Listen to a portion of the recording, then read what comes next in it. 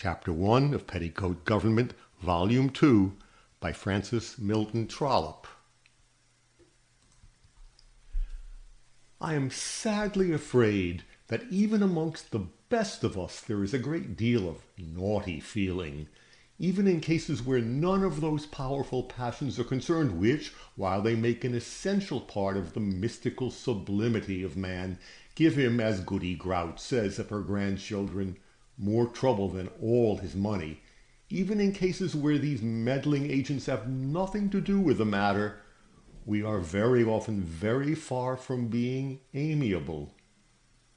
This melancholy thought has been suggested by my innate consciousness of the condition of Miss Barbara Jenkins as I left her at the conclusion of the last chapter, in conjunction with another innate consciousness, which is that I shall find it impossible to describe her condition without laughing at her. Yet why, poor soul, should she be laughed at? Her misery was as real upon finding all her bright newborn hopes blighted by Miss Judith's intention of speedily setting off for Rome as those of the prettiest girl of 18 would be upon learning that her union with the object of her heart's fond love was impeded, delayed, and perhaps frustrated forever. Nay, if the case be quite fairly stated, the condition of Miss Barbara would be found much the more pitiable of the two. For the younger lady, however little disposed she might feel to suspend her laments while she confessed the fact, would be conscious, in spite of herself, and of all her deep sincerity of woe, that she was both young and pretty. And there is mitigation of suffering in such consciousness. Yet, nevertheless, the unkind would go on cruelly laughing at a lady in the condition of Miss Barbara Jenkins, while they heave tender sighs and assume looks benignly pitiful at hearing that some fair young creature in the hopeful morning of life has lost one of the host of adorers who are destined to feel the sweet influence of her attractions. But the race is not always to the strong, nor pity to the most pitiable. How Miss Barbara contrived so far to recover herself as to indicate to the rebellious Judith that the proper thing to be done at that moment was to go into the dining room and sit down to dinner, I know not, but somehow or other it was done. Moreover, Judith wiped away her tears and ate her dinner. Nay, even Miss Barbara ate her dinner too, so true is it that the ordinary business of life will go on, however slight the impulse may seem by which it is propelled, and though movements of almost convulsive violence shall be going on at the same time around us, much as a watch performs its daily task, even while tempest-tossed in the Bay of Biscay. The carriage of Mrs. Chilbert was punctual, and Judith was punctually ready to step into it. She had held but little commune with her Aunt Barbara in the interval. Both the ladies had declared themselves very sleepy after the late hours kept at the deanery, and retired early to bed, and Judith had passed the whole of the following morning in writing to her friend at Madras, skimming through the permitted pages of the Spectator, which did not appear to her ignorance to be as perfectly delicate as she expected, and making a sketch of her friend Susan, while in the act of examining and arranging the contents of her trunks. But she found time, nevertheless, to think a good deal of the Dean's lady, and, though scarcely daring to hope that she should be asked to go there often enough to make it much signify, she could not help recalling the manner in which she played, and the manner in which she talked, with a degree of gusto that made her engagement for the evening a matter of great and pleasurable importance. Poor dear Miss Barbara, meanwhile, dared scarcely confess to herself the gentle hope which nestled at the very bottom of her heart, that as she had heard of no whist party for that evening, there probably was none, and that, if so, it was not quite impossible but that Dr. Audley might pay her a little friendly visit. And she was quite as well pleased as Judith herself when the punctual carriage was heard to stop at her door. For not for much would she have set off the silly child to the deanery, with the news that she'd been left tete-a-tete with the senior prebend. Judith reached the deanery, as Mrs. Chilbert intended she should, about half an hour before Mr. Saunders and Miss Sophia, for the dean's dinner hour was a late one, and the coffee cup was still in his lady's hand when Judith entered the drawing-room. This half-hour was not an idle one, for before it was over the quick intelligence of Mrs. Chilbert had enabled her to ascertain one or two facts concerning which she felt considerable interest. First, she discovered that the mind of Judith was exceedingly like a sheet of blank paper as far as human learning is concerned, but that the quality and texture was of the finest. And then the presumptuous lady gave a scrutinizing glance at what she would have denominated the heart, but she might have said the soul more correctly, for not feelings and affections only, but tastes, propensities, faculties were all dived for with no common degree of skill, and the result was that the enthusiastic Mrs. Dean determined, to the very utmost extent of her power, to take upon herself the task of atoning to the young orphan for the horrible misfortune of being consigned to the charge and the tutelage of such an aunt as Miss Barbara Jenkins. Poor Judith, meanwhile, was utterly unconscious of the process to which she was being subjected, but she went through all her paces, poor little thing, as docilely as a well-tempered filly who trots round and round in a large circle or a small one, according to the will or whim of the groom that holds the rein. And all this might have lasted much longer without her having the remotest idea of what was going on, for it was very skilfully done, but that Mr. and Miss Saunders were ushered into the drawing-room and put a stop to it. This did not happen, however, till Judith's heart was in a glow of gratitude for all the kind interest that dear, charming Mrs. Chilbert seemed to take about her. Nor was she in the least mistaken in thinking so. Mrs. Chilbert did indeed feel a deep and a very kind interest in her, and had the zeal with which she wished to serve her been tempered with a little more common sense and worldly discretion, she would have been an invaluable friend. Upon first turning her eyes towards the slouching, ill-dressed figure of Mr. Saunders, Judith very nearly uttered the words, "Oh dear," loud enough to be heard. Indeed, they were heard by Mrs. Chilbert, but fortunately by no one else. And then Judith looked at his daughter and felt, if possible, still less pleased with her appearance than with that of her father. Yet Sophia Saunders was young and decidedly not ugly, and upon this occasion she really had bestowed some little pains in trying to make her abounding auburn hair look smooth. But the attempt had failed, or else the bonnet had undone all but the comb had done, for a more untidy-looking mass of bright young locks could not easily be seen. Her dress was of rumpled and by no means very clean blue muslin, and this drapery was confined round Miss Sophia's rather stout waist by a broad belt of crimson cotton velvet, and on her rather fair and rather fat hands were a pair of white silk gloves, in all respects considerably the worse for the wearing. It is rarely at Judith's age that any very decided taste for a particular style of dress has developed itself. But it was not so with her, for she had a sort of instinctive dislike for show and finery in apparel, which had evinced itself while she was still almost a child, and so far had this been permitted to influence the style of her garments, that Susan, after unpacking dress after dress of delicate white muslin, as well as several more recently made of black materials, concluded her examination and arrangement of them all by saying, "All very well, miss, very fine, beautiful muslin and silk indeed, but I don't see one single best frock amongst them all." It was probably in consequence of this peculiarity in the young lady's taste that the appearance of Miss Sophia Saunders was so decidedly unpleasing to her, but unconscious of this herself, she fancied that there must be something very singular in the appearance of the figure which struck her as being so preposterous, and she looked into the face of her new friend as if to ask her what she thought of it.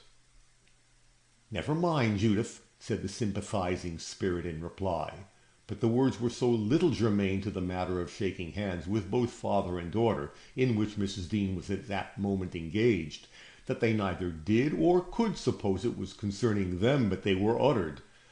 So it was all very well, and the young stranger was introduced to the smiling minor canon and his daughter, and the business of the evening immediately began by Mrs. Chilbert saying, "This is a young lady, Mr. Saunders, of whose musical powers I know nothing whatever, except that she can play a polka in a style that ought to make the chairs and tables dance." "Dear me, how nice!" exclaimed Miss Sophie. "How I should like to dance to it!" "I dare say you would, my dear, and who knows but you may," replied Mrs. Chilbert. "But if she is ever to help our dancing, we must try, you know, to help her in some other way. And I want you, Mr. Saunders, to assist me in making some experiments with her voice. I suspect that she has or will have a fine contralto, for when I asked her about it, she told me that her voice was horribly like a man's, and that she had often been half frightened at the sound of it herself, when amusing herself by singing in the open air." "At any rate, I don't think she will frighten us," replied Mr. Saunders, looking at her lovely blushing face with a good-humoured smile. "Let us hear it. Have you been used to sing second, young lady?" "I have never been used to sing at all," replied Judith, laughing. "Why, you are not very old as yet, that is quite certain," replied Mr. Saunders. "But if Mrs. Dean has taken it into her head that you can sing, I would make a considerable bet that she's right, for she must have some reason for it." "But I do assure you she has no reason for it," replied Judith, again laughing, "for she never heard me even attempt to sing a single note." Mr. Saunders looked puzzled. He had never paid the least attention to the modern system of looking for the power of singing in the eyebrows, and he therefore turned from the one lady to the other with a very innocent look of mystification. But nothing could be further from Mrs. Chilbert's wish or intention than to pronounce a lecture on phrenology for the benefit of Mr. Saunders and his daughter Sophia, as she therefore only answered his appeal by shaking her head and saying, "Let us begin at once, Mr. Saunders. Let's try something, and then we shall find out what we can do." The result of the experiment proved most satisfactorily that the statements of both the ladies, contradictory as they appeared to be, were essentially correct. The very first intonation of Judith's voice made the musical minor canon start, and before she had reached the conclusion of a little passage which Mrs. Chilbert had pointed to as an experiment, it became as evident to her hearers as it decidedly was to herself that as an art she knew no more about singing than a woodlark. Nay, the quality of her voice, which was a deep-toned contralto, required time to bring it to its full perfection. Nevertheless, the experiment had produced the very reverse of disappointment. Mrs. Chilbert, indeed, was loudly triumphant, and Mr. Saunders exclaimed with a very extraordinary degree of energy for him, "Faith, madam, that's very remarkable." Mrs. Chilbert, as she sat at the instrument, drew down the head of Judith, who was standing beside her, to a level with her own, and very fervently kissed her cheek, but she addressed no word of compliment to her. Had she indeed uttered anything at that moment, it would probably have been a lamentation upon her having herself been permitted to exist so long in unconscious possession of a treasure, which in her estimation was precious beyond all price, and deep was the little vow she vowed, while bestowing this silent caress, that by some means or other she would contrive to obtain a master for her. She did not indeed, as Miss Barbara certainly would have done under similar circumstances, resolve to apply to the Lord Chancellor on the subject, but some of her thoughts were very nearly as magnanimous, for there was scarcely a musical professor in Europe sufficiently illustrious to escape the danger at that moment of being considered a fitting instructor for Judith.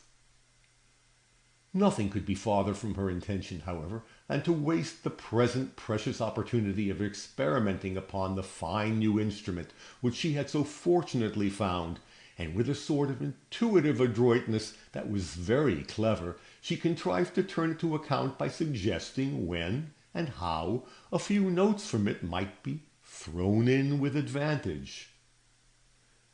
The brilliant rapidity, the inborn taste, the faultless ear displayed by Judith during this series of experiments delighted the dean's lady to a degree that proved her perhaps to be as eccentric as she was sensitive. Nay, even Mr. Saunders ceased to look as if he were singing in his sleep, and there were moments during which the plump, unmeaning features of the lazy Sophia seemed to express something a little approaching to surprise, and not altogether devoid of pleasure. As to Judith herself, her sensations were certainly a little analogous to those which we may imagine Pygmalion's young lady to have experienced when first made conscious of her newly awakened powers. More than once she started at the sounds herself had made, and whether from gratified vanity, gratified taste, or simply from the pleasant feeling of being amused, she returned to her dismal little bedroom at midnight quite ready to acknowledge that she had never in the whole course of her life spent so happy an evening. This ends Chapter 1 of Petticoat Government, Volume 2, by Francis Milton Trollope.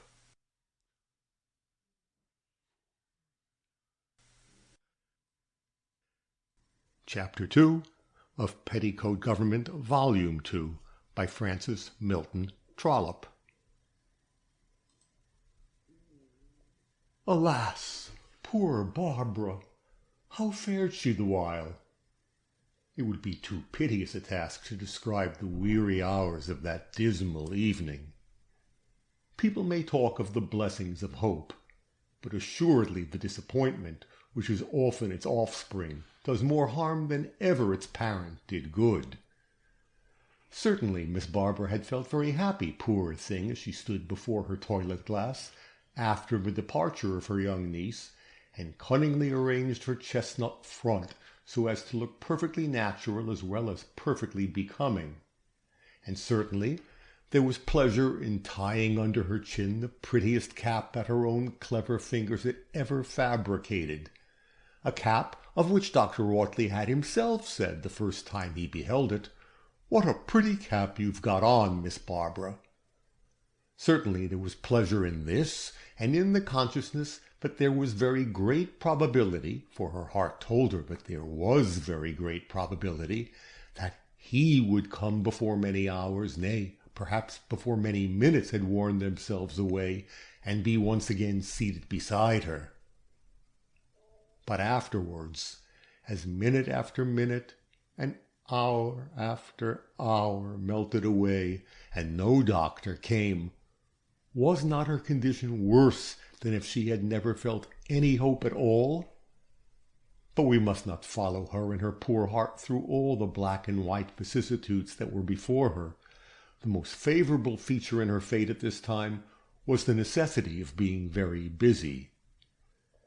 The invitations were sent out, and the ball was to be given, and as no event of this kind had occurred to her or her house for the last 20 years, that is to say, not since the marriage of Mrs. Maitland, for neither of the Jenkins ladies left at home after that event were addicted to dancing, it may easily be supposed that the fortnight which intervened between her sending out her invitations and the acceptance of them by all the beau monde of Westhampton and its neighbourhood could be devoted neither to love nor laziness.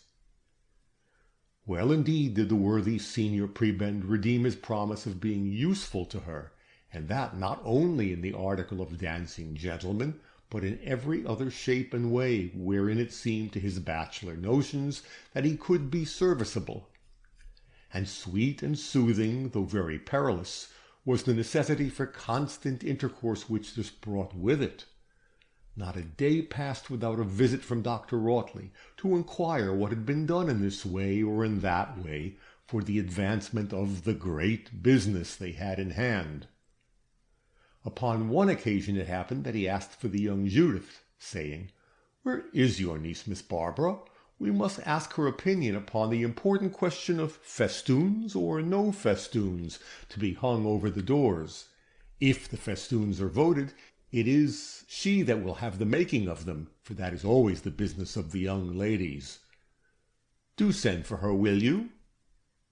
This request was so very natural that poor Miss Barbara's wits were neither bright enough nor quick enough to suggest any reason for not complying with it, and though great was her surprise, her pleasure was decidedly greater still when William returned from the embassy which was to summon Judith with the information that the young lady was not at home.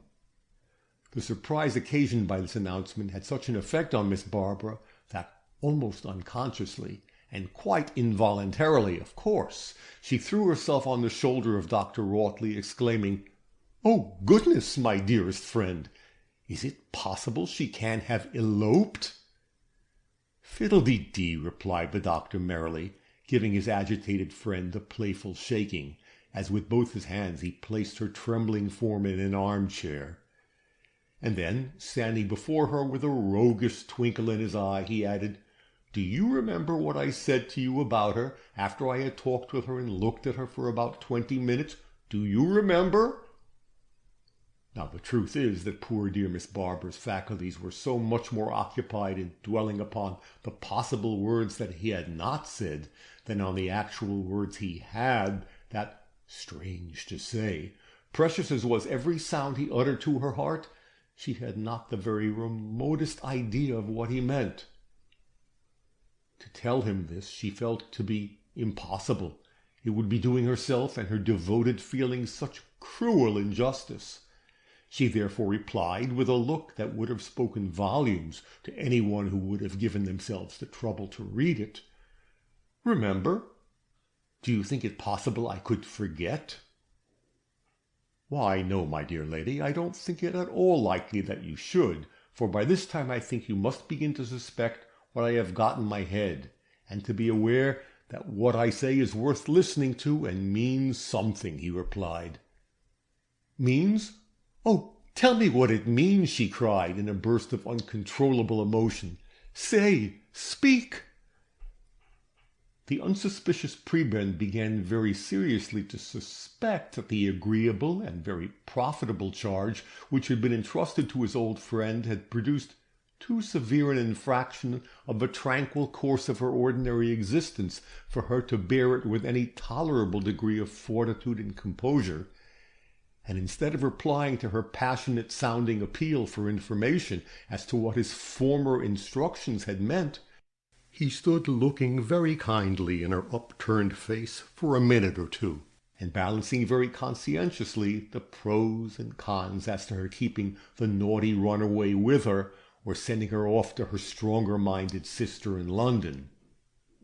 And in the manner in which he now looked at it, the question was really not without difficulty.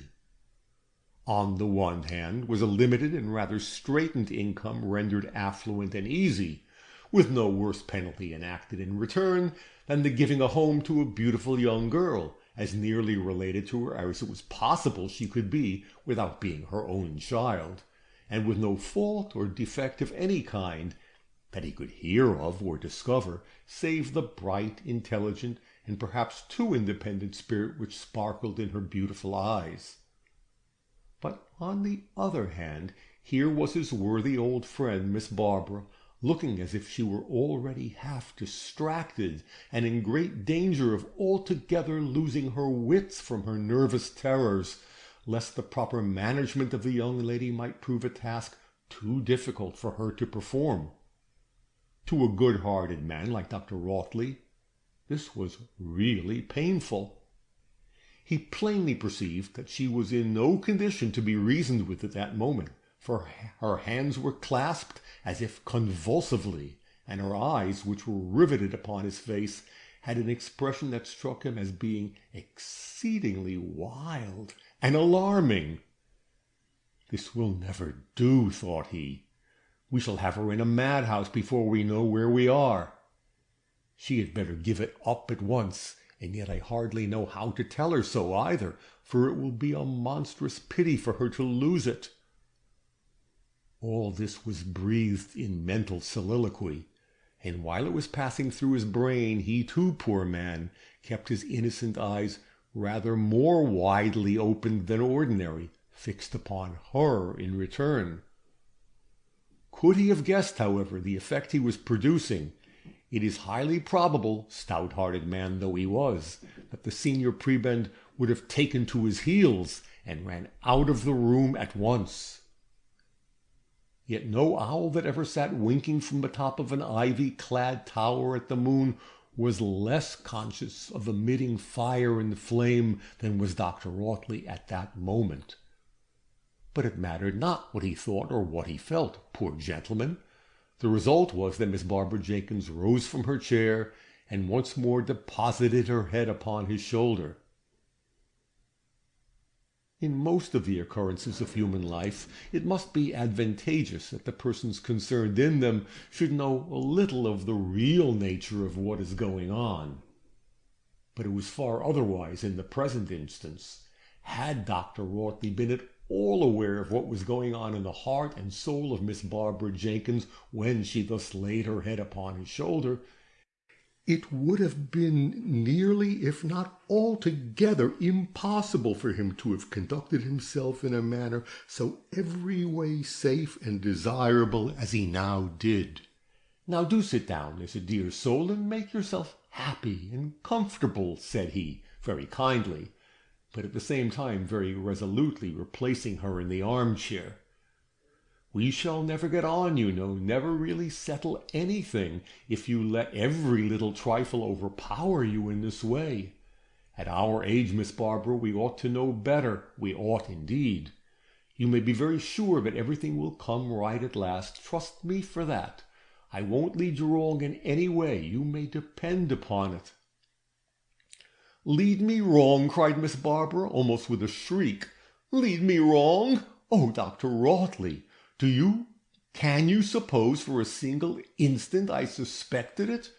Oh, Dr. Audley, you little know with what perfect, with what entire confidence I trust you."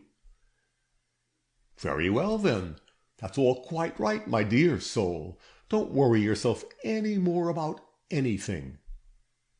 And having said this, he turned towards the fire, and according to custom took up the poker and began arranging it to his mind, deciding as he did so that the best plan would be to let things go on as they were a little longer, at any rate till the ball was over, and then, if his poor old friend still continued to bother herself so terribly, it would be time enough to look about and perhaps find the best and quietest way of making the young heiress change her quarters. Having come to this determination, and set the poker in its proper place, he suddenly turned round and said, "Now then, I shall wish you good morning. We must settle about the festoons another time. Don't agitate yourself about anything. I will take care of you." Either the suddenness of his movement or the unexpected tenor of his words caused Miss Barbara to start, or more properly speaking, to jump up vehemently. So much so, indeed, that she did not recover her seat without running some risk of missing it. She stretched out her hand. It was for the purpose of impeding his departure, but he thought it was to preserve her equilibrium, and he kindly stretched out his own to meet it. This action was sadly misunderstood. "Oh, do not, she murmured in a voice of intense agitation. "Oh, but I must," said he. "Upon my word, it is time, and more than time, Miss Barbara. We waste too much time, I am afraid, upon our little frivolities, and that's not the way to do business. I have 1,000 things to do." "I will waste no more," she said. "Oh, Dr. Audley, tell me at once.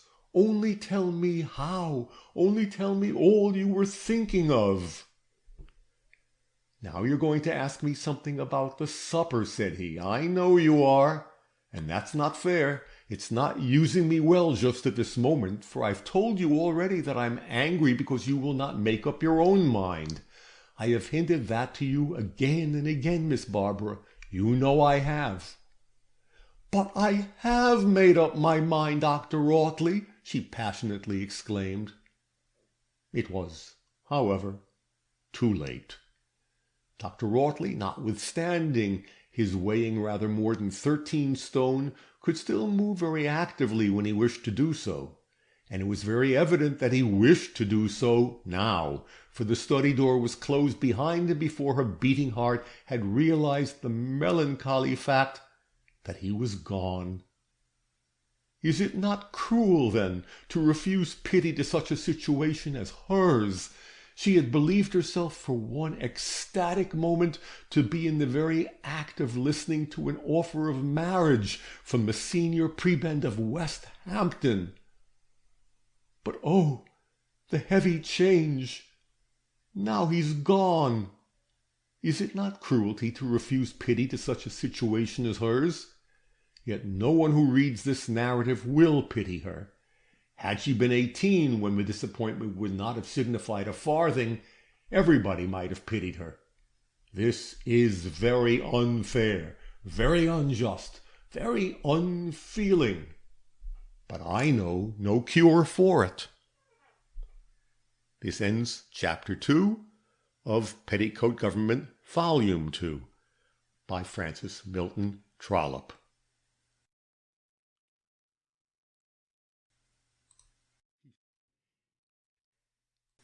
Chapter 3 of Petticoat Government, Volume 2, by Francis Milton Trollope. Judith, meanwhile, had taken the liberty of going to the deanery with no leave asked from anyone. She was, in fact, beginning to give very decided proofs that Dr. Audley was right in the quick estimate he had formed of her, and that she was very likely in doubtful matters, notwithstanding her loving temper, to follow her own vagaries. Till now she had always deemed it necessary to preface her daily visit there by asking Miss Barbara if she would please to let William take her to Mrs. Chilbert. And this daily permission was daily granted, very willingly, because the dean's lady had assured Judith's anxious aunt that it was for the purpose of teaching her to sing that these daily visits were required. And as male masters of all kind were the bête noire of Miss Barbara's imagination, it may easily be imagined that the having a dean's lady to perform the perilous function instead of a singing master was a prodigious relief to her mind. As to Mrs. Chilbert's manner of teaching, it is probable that professors in general might not have altogether approved of it, but yet it somehow or other appeared to be wonderfully successful, and so satisfactory was the result, both in her own judgment and in that of the musical minor canon, that the necessity of calling in the first singing master in Europe was altogether lost sight of and forgotten. The education of Judith was indeed during this time going on very rapidly in many ways. That which she had received from the governess who had been engaged for her at Madras was good, or at any rate respectable, from the correctness with which the rudiments of all the ordinary branches of female education had been taught her. But it went no farther than this. The ground had been prepared, and there were very few weeds in it, but the seed was yet to be sown for everything approaching the higher class of intellectual development. The capacity of Judith was decidedly of a very superior order, and it was the perceiving this, and perceiving also how very little had yet been done to assist it, which made her an object of such deep interest to Mrs. Chilbert. Nor would it have been easy to find anyone better calculated to be to Judith exactly all she wanted than was this eccentric but highly accomplished woman. Never, no, never could Mrs. Chilbert have supplied any deficiencies in the rudiments of ordinary instruction. It might be doubted if her own children, fondly as she loved them, would ever have learned to read had the teaching them been left to her. But for the cultivation of taste, for the excitement of every intellectual faculty, and for teaching the charm that is to be found in the exercise of all and every of them, She was admirable. Nothing could be much more delightful than the long mornings they thus passed together, and nothing could be more evident than that no hour so passed was without as much improvement as pleasure.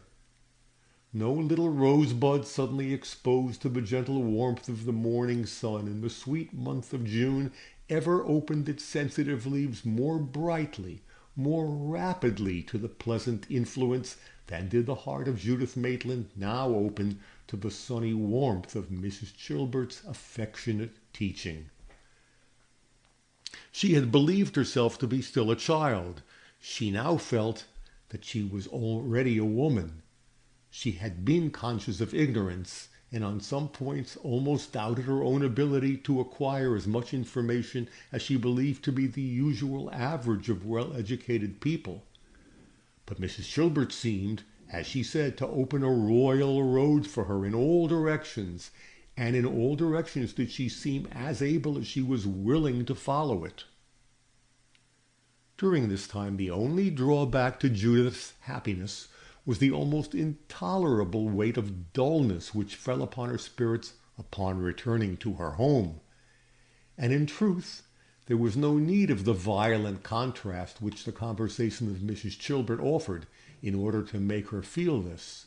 For Miss Barbara, who was, and had ever been at every period of her life, dull enough to have wearied most people, was in her present frame of mind not only dull, but moody. Those most unfortunate words, "By this time you must suspect what I have got in my head," by which the worthy senior prebend meant to recall to her his own clever observation respecting her valuable young ward's propensity to willfulness of temper, had by her been interpreted to mean a solemn but at the same time a very delicate allusion to his intended proposal of his hand in marriage. And never for 5 minutes together were these remarkable words out of her head. She fully believed that the postponement of his plain and complete proposal had been occasioned by the vehemence of agitation which she had betrayed, and the irritation produced both by the delay of her hopes and the persuasion that she had herself to blame for it acted upon her temper in the most painful manner imaginable.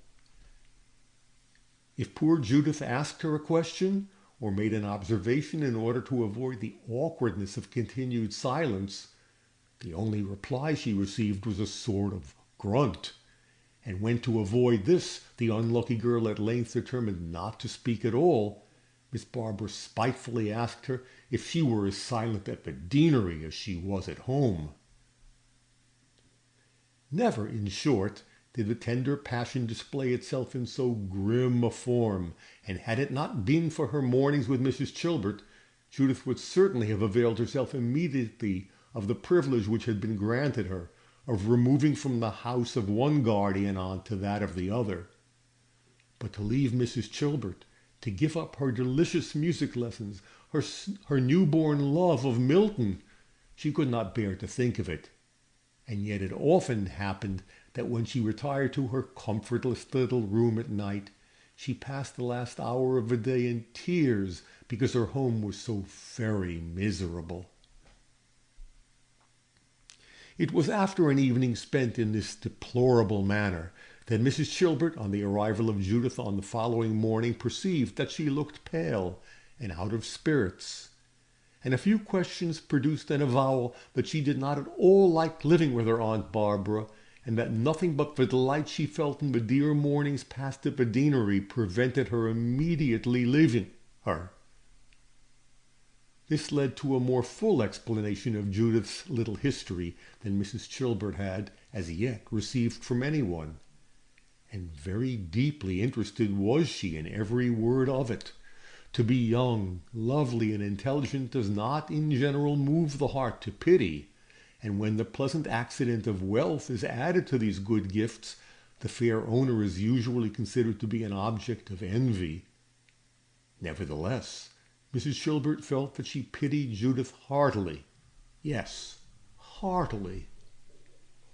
In both her likings and dislikings, Mrs. Chilbert was apt to be rather vehement, and Judith had seized upon her affections with more than an ordinary power of attraction.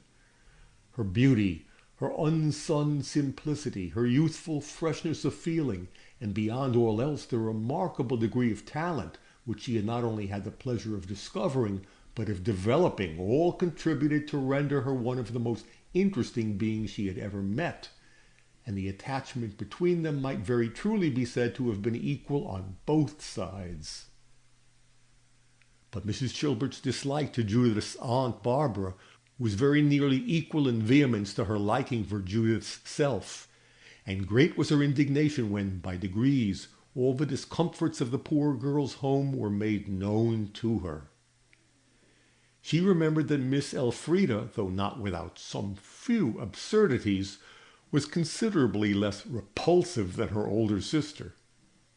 And after a long discussion, in which the pain of losing each other was cordially and most sincerely expressed on both sides, Mrs. Chilbert advised her young friend to do nothing hastily, but at the same time to console herself by remembering that change was in her power, if at length she were driven to think it best to have recourse to it. And at the same time she took care to make her understand that she never suffered a year to pass without paying a visit to the Marchdales, who resided in London. "And delightful as our mornings have been here, my dearest Judith," said Mrs. Chilbert, "we might look forward with delight to some evenings passed in town, at the opera, for instance, which, if we can contrive to enjoy together, may atone to us for the loss of a few mornings here." Judith seized upon this suggestion with all the sanguine eagerness of her age. "An opera with you!" she exclaimed. "An Italian opera, and you by my side to help me enjoy it! I shall endure sour looks, grunting replies, and short allowance of toilet water all the better for this idea. And then, you know, there's a vast deal of courage to be found in the mere fact that things need not last forever." "Yes, Judith, there is true philosophy in converting that thought into a pillow. But tell me, dearest, in what part of London does your Aunt Elfrida live? Mercy on us, what a name it is, isn't it? But what is there in a name? Nothing. So we will not mind that. But whereabouts does she live, Judith?"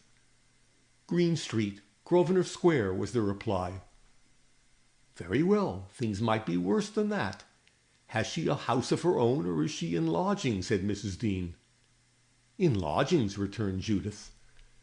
"Well, never mind, dear. In fact, it does not really signify a farthing.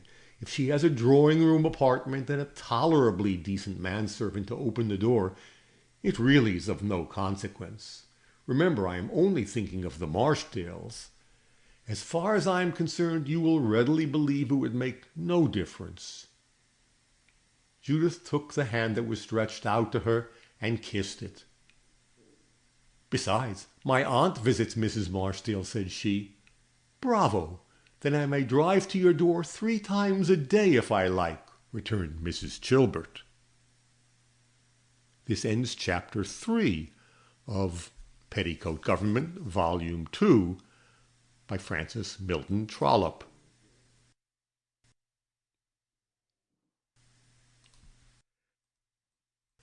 Chapter 4 of Petticoat Government, Volume 2, by Francis Milton Trollope.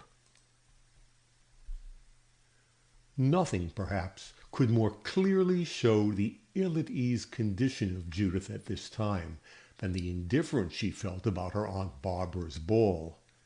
This fête, which was avowedly given on her account, and which occupied more or less the whole town, while every head, every heart, and every hand in the mansion, which was now her only home, was as completely occupied upon it as if their very existence hung on its success. This ball was to her, poor child, a matter of complete indifference. How could she care for it, she asked her friend. How could she care for anything at Aunt Barbara's? Every morning, between 10 and 11 o'clock, Judith might be seen walking forth alone in very triumphant independence towards the deanery. It was by no means Miss Barbara's fault, however, that she was thus unattended, for the man William had been offered, and the maid Susan had been offered, notwithstanding the enormous press of business which bore heavily upon every department of the household. But it was the young lady's will and pleasure to go alone, and as Dr. Ortley had at least succeeded in making Miss Barbara understand that her niece ought on all possible occasions to be indulged in following her own innocent little whims, she went alone. Luckily for the motherless girl, the space between this home of hers and the deanery might be very safely traversed at any hour of the day or night, but if the pavement had been full of pitfalls, and every lamp-post a Lovelace, the heiress would still have been permitted under such authority to have her own way. From a little before 11, therefore, till a few minutes before Miss Barbara's dinner hour, Mrs. Chilbert and Judith remained together, sometimes performing duets, sometimes reading and commenting, sometimes talking eagerly and amusingly enough of all things in heaven and earth.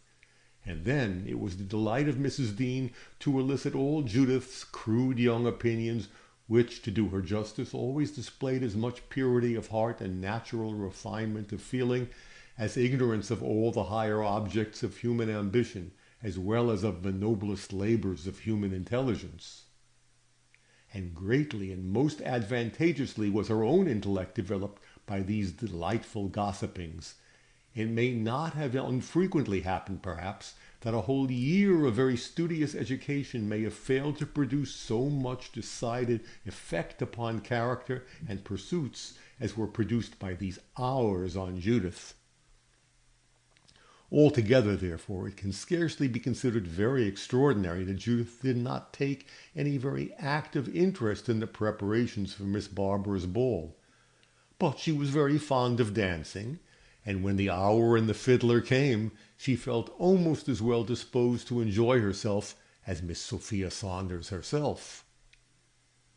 The preparations for the ball, however, went merrily on without any help from Judith, and a very good ball it was when it came, for in truth Dr. Ortley was a very observing old bachelor, and knew perfectly well what constituted a good ball and what constituted a bad one. To anything like a deficiency in the article of light he had a most especial objection, and therefore had borrowed sconces and lamps and candlesticks in all directions, and moreover his own man had assisted William in trimming and hanging and nailing them in every available position, the consequence of which was that the rooms were exceedingly well lighted. Miss Barbara herself had some very pretty notions about supper, and every talent of the kind had been cherished and warmed into activity by the judicious little hints and well-timed compliments of the senior prebend, who, having once made up his mind to take an active part in the business, was determined it should not fail from any remissness of his. Little did he guess, poor gentleman, that while thus actively engaged in promoting, as he thought, the amusement and, as he conceived it, the rational and reasonable enjoyment of the society of Westhampton, little did he guess, I say, that upon one of its members he was bringing so heavy a load of disappointment as must have turned her sable locks to grey, had not that process been long ago performed by what is called the ruthless hand of time. But alas, the touch of time is very gentle when compared to that of love. And yet there would be great injustice were I to throw any blame on Dr. Ortley in the business, for never was mischief done more innocently. Little did he guess, good man, that when he winked and nodded as he recommended a rather generous supply of wine, he should be suspected of alluding to the contents of his own notoriously well-stocked cellar, as much as to say, "It won't signify, you know, if you do exhaust your stock a little upon this occasion." As little could he imagine that, when in a hurried moment he seized her arm and grasped it firmly, because he thought that she was running off with a blundering order to her cook upon some point that he had not fully explained, little could he imagine that she mistook this rather impatient movement for a paroxysm of tender passion. Yet so it was, and very truly sorry would he have been, worthy gentleman, could he have had any notion of the mischief he was doing.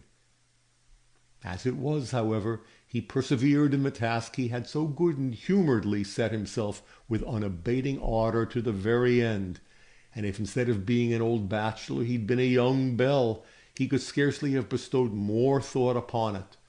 The only point of importance that he did not himself inquire into and personally superintend was the arrangements for the music, for Miss Barbara, having had the good sense to consult the Dean's lady on that subject, had been put in the way of obtaining the very best that Westhampton afforded, so that on the whole the ball was universally pronounced to be a very good ball indeed. But whether Miss Barbara would have had courage and energy and liberality to have gone through the whole thing in the style she did, merely in the hope of pleasing Miss Judith, who was evidently a vast deal too much occupied to care very much about it, may be greatly doubted. It is true that during the whole of that long fortnight's preparations, Dr. Audley had never found what appeared to him a fitting occasion to make the proposal which he still felt so well assured was hovering on his lips. But night after night, as she laid her very much tired body upon the bed, she soothed herself into the sweetest of all possible sleeps by remembering all he had done to assist her during the day. Could any man have done all this, or exhibited the interest which he had done throughout the whole affair, if he had not been inspired by feelings in the most perfect sympathy with her own? No. It was therefore as clear as the sun at noonday that he intended, as soon as the ball was over and tranquillity restored, to... And then the labors of the day overpowered her, and she sunk to sleep in the very happiest state of mind imaginable. And really, on the night of the ball, Dr. Audley did and said a great many things which might very easily have been interpreted into feeling a more than common interest in all that was going on.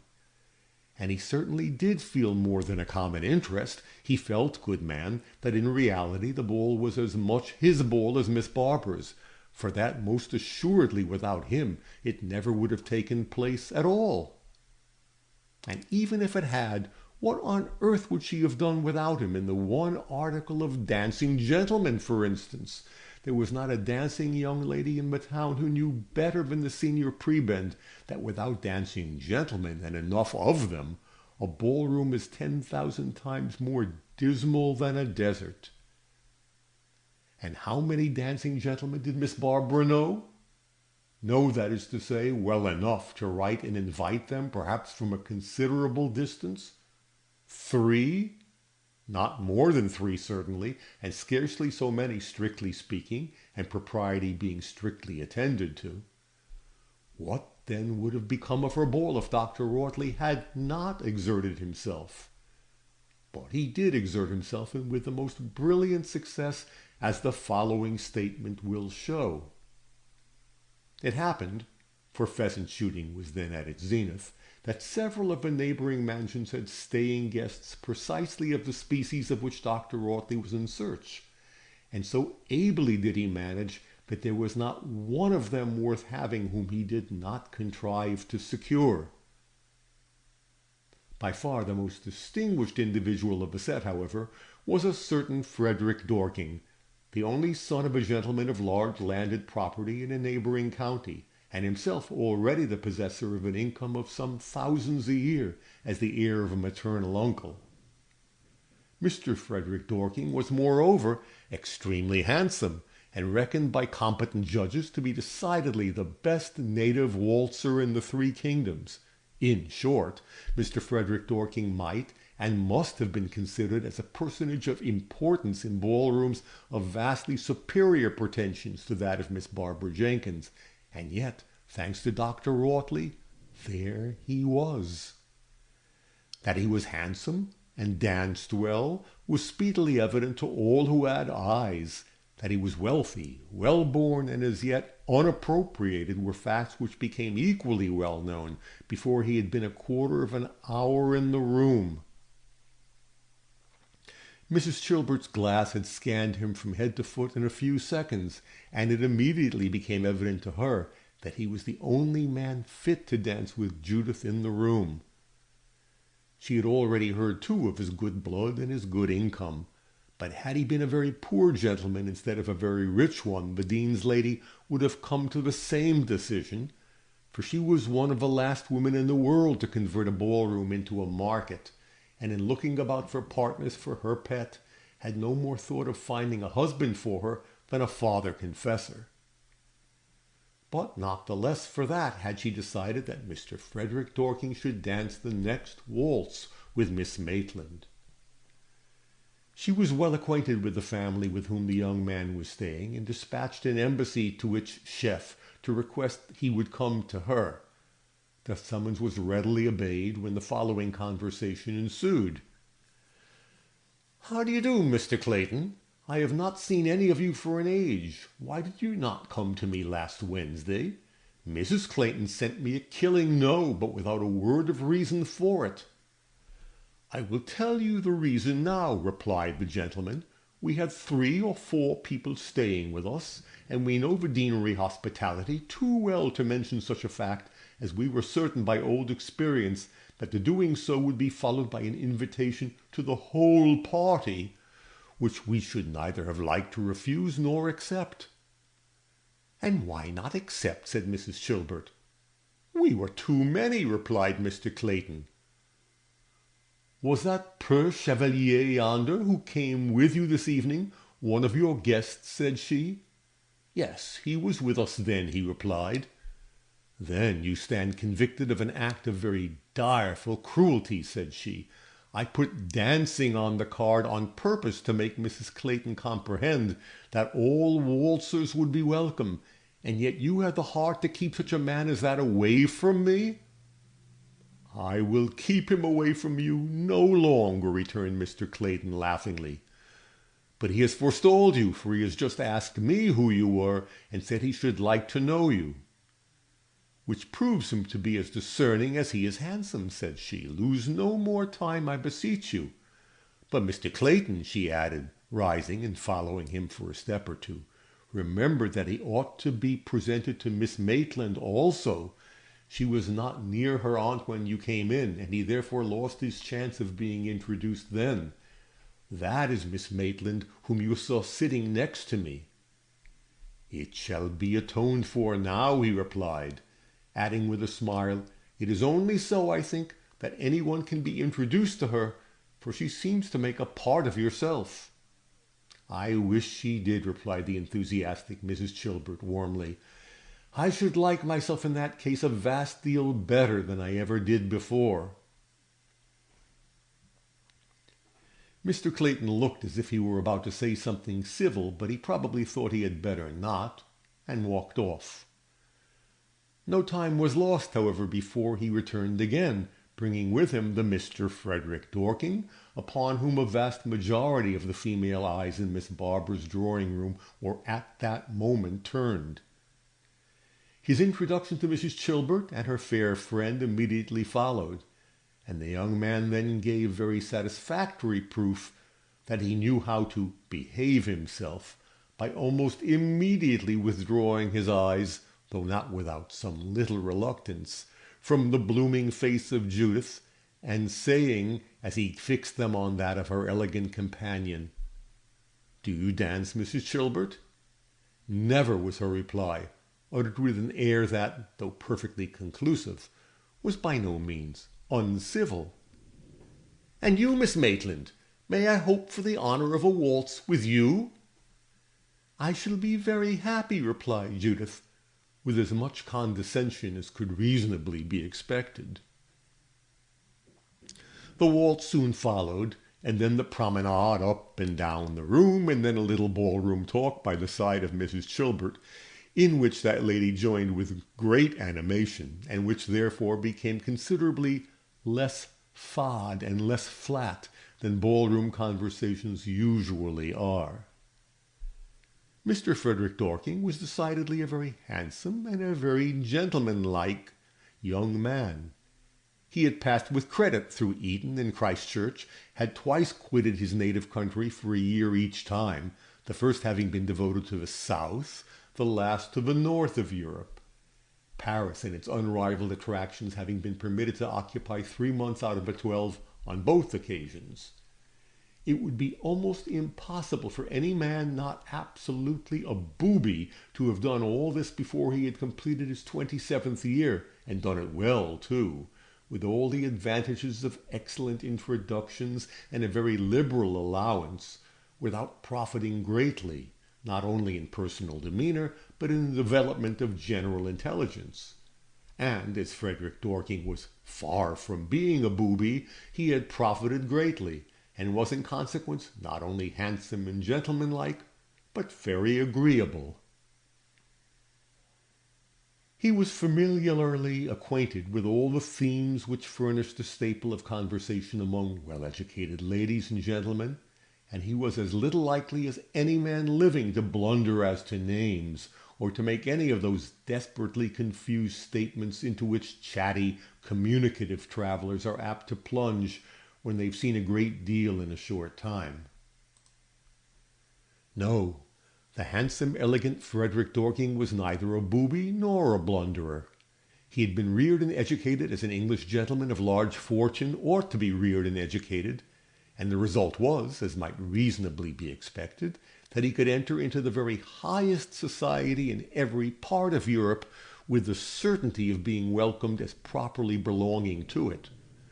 When, in addition to this, it is remembered that he was preeminently handsome, and moreover that he was as free from vice as it was well possible for any man to be to whom all severity of control was perfectly unknown, it may easily be believed that his presence was everywhere hailed in a manner to make the act of presenting him a pleasure to his friends. Frederick Dorking was by no means particularly disposed to give himself airs. It's not among people so happily distinguished as he was in all ways that we are most likely to find this very paltry propensity. But nevertheless I cannot deny that, as he looked round upon the party which filled Miss Barbara Jenkins's drawing-room, he missed the air of metropolitan finish, without which those who are greatly accustomed to it are apt to fancy that all the prettiness that is before them is less pretty than it really is. It was during the survey which led to this conclusion that his eye had rested upon Mrs. Chilbert, and that he had asked Mr. Clayton who she was. It was her air of very quiet but very decided bon ton which had drawn his attention, and not the beauty of her young companion. For of this he was really not aware till he approached her, for a fan was in her hand by which her face was almost entirely concealed, and she was talking to Mrs. Chilbert behind it. Neither was her costume such as was likely to attract his attention, for she remained faithful to her black crepe frock, in spite of all that her Aunt Barbara and Susan could say to the contrary. It was in vain that Miss Barbara told her that it would be a great deal better if she would try to look a little more like other people. The looking like other people was by no means at that time the object of Miss Judith's ambition. Moreover, she had consulted Mrs. Chilbert, who certainly might have persuaded her to dress herself in an Indian blanket if she had wished it.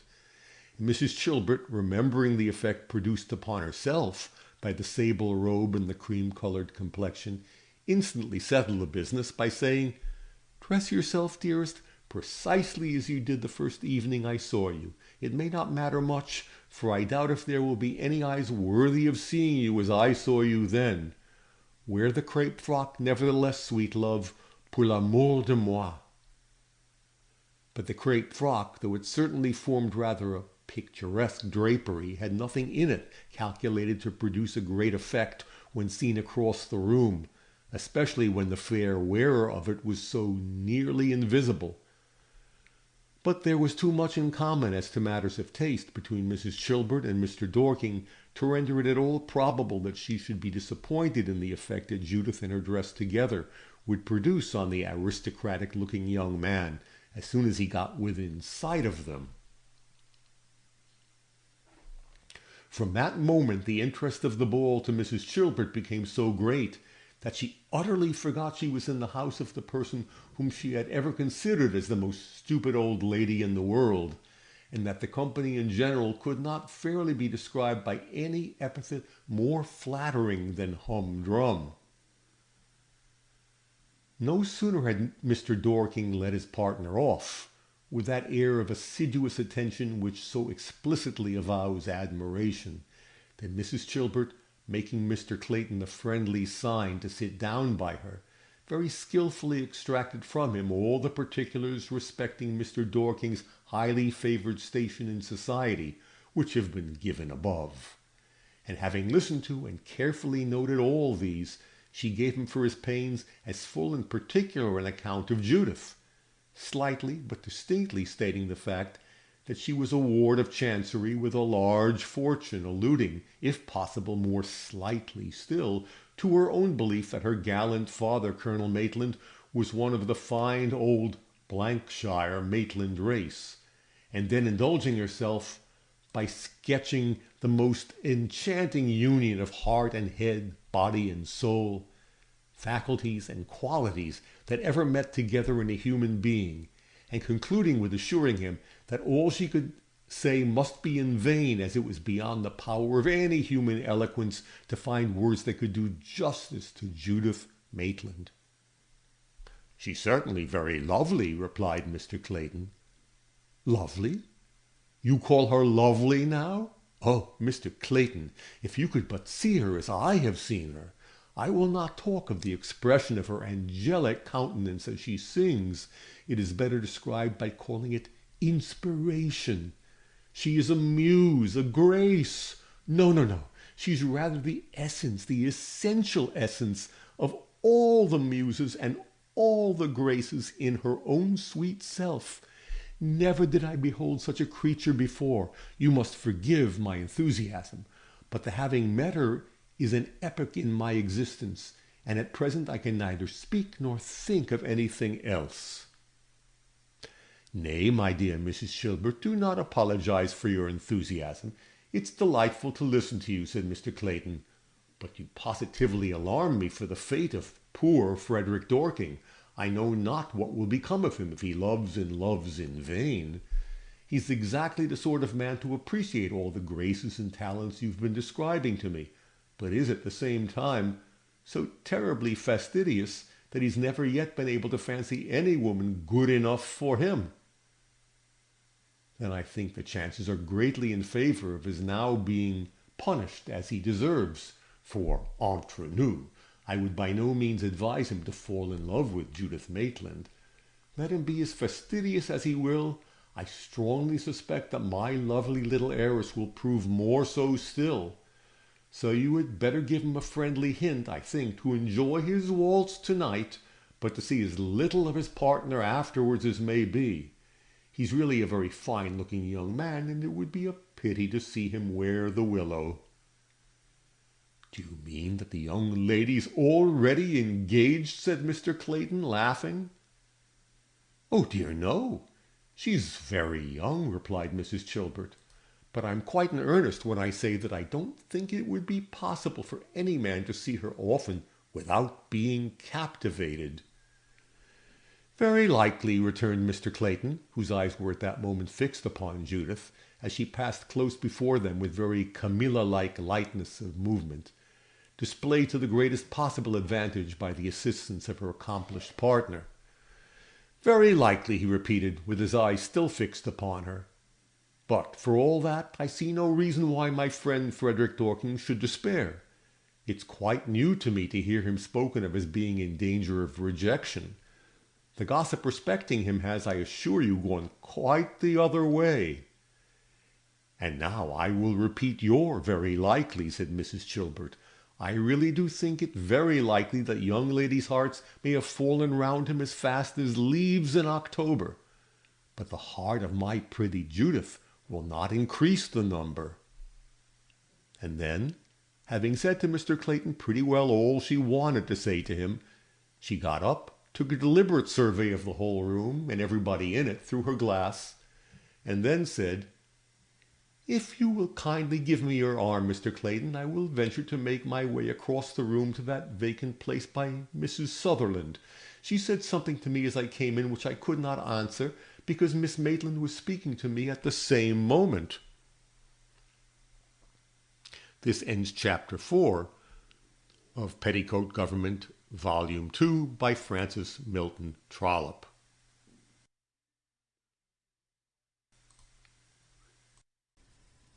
Chapter 5 of Petticoat Government, Volume 2 by Francis Milton Trollope.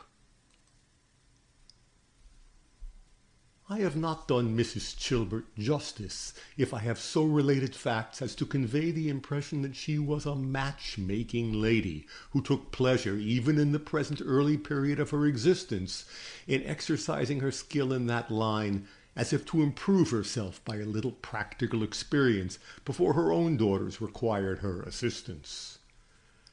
Mrs. Chilbert was no matchmaker.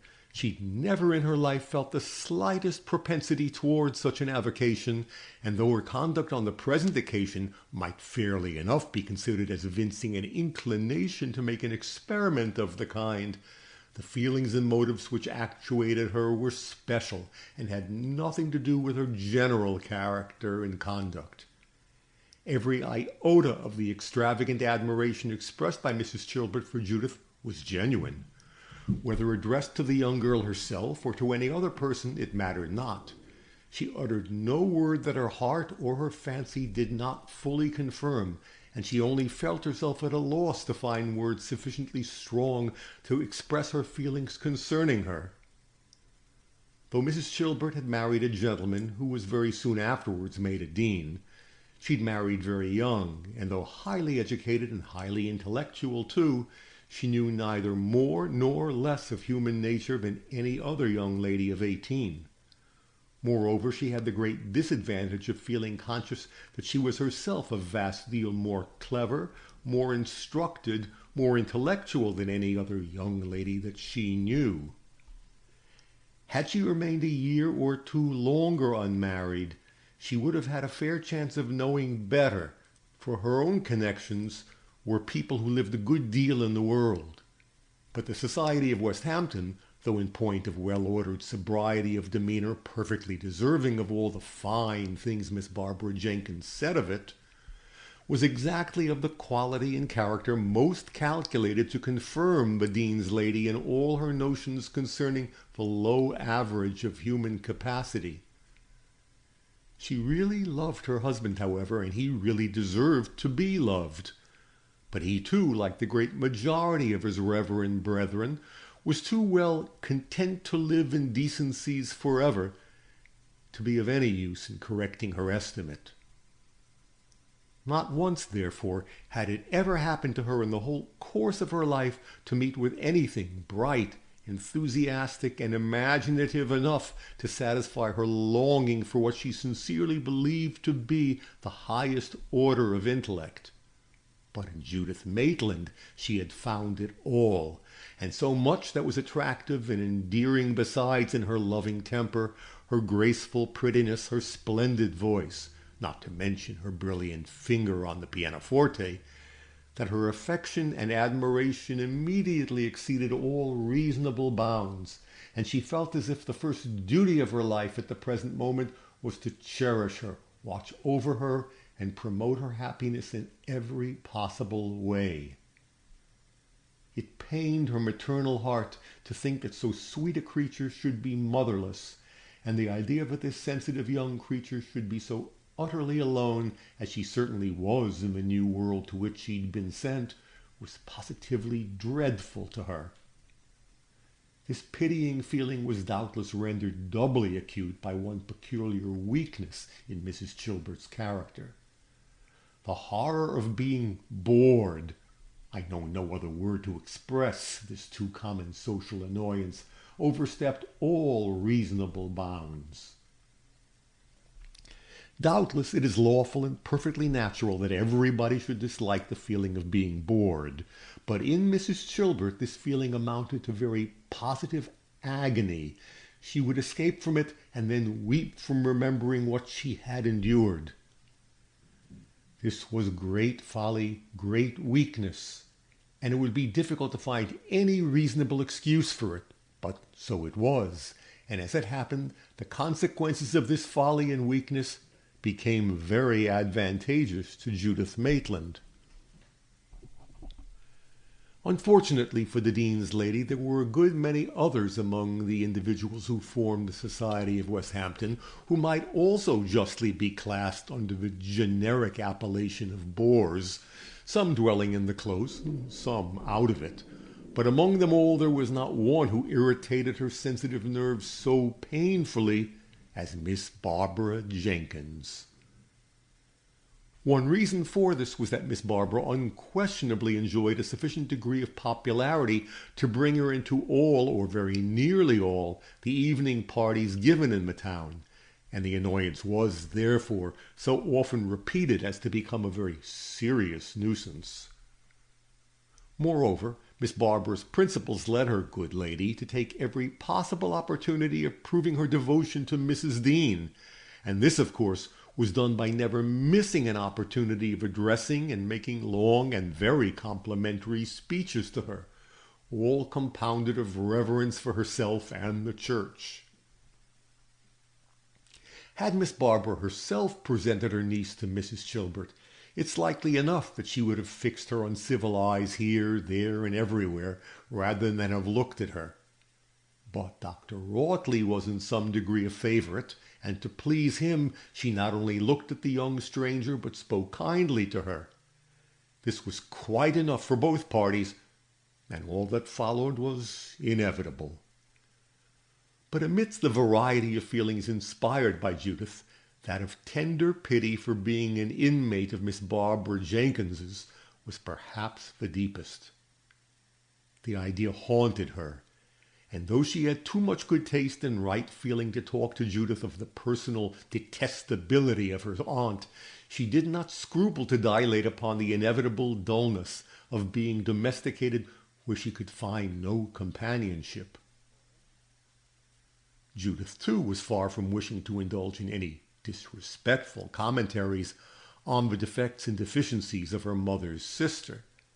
But as to denying the dullness of her present abode, she did not attempt it, and if she had, she would not have succeeded for a moment, for Judith's breast was a very transparent one, and though she could not be said to wear her heart upon her sleeve for daws to peck at, inasmuch as daws were not the species of bird with which she sought association, yet certain it is that from those whom she made her companions by choice, she had little will and perhaps less power to disguise her feelings, so that in fact, despite the reserve and propriety on both sides, Mrs. Chilbert had a tolerably correct idea of a degree of sympathy which existed between herself and her young friend on the subject of Miss Barbara, as well as concerning Shakespeare and Walter Scott. "What on earth can I do for her?" thought the kind and pitying Mrs. Chilbert, and she sat idly with a book upon her knee after Judith had left her to go home to an early dinner on the very day of Miss Barbara's ball. "It is too dreadful to think of, but I can positively do nothing. If I were a country clergyman's wife and living in some pleasant village a dozen miles off, I might have her to stay with me, dear creature, for months together, till we had both of us almost learned to forget that there was any such thing as Miss Barbara existing. But this dignified deanery is a perfect state prison to me, and I'm afraid I shall begin to hate it." And the next train of thought was in this wise: early marriages, such very early marriages, are dangerous, especially to such a sensitive creature as this. Yet it is the only hope for her, and even that is a most forlorn one. Who is she likely to see here that I could endure to see her married to? One of the Watleys? Graceless scamps, with nothing but their good blood and handsome faces to recommend them. Or Sir James Green's cubbish air? Forbid it, heaven! Alas, alas, my poor dear Judith! It seems as if you had made your way to my heart wholly and solely to make it ache. Is it extraordinary that to a lady in such a frame of mind, the appearance upon the scene of such an individual as Mr. Frederick Dorking must have appeared like a godsend? Or can it be wondered at if she did permit herself to do and to say a few rather strange things in order to profit by it? However, I believe I have already recorded all that was most atrocious in her sayings and doings for the purpose of bringing Mr. Frederick Dorking to the feet of Judith. Before she left the house of Miss Barbara that night, she had seen enough to convince her that, let her think Judith as beautiful, as bewitching, as fascinating as she might, Mr. Frederick Dorking would be perfectly ready to agree with her. And then she endeavored to remember what she had said, and to begin to wish that she had not said so much. Mr. Clayton, perhaps, might think she had some motive for it. Besides, it was now so very evident that it was all unnecessary. How could she have been such a fool? Etc., etc., etc. However, it was all too late now, and she endeavored to console herself by reflecting that at any rate she had not gone the length of asking Mr. Clayton to bring him to the deanery. She should never have forgiven herself if she had.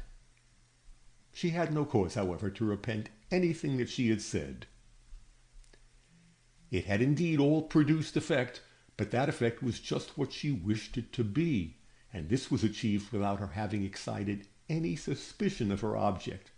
For Judith really was very lovely, and Mrs. Clayton declared as they went home that she perfectly well remembered hearing Mr. Carey say that she was a ward in Chancery and very rich. And as to all the rest about the difficulty there would be in winning the pretty treasure, Mr. Clayton only repeated it as a joke and as a proof that women, even such clever women as Mrs. Dean, knew nothing about their own sex. But he had no suspicion whatever that his fair clerical friend had any object in view save that of amusing him. The young man, however, heard it all, and one part of it at least was not without its effect. As to all that was repeated to him about her beauty and grace, he heeded it very little, for he felt himself so perfectly competent to form his own opinion thereupon that he could not consider the opinion of Mr. Clayton, or of anyone else, as a matter of much consequence. But there was one sentence repeated that had been pronounced by Mr. Clayton which did produce its intended effect. The heart of the lovely young stranger was supposed to be impregnable, and it was Mrs. Chilbert who had said so. Had any other in the room, either male or female, made the same assertion, it would have met no more attention from Mr. Dorking than if they had said that she was a very pretty young lady. But from the lips of Mrs. Chilbert it had more meaning and more mischief. Frederick Dorking had not been 5 minutes in Miss Barbara's ballroom before his practised eye had selected the dean's lady as the only woman there who looked like somebody. And on hearing that she'd been so obliging as to utter a note of warning lest he should be added to the unsuccessful list of Miss Maitland's adorers, a smile curled his handsome lip, and the thought passed across his mind that it was just possible she might be mistaken. This ends Chapter 5 of Petticoat Government, Volume 2, by Francis Milton Trollope.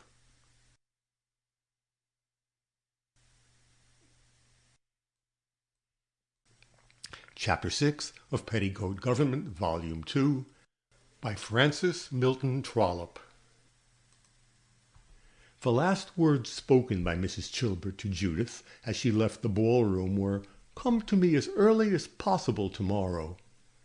And this command was pretty literally obeyed, for Judith slept as sound as a top till past 9 in the morning, and then she had not only to perform her ablutions by the aid of her complicated and hard-to-manage bathing apparatus, and to make her toilet, but she had soberly and deliberately to eat her breakfast face to face with Miss Barbara afterwards. For although Dean Chilbert was one of the most good-humoured, amiable, and gentlemanlike men in the world, Judith had no fancy for assisting at his breakfast table, and discussing in his presence all the important events of the preceding evening. However, she did set off as soon as she thought it discreet to do so, as her aunt was fortunately too intent upon investigating the condition of her property after the hurricane to which it had been exposed than even to listen to Judith's assurances that she thought the ball a very charming ball indeed. Mrs. Chilbert's first look into the face of Judith had a great deal of meaning in it, though the little novice did not suspect it. She thought that her friend looked at her eyes so earnestly to see how she bore dancing till 3 o'clock in the morning, and she answered the supposed inquiry by a laughing assurance that she was not the least fatigued in the world. "That's well, dearest, and it shows that your dear mother's scheme of keeping her nursery in the mountains answered. For were you as poor a thing in point of health as most Indian ladies, you would scarcely have looked as well as you do this morning. But tell me, love, let us come to our own sofa. Tell me, were you amused? Did you enjoy it?" "Yes, I did, indeed," replied Judith, while a bright color mounted to her cheeks. "I never enjoyed dancing so much before." "So much depends upon one's partner," said Mrs. Chilbert. "I have seldom seen anyone dance so well as that Mr. Dorking." And then Judith found that there was something in the lacing of her boot that was not commodious, for she stooped down to alter it. "You danced with him a good deal, dear, 3 or 4 times, did you not?" "Yes, 6 times," was the reply. But the bootlace was not right yet. "Was he conversable, Judith? Do tell me something about him. In a country neighborhood like this, I do assure you that it is by no means an everyday occurrence to meet such a person as this Mr. Frederick Dorking. Judith, if you keep on fiddling with that tiresome boot, I will ring for Walters to take it off and bring you a pair of mine. You know we agreed the other day that if we were twins, our feet could not be more alike." Judith knew perfectly well that her cheeks were still dreadfully red. But people's cheeks always are red after souping so long. Besides, she began to think that it was no use, for that if Mrs. Chilbert would go on talking about Frederick Dorking, she must try to get used to it. So she looked up and said, "No, don't take off my boots. It's all right now." "Well then, my dear, perhaps you will tell me at last how you like this 6 times over partner. Did you find him agreeable?" "Yes, I think so." "You think so? What a very strange answer. Don't you know, my dear child, whether you think people agreeable or not?" "Oh, yes," replied Judith, laughing. "There are many people that I think very disagreeable." "And you are not quite sure that you class Mr. Frederick Dorking among them?" said Mrs. Chilbert. "Yes, I'm quite sure. That is, I'm quite sure that I do not," replied Judith stoutly. "I'm glad to hear that," replied the Dean's lady, "because the Claytons are very old friends of ours, and as this young man is staying there for the shooting season, it's very probable that we shall see more of him. But I do assure you I should discourage his coming, darling Judith, if I thought the meeting him would be a bore to you. You have so much to bore you, my poor child, elsewhere, that it would be absolute cruelty when you run away in the hope of getting a little comfort from me and my piano, if I were to beguile you into making acquaintance with more bores." "Oh dear, no, I don't mind at all," replied Judith, looking considerably more like a fool than she ever did in her whole life before. It was not without some difficulty that Mrs. Chilbert concealed her inclination to laugh. She felt it was time, however, to change the subject, and she did so by saying, "I want you to finish what you were saying to me a day or 2 ago, my dear Judith, about some uncle or aunt that you could not find. The Dean came in just as you were going to explain to me some difficulty that seemed to trouble you. What was it, dear?" This question produced a very singular metamorphosis, not only in the countenance of Judith, but in her whole person, attitude, and bearing. Notwithstanding her pretty troubled look of confusion and embarrassment, there had been youthful joyousness in every lineament. Her eye was sparkling with even more than its usual brightness, and it seemed as if her lips were only restrained from happy laughter by an effort. But no sooner had Mrs. Chilbert said these words than the bright eyes were filled with tears, and the lips trembling with emotion of a far different nature. "Oh, Mrs. Chilvert," she exclaimed, "what a wretch I am!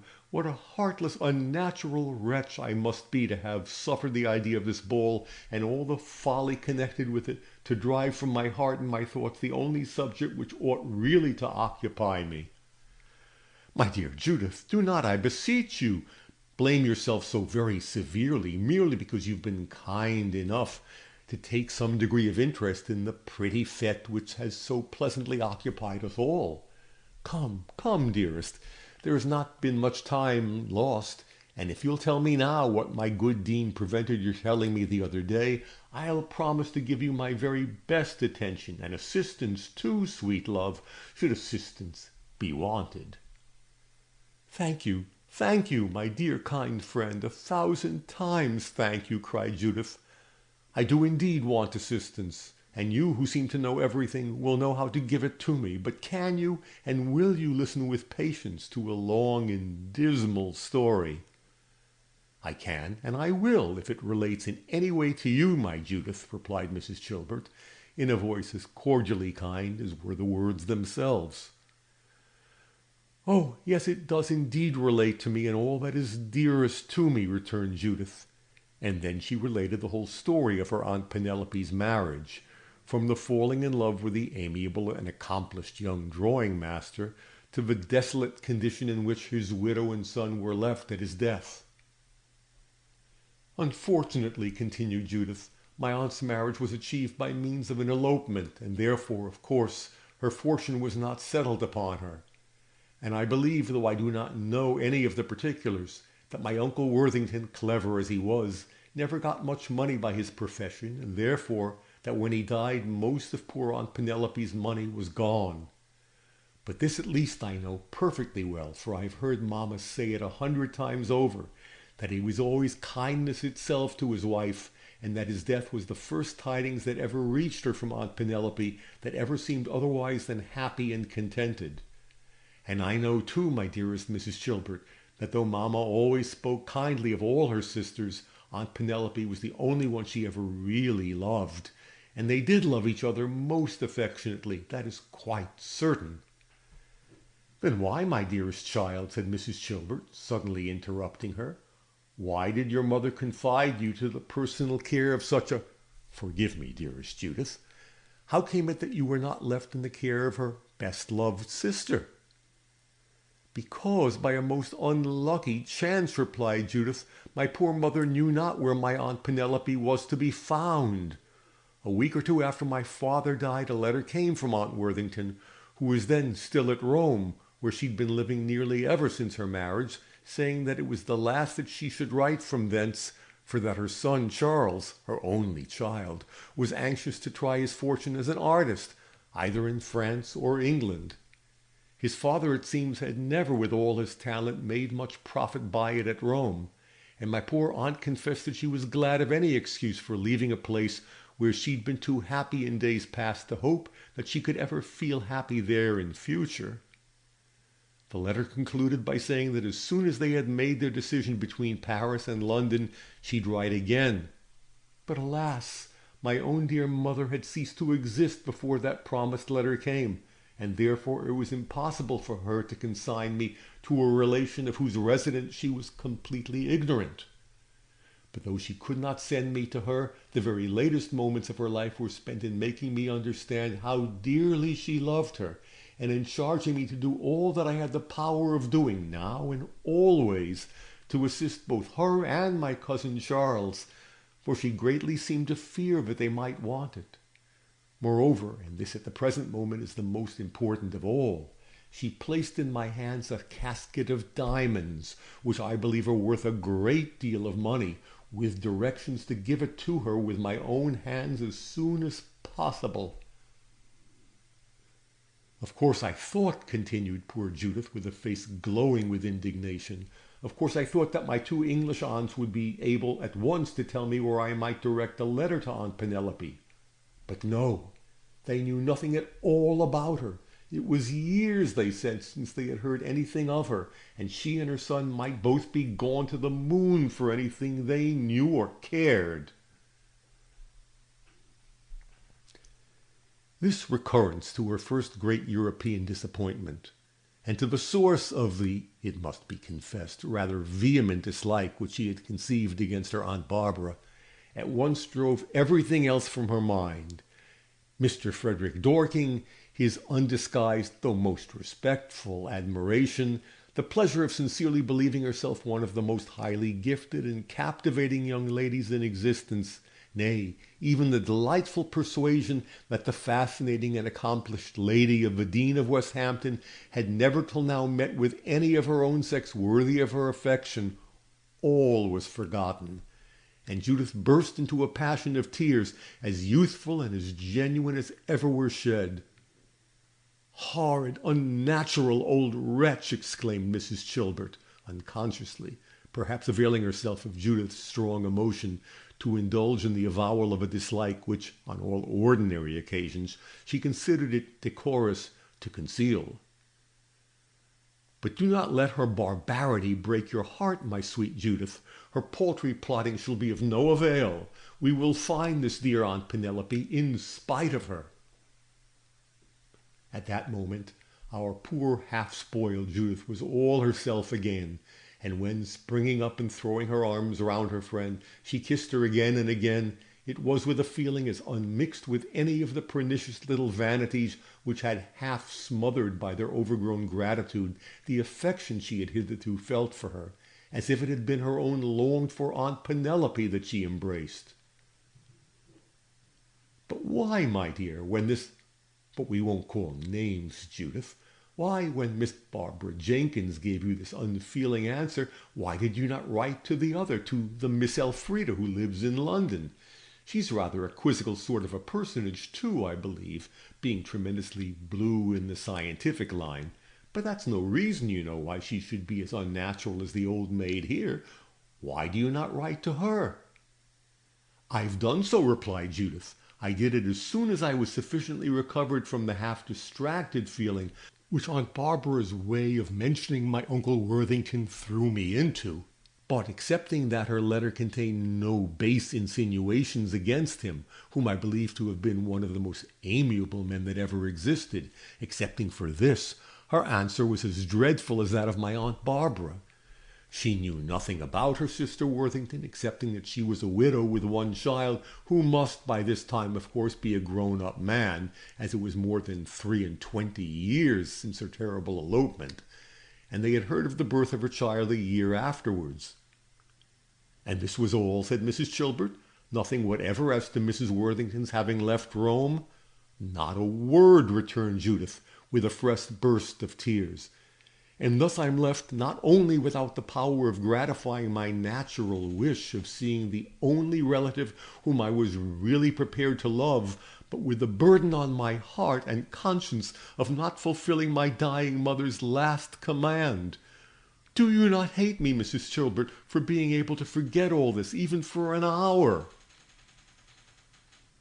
"On the contrary, my dear, I should love you much less if it were otherwise," replied her friend, "for in the first place, such a useless devotion of your thoughts to any subject would be very silly, and what I should feel is worse still, it would be very unnatural. No, dearest Judith, there can be no possible benefit derived in any way from your thinking all day or dreaming all night of her Aunt Barbara's detestabilities, one of the worst of which I am quite willing to allow is the throwing off such a sister as your poor mother described Mrs. Worthington to be, for no other reason than that she had not taken such good care of her shillings and sixpences as her tiresome self. It is an abominable trait in both these Virgin Jenkinses. There's no denying it, Judith. But I will not have you look so dreadfully miserable, my child. Mercy on me! What would the graceful Frederick think if he happened to come to Westhampton this morning in the hope of seeing the beaux yeux he so prodigiously admired last night? He'd find them drowned, my naughty Judith, absolutely put out and extinguished. You would not quite wish that, would you?" But this appeal did not produce the effect that was kindly intended. Judith was painfully conscious that for some time past she'd thought less of her Aunt Worthington and more of Mrs. Chilbert, and of her own little self perhaps into the bargain, than she would have believed possible a week or two ago. And this mention of her last night's elegant partner, who, except while she slept, had never been quite out of her head for a single moment since he had passed from her sight through the door of Miss Barbara's drawing-room. This sudden mention of him, just when she had sufficiently recovered from the impression he had made to permit her to think of something else, was positively painful to her. Don't, dearest Mrs. Chilbert. Oh, pray don't try to make me think of anything or of anybody till I've done all that I ought to do about Aunt Penelope, she exclaimed, with great and genuine earnestness. You cannot guess, perhaps, how truly I despise myself for having been able so nearly to forget all about her and my cousin Charles as I have lately done. Have I not shown rather a strong family resemblance to my two maiden aunts? There was a bitterness of self-reproach in her tone as she said this that fully proved its sincerity, and Mrs. Chilbert certainly loved her the better for it, though it vexed her. No, no, no, she replied, 10,000 times no, and I will prove it to you, Judith. You are angry with yourself because you have loved me, and as that is what they never did, you cannot be very much like them. But do not let us talk any more nonsense about it. I pity your vexation heartily, for I can perfectly well understand what you must feel from being thus robbed of the first duty and the first pleasure you had promised yourself, as the best consolation for being sent into a world of strangers. It is cruelly hard upon you, and upon poor Mrs. Worthington also, for you might be a comfort to her in many ways. But I can see nothing but folly in your blaming yourself for it. And now, dear, let us see whether I might not have the power of helping you. Have you taken any steps yourself, Judith? I have written to Madras, to the friend who has transacted all Mamma's business for her since the death of my father, and have begged him to take every possible means of learning the address to which my mother directed her letters at Rome. For myself, I cannot recollect having ever seen one of these letters when the address was written upon them, though I have very often seen her occupied in writing to my Aunt Penelope. And most unfortunately, she made a general burning of all old letters one of her preparations for leaving India. But even if I had got my aunt's address at Rome, it is still very likely that I might be unable to find her, for we know that it is her address no longer. And you, my dear, kind friend, how is it possible that you can help me? Said poor Judith mournfully. I certainly think it is possible, though perhaps not very likely, Judith, replied Mrs. Chilbert. One of my sisters has just gone to Rome with the intention of passing the whole winter there.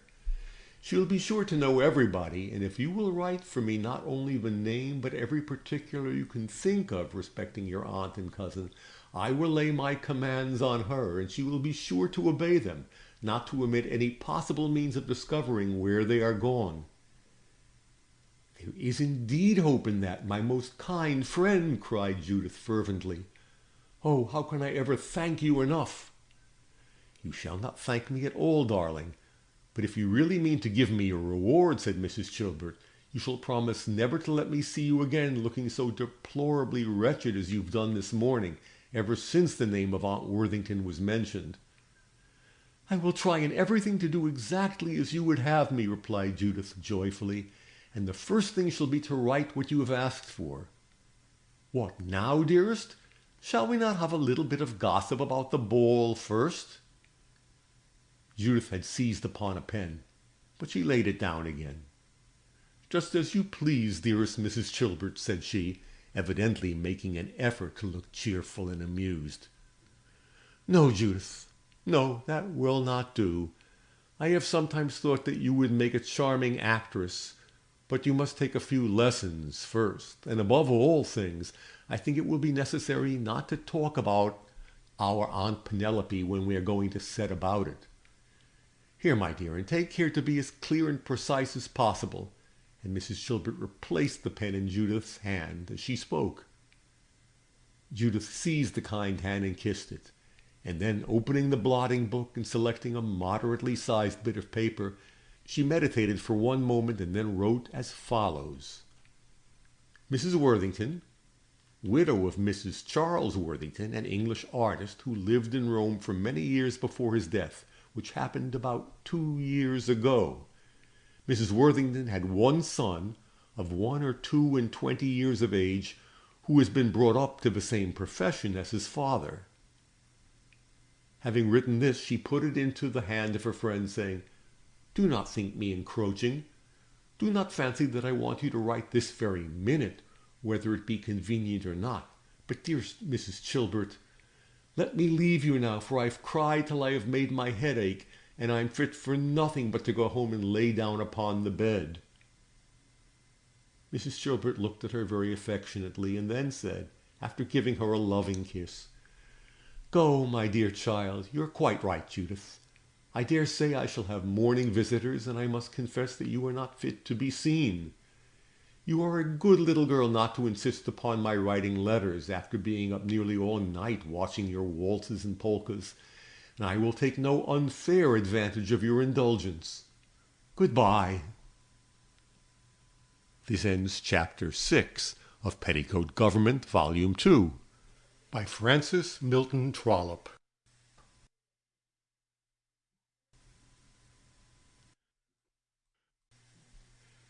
Chapter 7 of Petticoat Government, Volume 2, by Francis Milton Trollope. As soon as Judith had left the room, Mrs. Chilbert took up the paper she had written and read it, half aloud. "Widow of Mr. Charles Worthington, English artist, and the son brought up in the same profession," she repeated. "Darling little angel, I will keep my promise to her and find out the Aunt Worthington and the artist's son if I can, but heaven grant that I may find them snugly settled and painting pictures to their heart's content somewhere quite beyond the search of my sweet Judith. But diamonds shall be safely forwarded if these artistic folks are within reach of a royal messenger. But Judith must not be forwarded after them. She is a jewel richer than all the rest, and it shall not be my fault if a fitting setting be not found for her. Mercy on us! The widow and the son of a painter that no mortal ear has ever heard of. If odious Miss Barbara's motive were as good as mine, she might almost be forgiven for burying one sister in oblivion for the sake of the precious treasure consigned to her care by another." And then the dean's lady mused and meditated long and deeply on all the different tricks she'd read of, heard of, and seen too, when she turned an idle eye that way, by which a young gentleman and a young lady, who thought each other very nice persons indeed, might be made to believe that it was impossible they could live without each other. Practically, she knew very little about it, for though she was a charming young woman, and her husband a reverend dean, no trickery of any kind had been used to bring them together.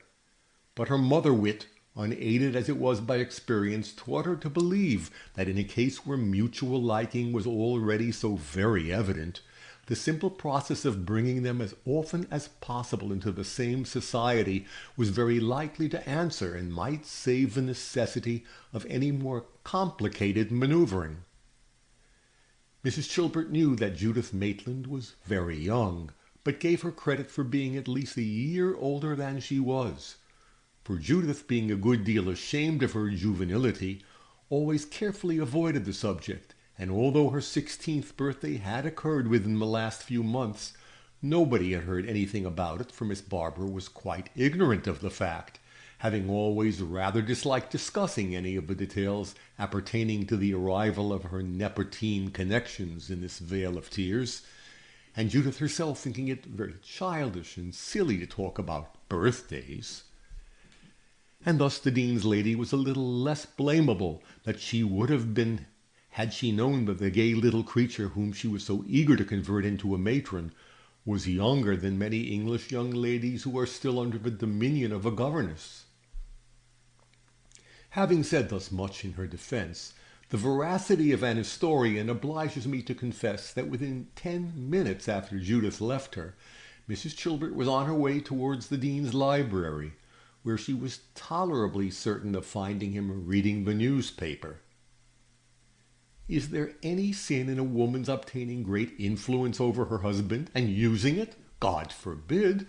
For if there be, the great majority of the most amiable portion of the most amiable sex are unquestionably sinners. Certain is it, however, that Mrs. Chilbert would rather have thrust her pretty little hand into the fire than have used this influence in any way that could leave regret or any cause for it on the mind of her husband.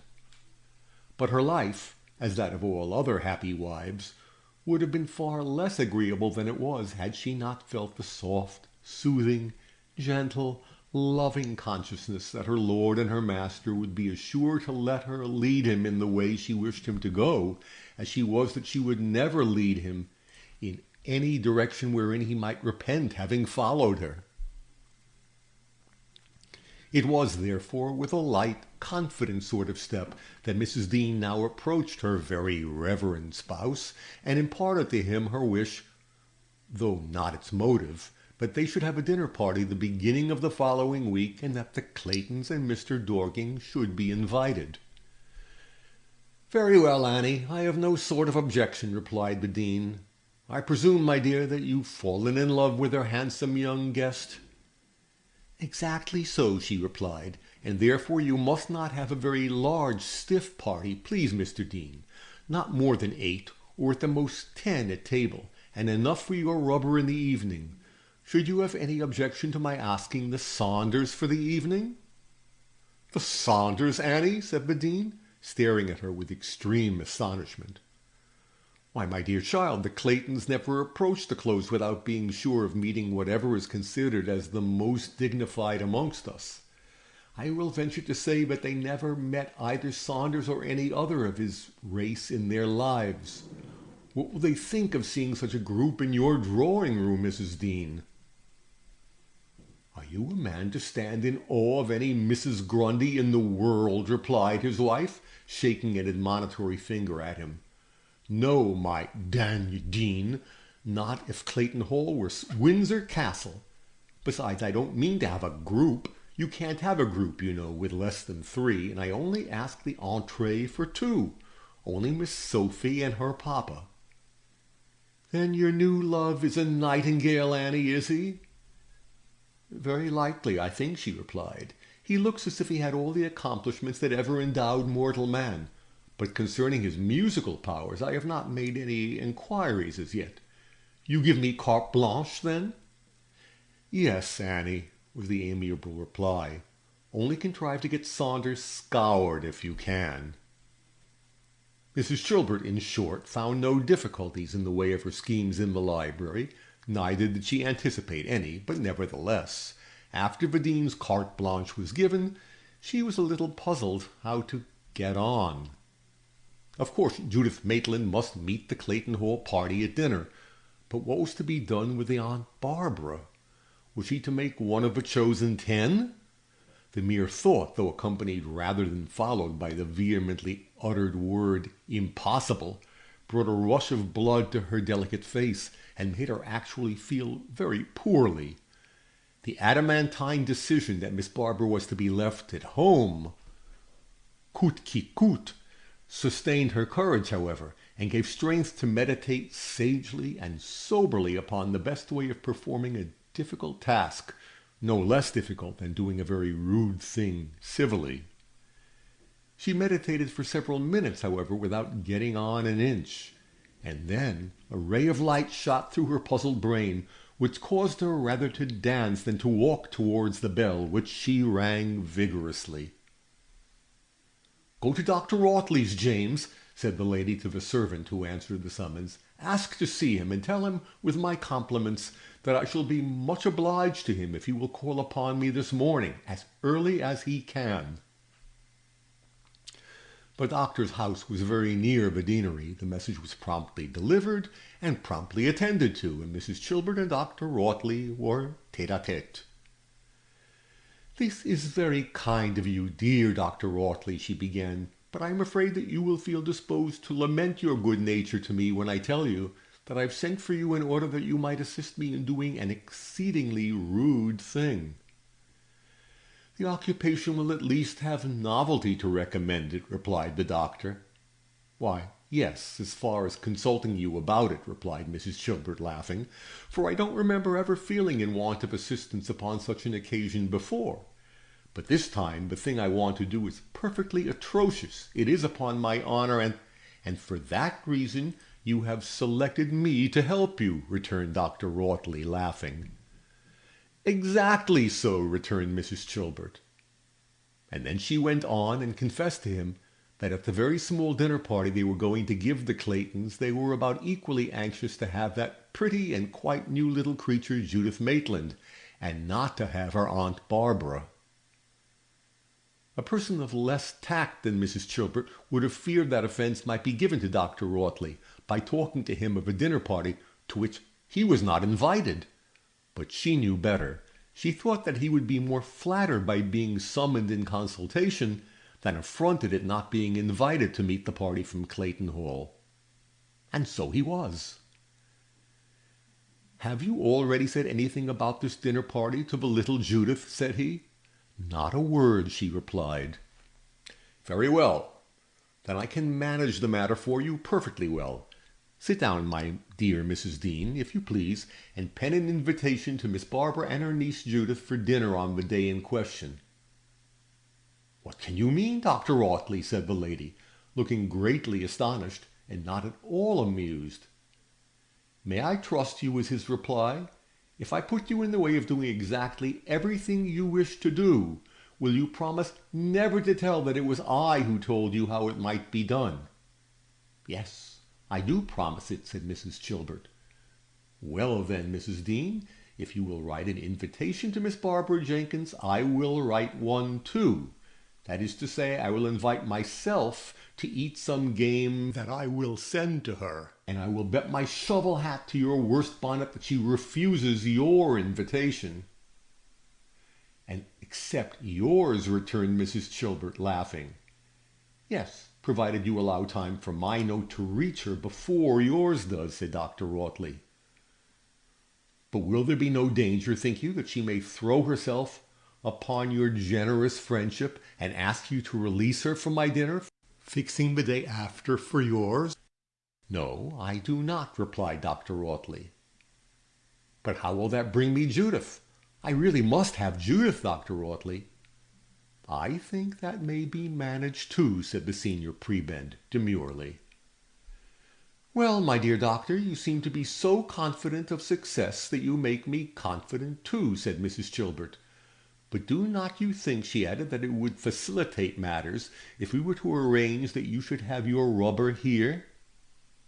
"I think it might, Mrs. Dean, and that may be very easily negotiated by means of my calling upon you and conveying to Miss Barbara a message to that effect," replied the doctor. "Now, then, go home and dispatch your note, and in 2 hours from this time," said the lady, pointing to the timepiece on the chimney, "I will dispatch mine."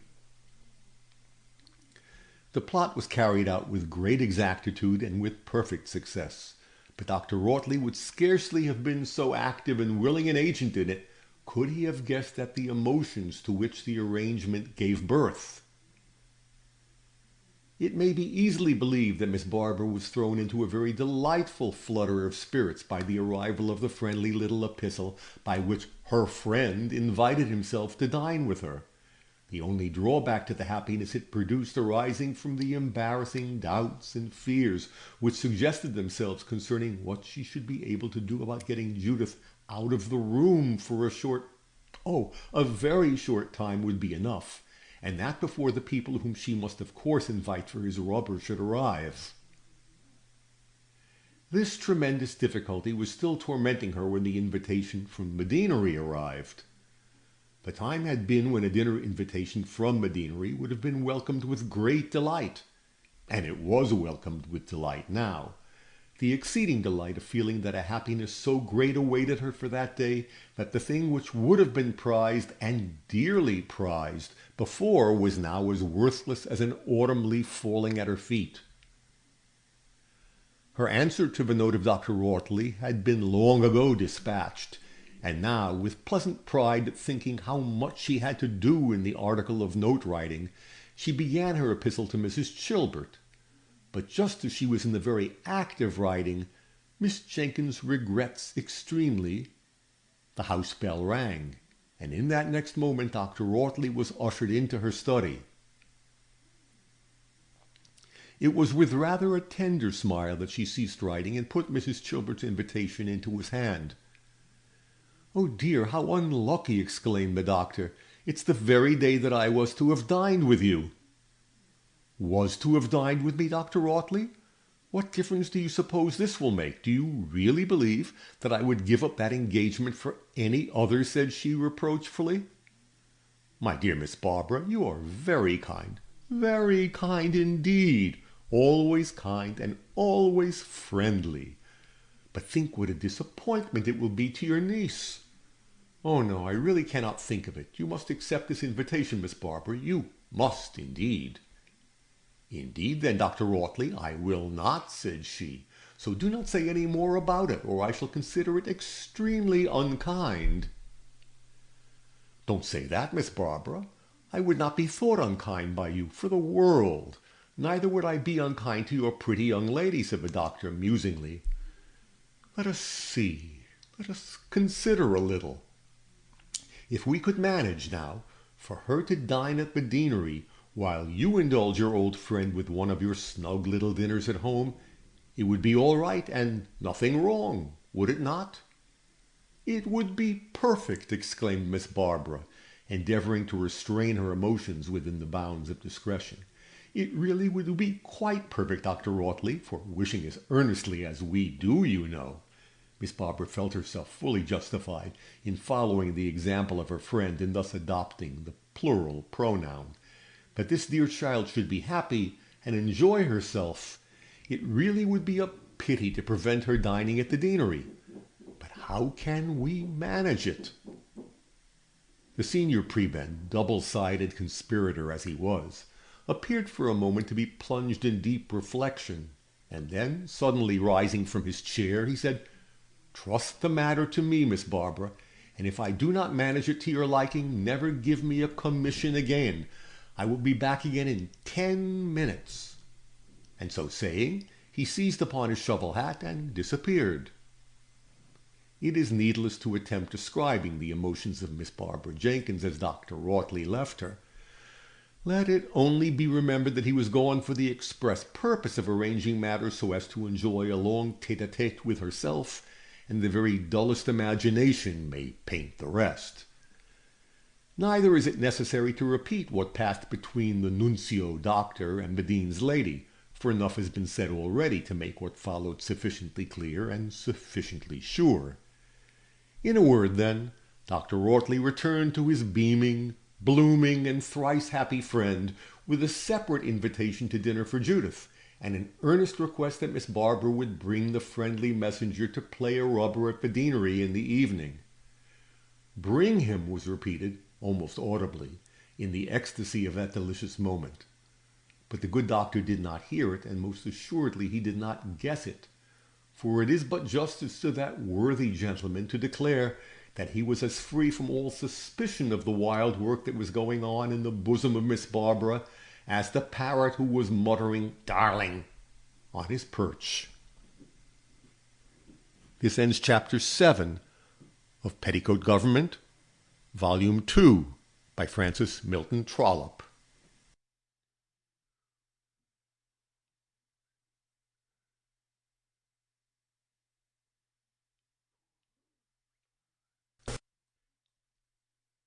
Chapter 8 of Petticoat Government, Volume 2, by Francis Milton Trollope.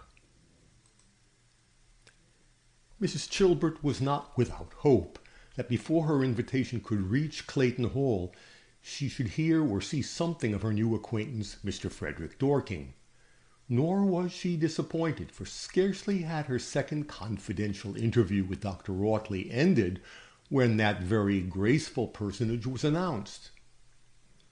After a few minutes of such talk as was likely to take place under the circumstances, rendered, perhaps, a little more animated by the very decided wish to become better acquainted which existed on both sides, Mrs. Chilbert said, We've just dispatched a note to the Hall, Mr. Dorking, to ask Mr. and Mrs. Clayton to dine with us on Tuesday, and to express our hope that if you have not left the country, you will do the Dean and myself the honour of coming with them. You are very kind, Mrs. Chilbert. I shall have great pleasure in waiting on you. As to leaving the country, I assure you I have no thoughts of it. The Claytons are very dear friends of mine. I saw a great deal of them abroad, and when we parted at Rome last year, Clayton made me promise to kill no birds but on his manor this. So I have installed myself for an age. And then they talked a little about the ball, and a little more about the fine old cathedral, and more still about the neighbourhood. And then the bell was rung, and an intimation was dispatched to the Dean that Mr. Dorking was in the drawing-room. But neither the lady nor the gentleman said a word about Judith, though it is likely enough that she was in the thoughts of both the whole time. When Mr. Dean made his appearance, however, the conversation again reverted for a few minutes to the ball, and the very reverend gentleman, knowing no reason to the contrary, immediately began talking of her as la belle par excellence, adding moreover, but perfectly guiltless the while of any motive whatever, save that of finding something to talk about, that she was very lovely. Mrs. Chilbert had been rather pleased than the contrary by the cautious manner in which the young man had avoided all allusion to Judith. It looked very like being afraid to mention her, but far more decided was her satisfaction on perceiving the colour in her handsome visitor's cheek to be augmented by hearing her named. And then her dear Dean, exactly as if her secret wishes had actually inspired him, added in a sort of friendly, gossiping tone, "The young lady is likely to be a person of consequence among us, I suspect, for she's just arrived from India with a large fortune." "Indeed," replied Mr. Frederick Dorking, in an accent of the most accomplished dandy indifference. But the Dean's lady was in no degree discouraged thereby, for she was not insensible to the fact that he availed himself of the assistance of a book of beauty, which lay upon the table, even as he made this laconic answer. "The shaft has hit," murmured the observant lady, as her husband accompanied their elegant new acquaintance down the stairs. And the observant lady was right. Nothing could be more successful in every way than this dinner party at the deanery. Mr. Dorking took Miss Maitland down to dinner, and assuredly did not permit this excellent opportunity of improving his acquaintance with her to be lost. Perhaps the process that had been going on for the last few weeks in Judith's mind, under the influence of Mrs. Chilbert's affectionate flattery, was on this occasion rather advantageous to the young lady than the contrary, for it went far towards saving her from that painfully embarrassing feeling of shyness which often makes a young girl, notwithstanding all the charm of that beauté de diable, which is generally found so enchanting, but a wearisome sort of neighbour at the dinner table. But it was not so now. Frederick Dorking had been very decidedly smitten both by the beauty and elegance of Judith's appearance at her aunt's ball. He thought her then by far the loveliest girl he'd ever seen, and before this dinner was over he was fully prepared to assert that she was as much superior to all others in intelligence as she was in beauty. It often happens, however, that admiration as sincere as that felt by Mr. Dorking for Judith Maitland is doomed to pass away, and if not absolutely forgotten, to produce no result more important than the recollection of the fair creature's name, or perhaps a notion that some face in a book of beauty or a picture gallery was very like one he remembered, etc., etc., etc. But Mr. Frederick Dorking was in a position not quite so common among admiring young gentlemen as pretty young ladies may wish it was. Not only was he rich enough to marry whenever the wish to do so came upon him, but he was so completely his own master as to be conscious that he had no one's wishes or will to consult in this matter but his own. Moreover, Frederick Dorking considered it to be quite as necessary that a man should have a wife as that he should have a carriage or a stud or a conservatory or any other of the luxuries and comforts which men of fortune usually enjoy. So far, indeed, was he from feeling any lingering partiality for the gay freedom of his bachelor condition, that he had for the last year or two felt inclined to lament his own fastidiousness, and almost regretted that he had amused himself so idly in rambling through all the capitals of Europe, dancing and flirting with successive charmers, without ever permitting himself to think seriously of any. The strongest proof that such days were gone and over for him might have been found in the thought which passed his mind as he resumed his seat after the ladies had left the dinner table, and which may be thus rendered into words: "Thank heaven that I never so mistook myself as to fancy that I loved before." Mrs. Chilbert, while chatting charmingly, and with even more than her usual grace and animation, with Mr. Clayton on one side and Dr. Stevenson, the last new prebend, on the other, was very far from being insensible to what was going on a little lower down the table. She saw the delicate sheet of Judith become deeper and deeper in its lovely bloom. She saw Dorking wave away dish after dish as they were offered to him, while on the slightest attempt to draw off his attention for a single moment from the companion on his right hand, an involuntary sort of frown seemed to contract his eyebrows, which only relaxed when he found himself at liberty to turn towards her again. An ordinary looker-on, however, would have been very far from comprehending, as Mrs. Chilbert comprehended, what was going on. She was indeed beginning to know Judith very well, and her rising color and an occasional flash which she caught from her eyes, as from time to time she looked up into the face of Mr. Dorking, convinced her that her very heart and soul was interested in the discussion that was going on. And from words caught in the deep, clear voice of the young man, it soon became evident that he was replying to her questions respecting the great chef-d'œuvre of art which he had seen at Rome. It was a theme upon which Mrs. Chilbert knew that Judith felt great interest, and was very likely to express herself with an energy and enthusiasm which could scarcely fail to be interesting. And that Frederick Dorking found it so was very sufficiently clear also. And then Madine's lady looked the other way, perfectly well satisfied with what was going on at present, but fully determined, nevertheless, that the heart of the doomed young man should be attached more powerfully still, as soon as the Saunders pair arrived and the pianoforte was opened. Meanwhile, however, she was very indulgent, and sat very much longer at a dinner table than was her usual custom, nor was it till she had 3 times caught the eye of Mrs. Clayton very speakingly fixed upon her, and seeming to say as loudly as a look could speak, "Do you ever mean to go?" that she at length got up and led the ladies to the drawing-room. She found that Mr. Saunders and his daughter were already arrived, and had her melodious minor canon been a little less queer and more gentlemanlike in his appearance, she would have desired him to join the gentlemen in order to indulge him with a glass of claret. But at that moment it was not merely the first, but literally the only object of Mrs. Chilbert's existence to do nothing that might jar in any way against the delicate feelings of her elegant new acquaintance. Sending dirty Mr. Saunders to sit near him or in sight of him, particularly at a moment when the cruel removal of Judith from his side must have sorely tried his temper, might, she thought, at once awaken him to a very dangerous consciousness that a rather obscure country town, even though there was a cathedral in it, was not the scene where a man of fashion ought to look for a wife.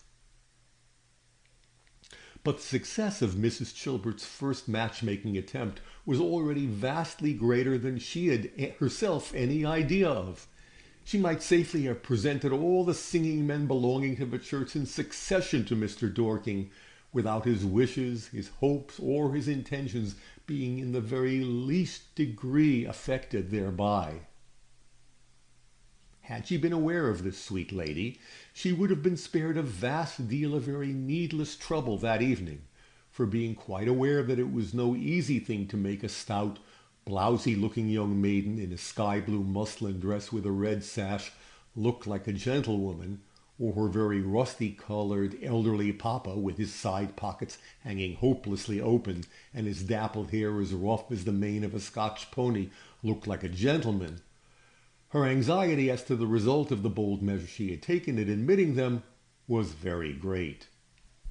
Yet, even while she looked at them, and then at Judith, and remembered the effect, the deliciously entrancing effect of her touching voice in the trio she meant should be performed that evening, as a sort of finishing coup de grace that was to put an end to any lingering doubts in the mind of Mr. Dorking, as to the impossibility of living without the angelic creature she intended thus to exhibit to him, even as she looked and saw all the alarming abominations of this minor canonical exhibition, she could not repent what she had done. In the young Judith herself, moreover, she had the supreme satisfaction of perceiving precisely every symptom that she wished to see. The animated flush had faded from her cheek. Her eyes seemed to be made of lead and to possess no power of raising themselves from the carpet. Her memory was evidently impaired, for when Miss Sophia Saunders, with a familiarity naturally consequent upon their frequent recent meetings, made some jocose allusion to something that had been said or done between them, she started as if the being spoke to was the most alarming thing in the world, and then, instead of answering rationally, stared in the puzzled Miss Sophia's face as if she had never beheld her before. Had the hopeful but anxious Mrs. Chilbert felt any doubts as to the cause of all these strange phenomena, they would all have been removed when the drawing-room door opened and Mr. Frederick Dorking entered. It was not the habit of the dean to sit long after dinner, but this, like everything else at the deanery, was regulated with the very strictest good taste and propriety, and it was certainly not his habit to repair to the drawing-room with such promptitude as his new acquaintance exhibited upon this occasion. There was indeed so very short an interval between the departure of the ladies and his following them, that his friend Mr. Clayton thought it necessary to utter something by way of apology, which he did by observing that Dorking had been living so much abroad as to have acquired the continental habit of leaving the dining-room with the ladies. "But we must try to break him of it, Mr. Dean," said he, "for I'm not sure that English ladies will like it." This ends Chapter 8 of Petticoat Government, Volume 2, by Francis Milton Trollope.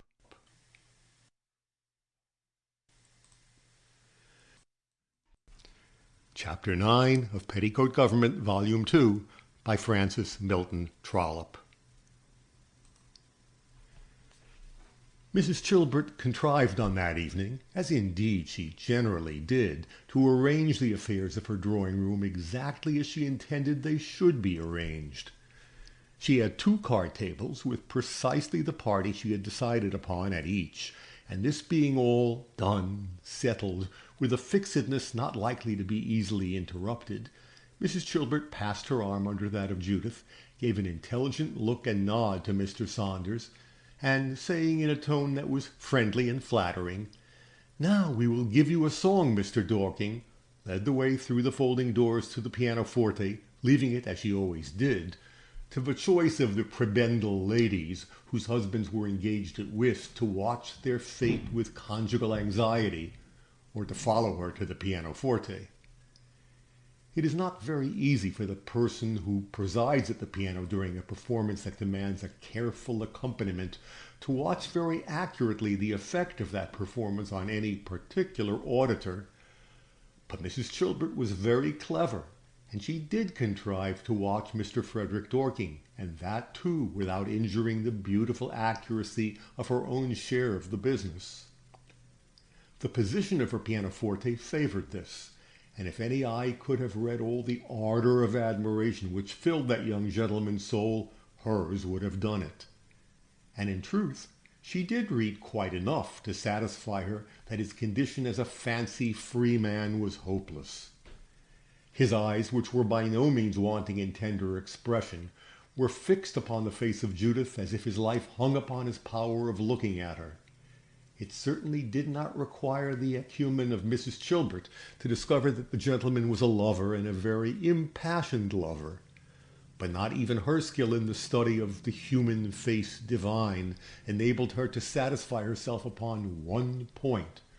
Was it the thrilling quality of Judith's voice, the deep fervor of her manner, the perfection of truth in every note, that caused him thus to gaze as if his very being was merged in hers? Or was it only that he was enamored of her beauty? She could not tell, and she was vexed with herself as she felt conscious that her usually unfailing tact in such researches had failed her now. Before a second song was ended, however, she came to the conclusion that it did not signify a farthing. It was folly to suppose that any man, especially one who could scarcely fail to have had a taste for the fine arts developed and cultivated by such opportunities of education and travel as Mr. Dorking had enjoyed, could be insensible to the exquisite and very peculiar charm of Judith's performance. At any rate, that he was profoundly touched, nay, already passionately in love, could no longer be doubted, and it mattered little why or how it had happened that he was so, provided only that the fact was satisfactorily established. On this point, Mrs. Chilbert had little doubt when her party on that day broke up, and she saw the look with which the young man stood contemplating the lovely girl while waiting to hand her to the carriage. She felt, too, the trembling emotion of Judith when she embraced and bade her farewell. "Sweet creature," murmured this affectionate friend, as, really exhausted by the agitating interest of the day, she sought her own room the very moment that the last of her guests had departed. "Sweet creature! Heaven grant that she may ever remember this decisive day with pleasure. He really does seem everything one could desire for her, and at any rate such a marriage as this must be preferable to wearing away her youth in the society of such a thing as Miss Barbara. Mercy on us, how grim the tiresome creature looked tonight!" And certainly Miss Barbara did look rather grim, and we all know that she would not have looked grim at all had the puzzling prebend put to profit the precious tete-a-tete which he had so cleverly arranged. But he had only eaten a very good dinner, looked very well pleased and contented, praised her ball in a very flattering style, and finally concluded the evening by winning 5 shillings from her at whist. All this was very vexatious, very extraordinary, very unnatural. Yes, unnatural was the word upon which Miss Barbara went to sleep.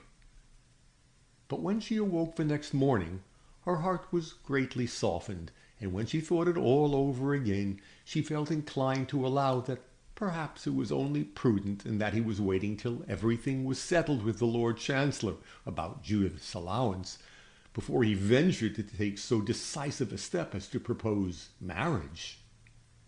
And very right, thought Miss Barbara, though with rather a tender sort of sigh. Such a man as Dr. Audley would never forgive himself if he suffered his feelings to betray him into anything like imprudence. The post of that very day, however, brought the intelligence she had been so anxiously looking for. The allowance made for the maintenance of Miss Maitland was 600 a year, and the idea of such a sum being added to her own income, for she thought that Judith's private expenses would be almost too trifling to mention, raised her spirits to such a triumphant pitch that before she had finished her third perusal of a document, she actually tossed up her head with an air of defiance, and thought to herself that people who did not know on which side their bread was buttered were much to be pitied. And then she muttered in a tone that made her parrot utter a sort of grunt by way of imitation, "If he does not like it, he may leave it." Anybody who really loved and valued Miss Barbara must have rejoiced at the frame of mind produced by such meditations as these. For the time, at least, she felt herself capable of discarding all the weaknesses of love and of viewing her own position with a degree of satisfaction that might truly be said to put her peace of mind beyond the reach of all the prebends of the world to disturb it. This state of mind, while it lasted, might be very justly termed enviable. But few amongst us, I am afraid, are doomed to enjoy any great degree of happiness so perfectly independent of all sentimental silliness long. At any rate, it was not so with Barbara Jenkins. For while her delight at this news, from a source that she delighted to denominate the Lord High Chancellor of England, was still almost in its newest gloss, a very startling attack was made upon all her present joys and all her future hopes. A letter was delivered to her one morning, about a fortnight after her ball, while she was in the act of answering a note of invitation to herself and her niece for an evening party, which was doubtless to be another ball at the house of one of the prebends. The poor lady, even as she wrote, was in the very act of making up her mind to commit what under other circumstances she would have considered as a great extravagance in the way of a new headdress for this occasion, but which her judgment and her conscience united now told her was no more than a liberal feeling of ladylike propriety required. The letter which broke in upon this double occupation of thinking of her cap and waiting to accept an opportunity for wearing it contained an enclosure addressed to Judith. Another invitation, thought Miss Barbara, with a lively smile. Yes, it was an invitation. It was an invitation from Mr. Frederick Dorking to Miss Judith Maitland, very respectfully, but very earnestly, requesting her to become his wife.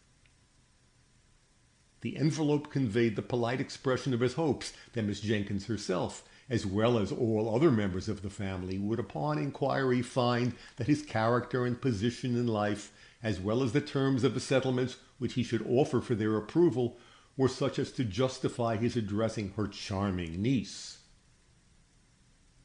Miss Barbara did not scream, but she was very near it, and was probably only prevented from yielding to the impulse by remembering that Mr. Dorking's servant was in the hall, for William had told her that the man was waiting to know if there was any answer. So she did not scream, but she clasped her hands together for a moment with very painful vehemence.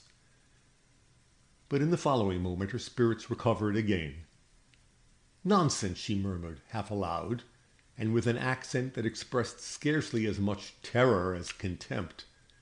"The young man must be an idiot, absolutely an idiot, or else he is something worse still. He may have heard of a dear little thing's fortune, and determined not to lose his chance by not being first in the field. It's absolutely horrible, and mercy on me, so perfectly disgusting." Having thus relieved a little her first overpowering emotion, she rang the bell. "Tell the person who brought this note, William, that an answer shall be sent." "The man says, ma'am, that he was ordered to call again for the answer before he left the town," returned William. "Tell him that the answer shall be sent," said Miss Barbara, with very haughty emphasis on the last word. "And when you've got rid of him, William, come back to me," she added in a lower key. William retreated to do her bidding, while Miss Barbara seized the first scrap of paper that came to hand, and having writ upon it the words, "For pity's sake, come to me instantly, Barbara Jenkins," enclosed it in an envelope, and had sealed it with as firm a barricade of wax as might have sufficed for a packet from a Secretary of State when he re-entered the room. "Take this without a moment's delay to Dr. Wroughtley," she said, writing the honored name upon the billet as she spoke, and the moment after she was again alone. "I am a fool to frighten myself thus," thought she, with an aspect, comparatively speaking, of composure. "What would it signify if a dozen impertinent boys came to ask me one after another for her and her fortune? Such a baby as she is. Poor little soul, not 15, not quite 15 yet, I'm certain, for I remember now that her poor mother wrote to us about her christening, and joking about her father's choosing to give her the same old-fashioned name as herself. And I am positive that can't be above 12, or perhaps 13 years ago. I'm sure it seems like yesterday. Poor little thing. Married, indeed. It's something quite shocking. The man must be a perfect monster. And in this way, her agitated spirits worked and worried her into alternate paroxysms of hope and despair, till by the time Dr. Audley arrived, she really was in a very disturbed condition. "Why, what's the matter, Miss Barbara?" he exclaimed, before she could find breath to explain herself. "Upon my word, you look as if our friend Poll Parrot had been pulling caps with you." "Oh, Dr. Audley," she exclaimed, instinctively applying both her hands to her front and skillfully restoring it to its proper place. "You won't make me laugh today, say what you will, for I have had a very great shock." "Good gracious, how? Has the chimney been on fire?" he replied. "The chimney on fire? I do believe sometimes, Dr. Audley, you think that I am a fool. You say such very odd things to me. But heaven knows that all the chimneys in this town might have been on fire, except your own, perhaps, without my feeling anything like what I have felt today," was her touching reply. "Don't say that I think you a fool, Miss Barbara. Upon my honor and word, I do not, and it's for that reason that I must beg you to tell me without further delay what it is which has caused you to send for me in such a hurry." And having said this rather gravely, Dr. Audley seated himself in his accustomed chair, but he did not, as usual, stir the fire. "Read that, doctor," said she, putting Mr. Dorking's note into his hands and looking at him reproachfully, for she saw that though he had lost no time in obeying her imperative summons, he did not appear to be particularly gratified by it.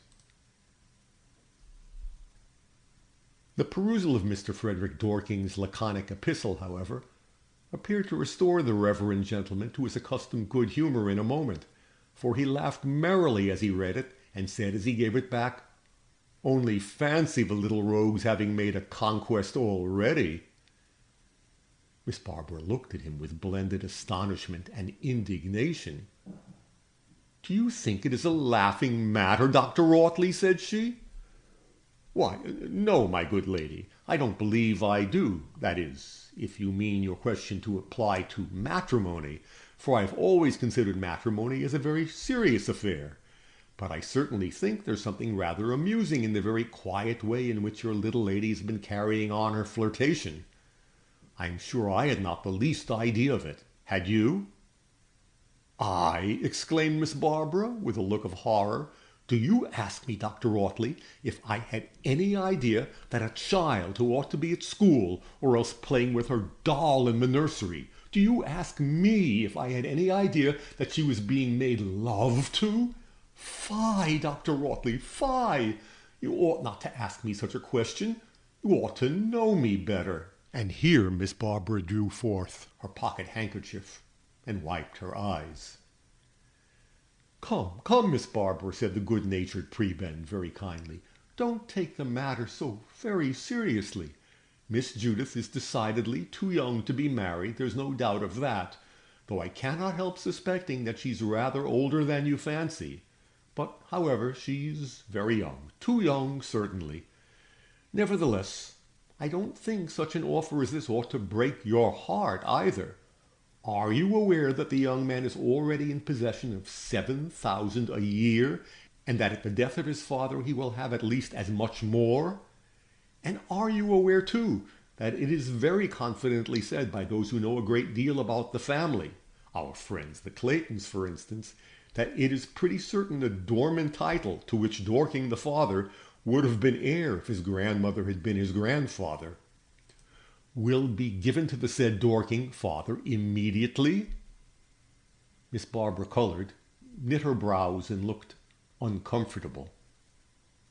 14,000 a year, and a coronet!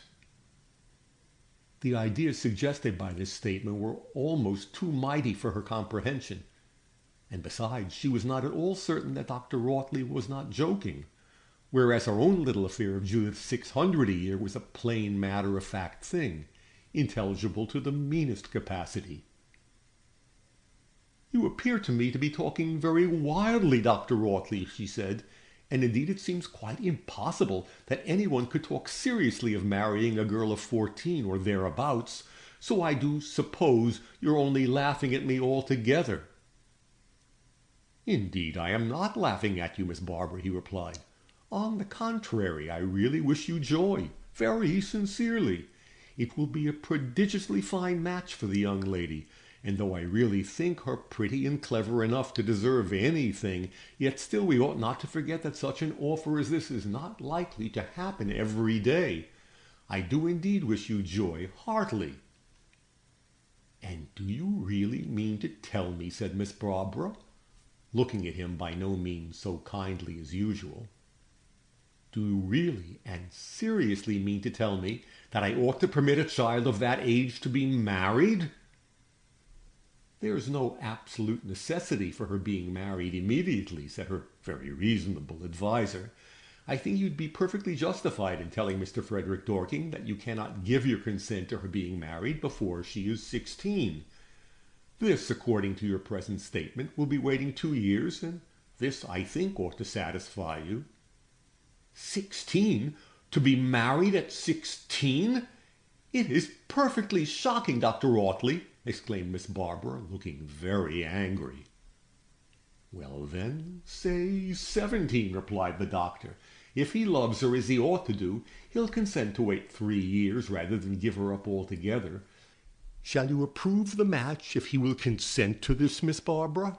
"What I shall propose," replied the lady, "would be that we should express ourselves highly gratified, of course, and all that sort of thing with his flattering proposal, but add, as civilly as possible, that her friends cannot listen to anything of the kind at present, as the young lady is not as yet of an age to think about marriage. That is what ought to be said, Dr. Rawtley." Dr. Rawtley, however, did not seem quite to approve it. "Are you quite sure, Miss Barbara," said he, "that you're correct about the age of your niece, both in appearance and manner? She strikes me as being very womanly for 14. "I don't think I said 14, Dr. Rawtley. She may be rather more than 14, but a month or two makes no difference, and the real fact is that she is a great deal too young to be married." "It would be a great pity, my good friend, to refuse such a match as this for her. And to tell you the truth, I have more reasons than one for thinking so. My opinion is that the young lady likes him. I strongly suspect, Miss Barbara, that young as she is, the love is mutual." This insinuation seemed to wound Miss Barbara Jenkins deeply. She became very red and looked very angry. "Love!" she exclaimed indignantly. "It is a dreadful suspicion to throw upon a poor, innocent child like that, Dr. Rawtley, and if I'd not heard you say the words with my own ears, I would not have believed that you could have spoken so. Love, indeed! It's perfectly shocking." "Upon my word, Miss Barbara, I don't think so," replied the doctor, looking very much inclined to laugh, though he knit his brows and rubbed his chin as gravely as he could. "But at any rate, you know, as the gentleman has written to Miss Judith herself must answer him, and if my notions respecting the state of her little heart be correct, and that her answer does not quite condemn the youth to despair, why then, you know, as her guardian, you will have a perfect right to insist upon a little delay." "A little delay!" cried the vexed lady, with a deep groan. "I do not know you this morning, Dr. Rawtley, but I suppose it is because the whole thing is so ridiculous that you cannot persuade yourself to treat it seriously.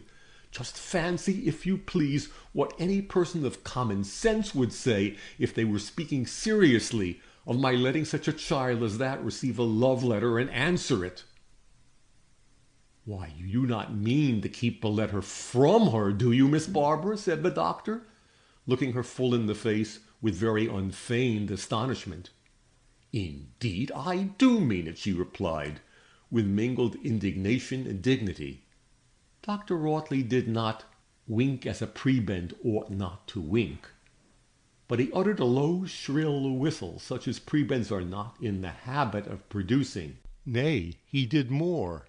For seeing that Miss Barbara, upon hearing this very unclerical note of remonstrance, had clutched with a sudden movement the letter addressed to her niece, and at the same moment glanced towards the fire very much as if she meditated its immediate destruction, he seized the lady's hand and the note together, saying in a very friendly but very serious tone, "You must not do that, my dear lady. You must not, I assure you."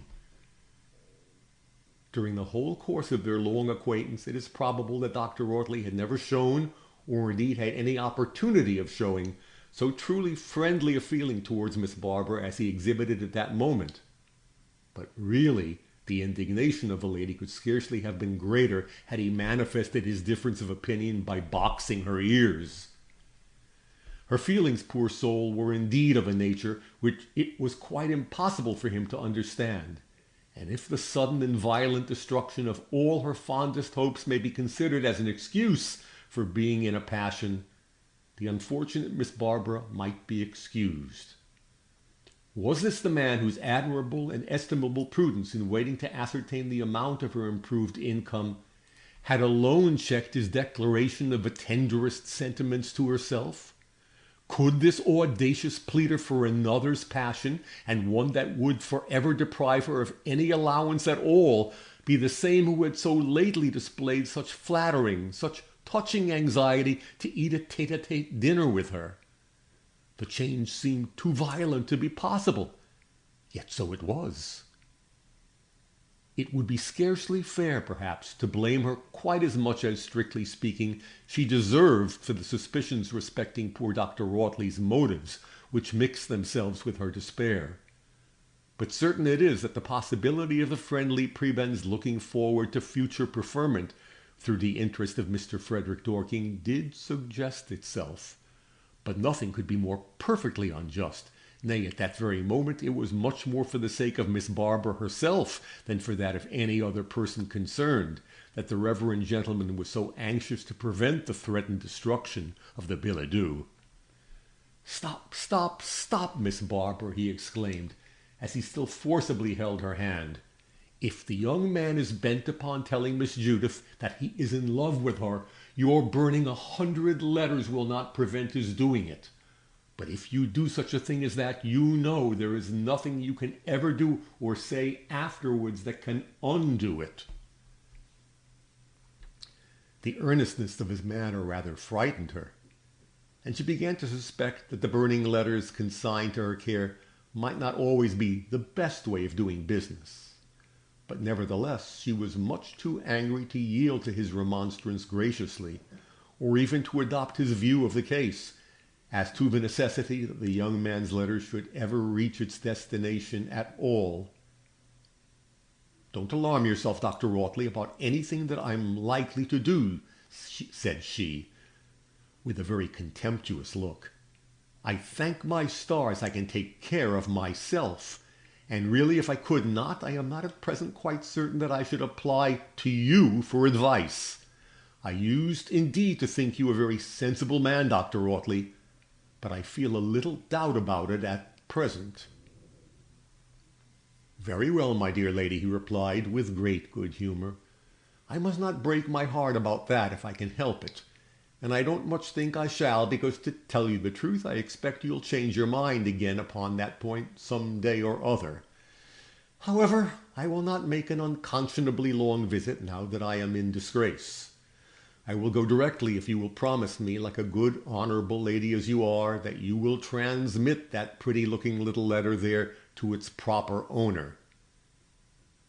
Miss Barbara took a moment for consideration before she replied. But at length she seemed in some degree to recover herself, for she said, "Yes, Dr. Whately, I do promise it." And she even smiled as she said so. "That's well, then," he returned, as he left the room, adding with a cheerful nod, "Goodbye, goodbye. I'm sure you'll forgive me tomorrow." This ends chapter 9 of Petticoat Government, Volume 2, by Francis Milton Trollope.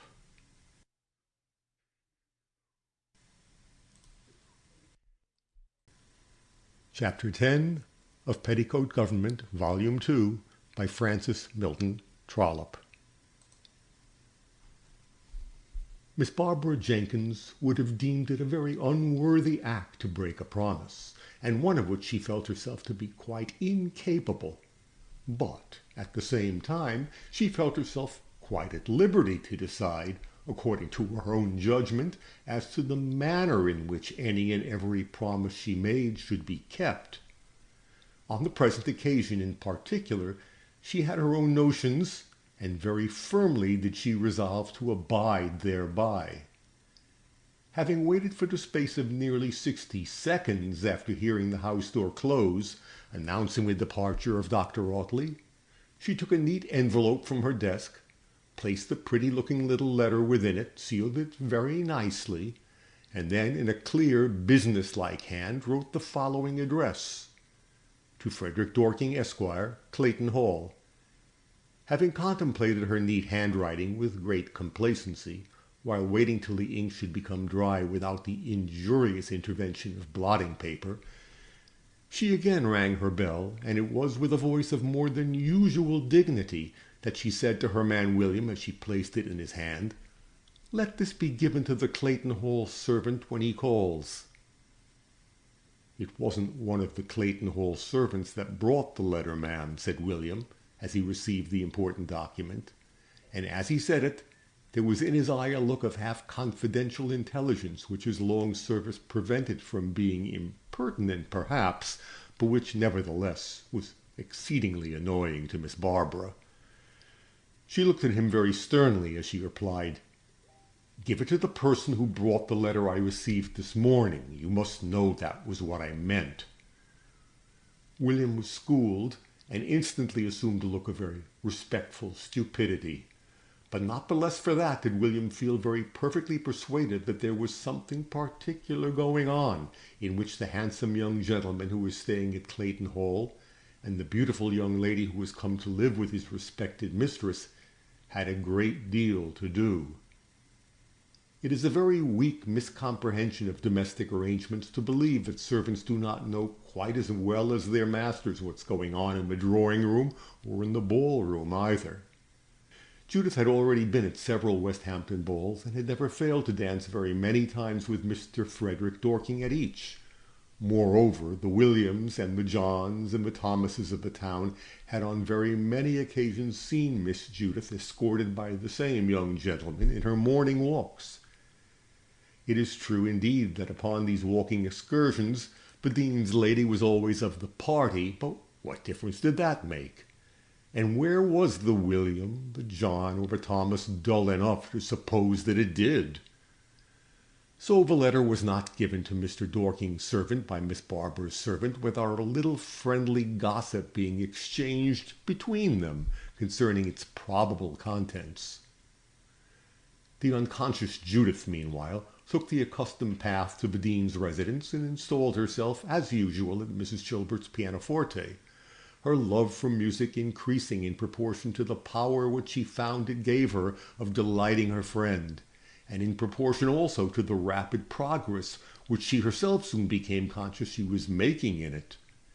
And then, as usual, she passed a very happy morning, not perhaps without an occasional thought as to the probability that her musical studies and her miscellaneous chit-chat with her charming friend might be interrupted by one of those not infrequent calls from Mr. Frederick Dorking, which both ladies, to say the truth, were beginning to consider as a natural and not a very disagreeable part of the day's history.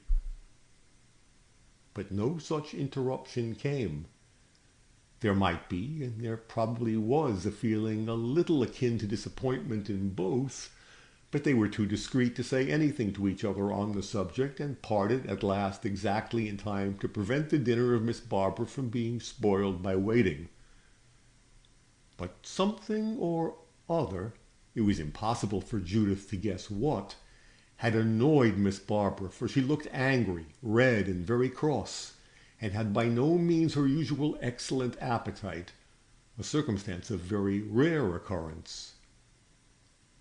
As the dull evening wore away, poor Judith began to feel very weary and woebegone, and very earnestly did she hope that 7:30 might bring Dr. Wroughtley and the whist table, which would at least have saved her from the dismal task of performing some very unmeaning stitchery face to face with Aunt Barbara, and the misery of inventing little speeches about once in 10 minutes, to prevent her being addressed herself by the detestable question, "What are you thinking about, my dear?" which would infallibly have been addressed to her. But her wishes were vain, for no Dr. Wroughtley came, and the only event which occurred to break the monotony of the dismal evening was the arrival of a note from Mrs. Chilbert, which, strange to say, instead of relieving her ennui, increased it tenfold. The note only contained these words, which were certainly anything but agreeable. "My dearest Judith, do not come to me tomorrow morning. I shall be engaged in a manner that will render it quite impossible for me to receive you. But as soon as I am at liberty again, I will let you know it, and then I hope you will come to me instantly to atone to me for the privation I am compelled thus to inflict upon myself. But believe me ever, whether absent or present, your devoted friend, Laura Chilbert." "Is there any answer, miss?" said William, re-entering the room, after having left it for about 5 minutes. "No," replied Judith, throwing the unwelcome note into the fire as she spoke. "Is not that rather an uncivil message to send to the deanery, Judith?" said Miss Barbara, looking very much as if she longed to scold her. "It was not meant as a message," replied Judith. "The note did not require any answer." Miss Barbara thought the whole affair extremely mysterious, and she watched the expiring embers of the note which had fallen from the grate, and was breathing fragrance as it died away, with a very disagreeable sensation of hopeless curiosity. That the reader may not share this unpleasant feeling, the circumstances of the case shall be fully explained to him, when he will perceive that, as usual, Mrs. Dean had done precisely what was right. Mr. Frederick Dorking's servant was a well-trained domestic, and no loiterer. The package, therefore, which had been directed to his master by Miss Barbara Jenkins, and which contained his own unopened letter to Judith, reached his hands with as little delay as possible. Frederick Dorking was very far from being an ill-tempered man, but on receiving this offensive enclosure, he became as vehemently angry as it was possible for a well-tempered young gentleman to be. And in this there was little or nothing that could be justly blamed, for in the first place he was very heartily and sincerely in love. In the second, he had very sufficient reason for hoping that his feelings were, to say the least, not displeasing to the fair object who had inspired them. And thirdly, he was quite aware that the offer which was thus insultingly sent back to him was one which some of the fairest and noblest in the land would have received more graciously. He had prudently taken care to be alone when the answer to his important letter reached him, although the emotion he had anticipated was assuredly not precisely of the nature which he now felt. But while he stood positively trembling from excess both of anger and disappointment, it suddenly occurred to him that the lovely Judith herself was evidently no party to either, for his letter to her was returned unopened. The relief produced by this was great indeed. His hope, his more than hope, his delightful confidence of success returned to him, and with a happy smile at his own folly and the presumptuous impertinence of the she-dragon who guarded the treasure he was more than ever determined to win, he threw himself upon his sofa to meditate at ease on the measures which he must now take in order to defeat the extraordinary machinations of the old lady. It almost instantly occurred to him that his charming friend, Mrs. Chilbert, was the person to whom he ought to apply to assist him in his very singular embarrassment.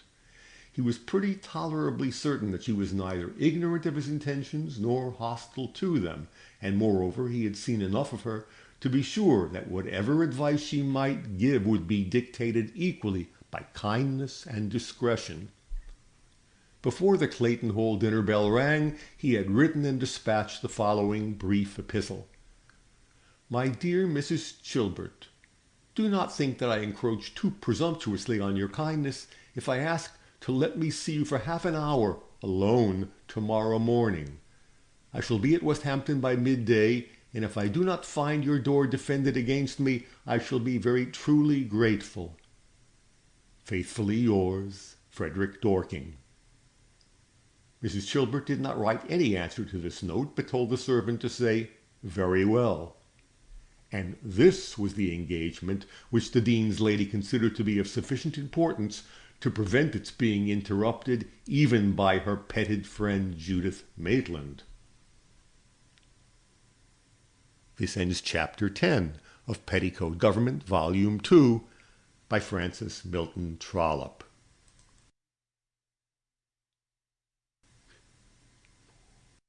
Chapter 11 of Petticoat Government, Volume 2, by Francis Milton Trollope. It was very punctually at midday that Mr. Dorking was ushered into Mrs. Chilbert's drawing-room. There was nothing in the least degree approaching embarrassment on the part of a lady, and very little on that of a gentleman. Her mother-wit had enabled her to predict with a confidence which pretty nearly amounted to certainty that Judith was to be the subject of their tete-a-tete, and his estimate of Mrs. Chilbert's sagacity was sufficiently just to make him feel equally sure that she so interpreted his note. The friendly smile with which she held out her hand as he approached her rendered all that was to follow perfectly easy on both sides. Her indignation at learning the undue exercise of authority displayed by her utter aversion, Miss Barbara, was everything he could wish it to be, while the delicately hinted encouragement which, under the circumstances, she thought herself justified in giving, was precisely sufficient to sustain his hope that the affront he had received had in no way originated with his lady love, but was entirely and altogether the result of her detestable maiden aunt's wish to prevent her marrying. But why should she wish to prevent it? Demanded the young man. His color modestly heightened by the consciousness that the proposal he had made was not such a one as maiden aunts in general would be likely to disapprove, and thereupon Mrs. Chilbert, with her usual tact and delicacy, took occasion to mention the particulars of Judith's fortune and position, taking the liberty of hinting that, in her opinion, the conduct of Miss Barbara Jenkins could only be explained by supposing that she wished to retain the guardianship of a niece, for whose accommodation a very liberal stipend would doubtless be allowed by the Court of Chancery.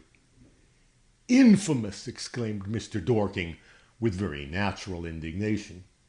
"It is indeed infamous," replied Mrs. Chilbert, "so much so, indeed, that I should scruple, greatly as I dislike the individual, to attribute such exceeding vileness to her, had I not some reason for doing so. But I happen to know that she has uttered a most preposterous untruth in stating Miss Maitland's age. She told Dr. Audley that she was very little more than 14, whereas I happen to know from Judith herself that she was 16 her last birthday. That she has an interested motive for all this is certain." "Infamous!" again exclaimed Mr. Dorking. "I do not wonder at your feeling very indignant at such a statement," returned Mrs. Chilbert, smiling, "and the more so, perhaps, because it is not quite impossible that other persons, your own family, for instance, may still think my dear little Judith somewhat too young to marry, although 2 years older than her precious aunt states her to be. I own I thought from her form and stature that she must at least be 17, said the young man anxiously, and looking as if he hoped that his kind friend had blundered a little in her statement.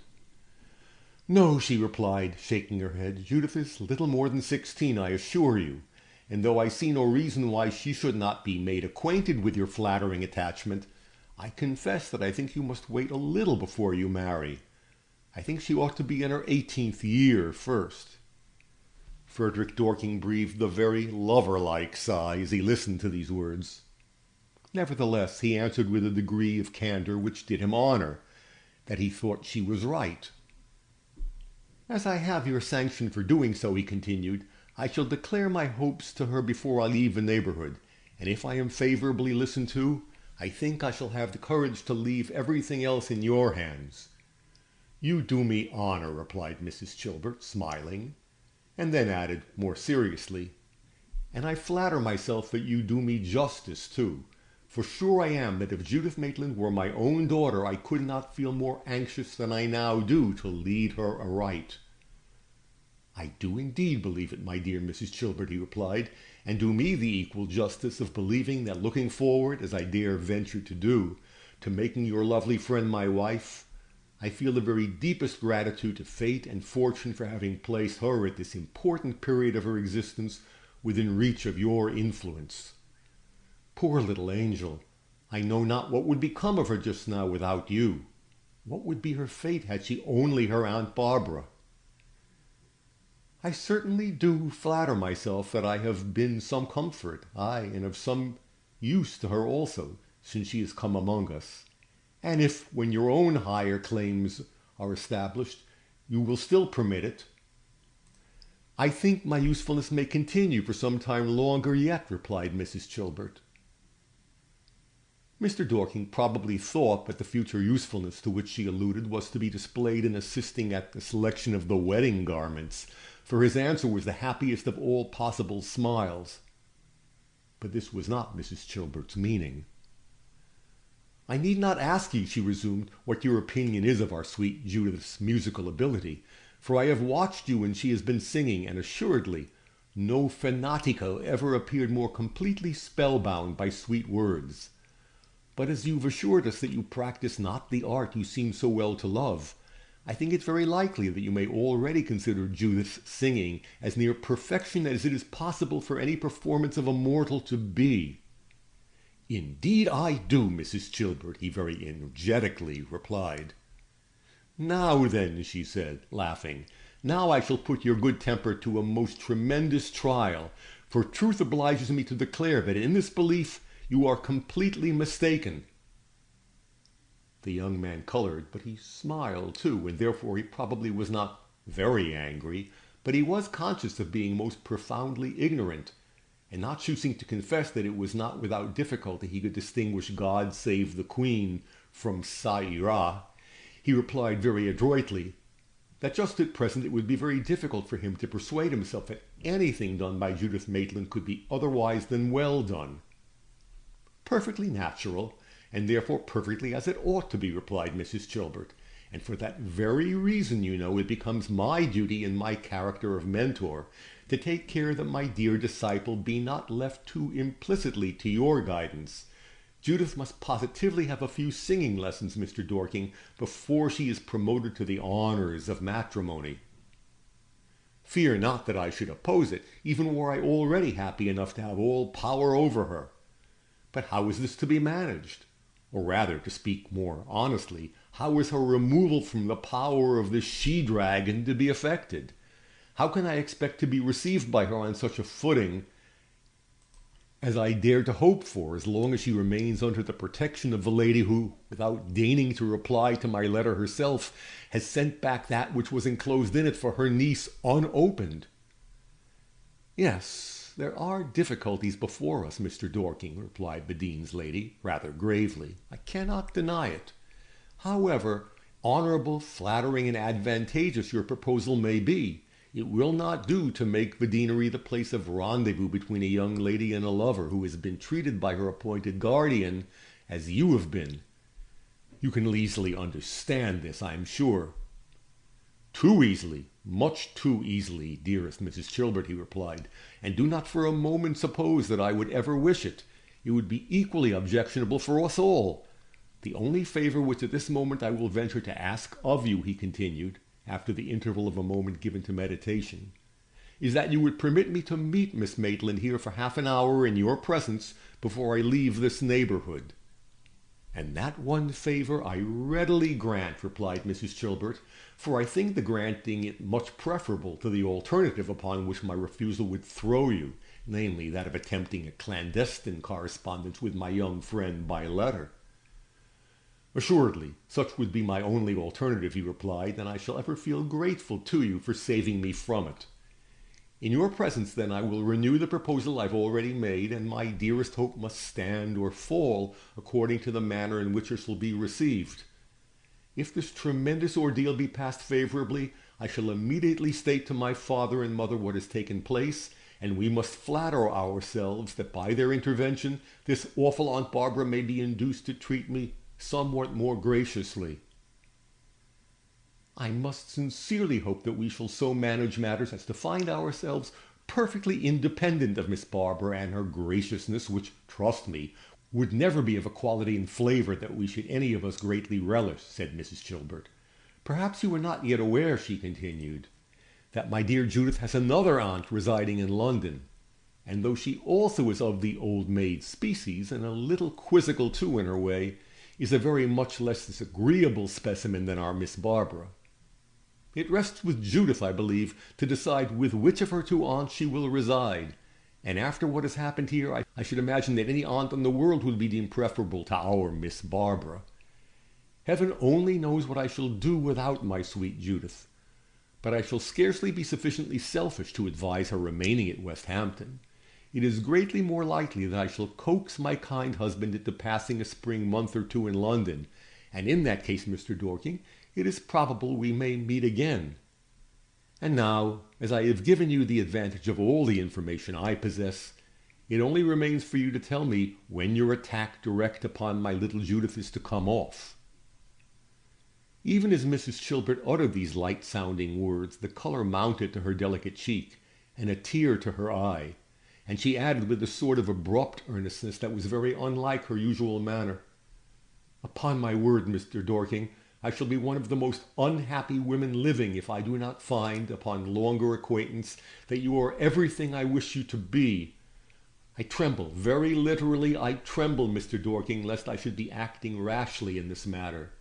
She is such a sweet creature, and at this moment the happiness of her whole life is at stake, and that I, knowing you so little as I do, should dare to take so very decided a part actually terrifies me." And here the graceful self-possession, the habitual savoir-faire, the intense aversion to everything like sentimental display, which all and each made so essential a part of Mrs. Chilbert's character, gave way before natural feeling, and she wept as heartily as if she'd been a poor curate's wife who had never heard of such a thing as bienséance in her life. Mr. Frederick Dorking, too, was one of those who, like herself, cling very tenaciously to the conventional graces and propriety of life, and who, even while thinking themselves authorized by their position to do what they like on many occasions, when it would be fitting for less favored individuals to be governed by a different law, rarely lose sight of the code which regulates all things relating to the usages of good society, and no one could ever have accused him of making a display of any sentiment too profound, either in quality or quantity, to justify his expecting sympathy from those by whom he was usually surrounded. But he, as well as his fair adviser, was too much in earnest at this moment to shape his words, or the manner of uttering them, by any rule save that of genuine feeling. And so earnest and so solemn was the tone in which he besought her to believe that he felt the immense importance of the assistance she was giving him. And not that only, he added, but I feel the immense importance also of the deed you are doing, and all I can say, or all I can do rather, is to prove to you by my future conduct that I am not unworthy the confidence which you have so generously placed in me. There was so much real feeling in the manner with which these words were spoken that they could not fail in producing the effect which the speaker desired. Mrs. Chilbert wiped her tears away, and the remainder of the interview was passed in arranging the manner in which the young Judith should be made acquainted with the serious nature of the attachment she had inspired. Mrs. Chilbert felt that it spoke well for the delicacy of Judith's lover when he told her it was his wish that she should acquaint the orphan girl with his proposal before he was admitted to plead his own cause. I might judge differently on this point, he said, if her only ostensible protector for the present were a more efficient one than this detestable aunt, whose vulgar impertinence has placed herself absolutely beyond the reach of any farther civility or consideration of any kind. Nay, If the sweet girl herself were a few years older, I should not shrink as I now do from the idea of startling her by an abrupt proposal." "You are right, most right, Mr. Dorking," replied Mrs. Chilbert, with such eager cordiality of approval as settled the point at once. And he left her with the understanding that Judith should be invited to take a tete-a-tete drive with her immediately, and that if he would repeat his visit at the deanery on the morrow, it was possible that he might find her passing a long, quiet day with her friend. "God bless you, dearest Mrs. Chilbert," exclaimed the agitated young man as he pressed her hand to his lips. "Never, never can I hope to make you feel all the gratitude you've inspired." And then returning, after he'd left the room for a moment, he added, "Do not let me come tomorrow if she receives what you will say to her today unkindly or coldly. If I hear nothing from you, I shall come. But if I receive a note from you either tonight or tomorrow morning early, I shall leave the Hall directly, and you shall not see me again, dearest Mrs. Chilbert, till I have forgotten everything connected with Westhampton, except your kindness." This ends Chapter 11 of Petticoat Government, Volume 2, by Francis Milton Trollope.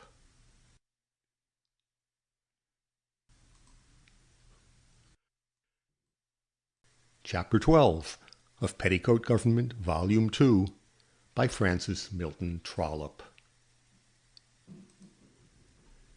The Dean's lady allowed herself about 10 minutes to restore her nerves to a proper degree of composure, and then dispatched one of the little billets which she was in the habit of sending to Judith, and which brought her, as she well knew it would do, without a moment of unnecessary delay. "How very, very kind it is in you to send for me," exclaimed Judith. "I am afraid to tell you how broken-hearted your last night's note made me, for if I do, you will at once discover how completely you have spoiled me." "Did you at all try to guess, Judith, the cause of my sending you that note?" said Mrs. Chilbert. "There was no need of guessing, dear lady," replied Judith, "for you told me that you had an engagement, and you've not yet so completely turned my head as to make me doubt the possibility of your having any engagement in which I was not concerned." "But you were concerned in this engagement," returned Mrs. Chilbert, looking at her rather earnestly. "Will my saying this enable you to guess who my visitor might be?" Judith blushed like the red rose, but only shook her head in reply. "Yes, my dear, you are quite right. You are quick at guessing, I see. That's very clever of you, Judith." "What can you mean, Mrs. Chilbert?" said Judith, endeavoring to look as innocent and unconscious as possible. "I've not guessed anything, I do assure you."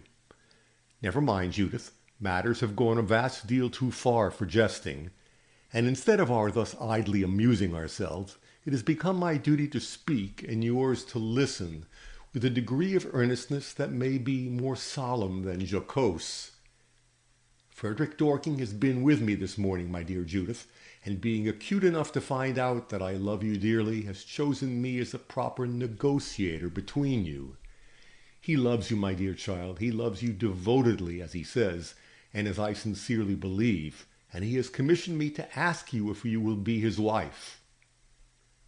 Mrs. Chilbert had indeed banished everything like levity from her manner as she said this, and either her unwonted gravity or the solemnity of the words she uttered at once banished the rose from the cheeks of Judith and left her as pale as a lily. Mrs. Chilbert took her hand and looked at her with a feeling of alarm. "I have been too sudden. I have startled you, my sweet Judith. And yet, dearest, it is, I think, impossible that you can be very greatly surprised at hearing it. You surely knew perfectly well that he admired you." "But wanting me to marry him! Oh, Mrs. Chilbert, that's quite a different thing. I am so very young, Mrs. Chilbert." Indeed, I do not think he ought to have said anything about it yet." "Nor would he, Judith, were he not immediately about to leave the neighborhood," returned her friend. "Is he going?" said Judith, in an accent which certainly did not manifest any very great delight at receiving the information.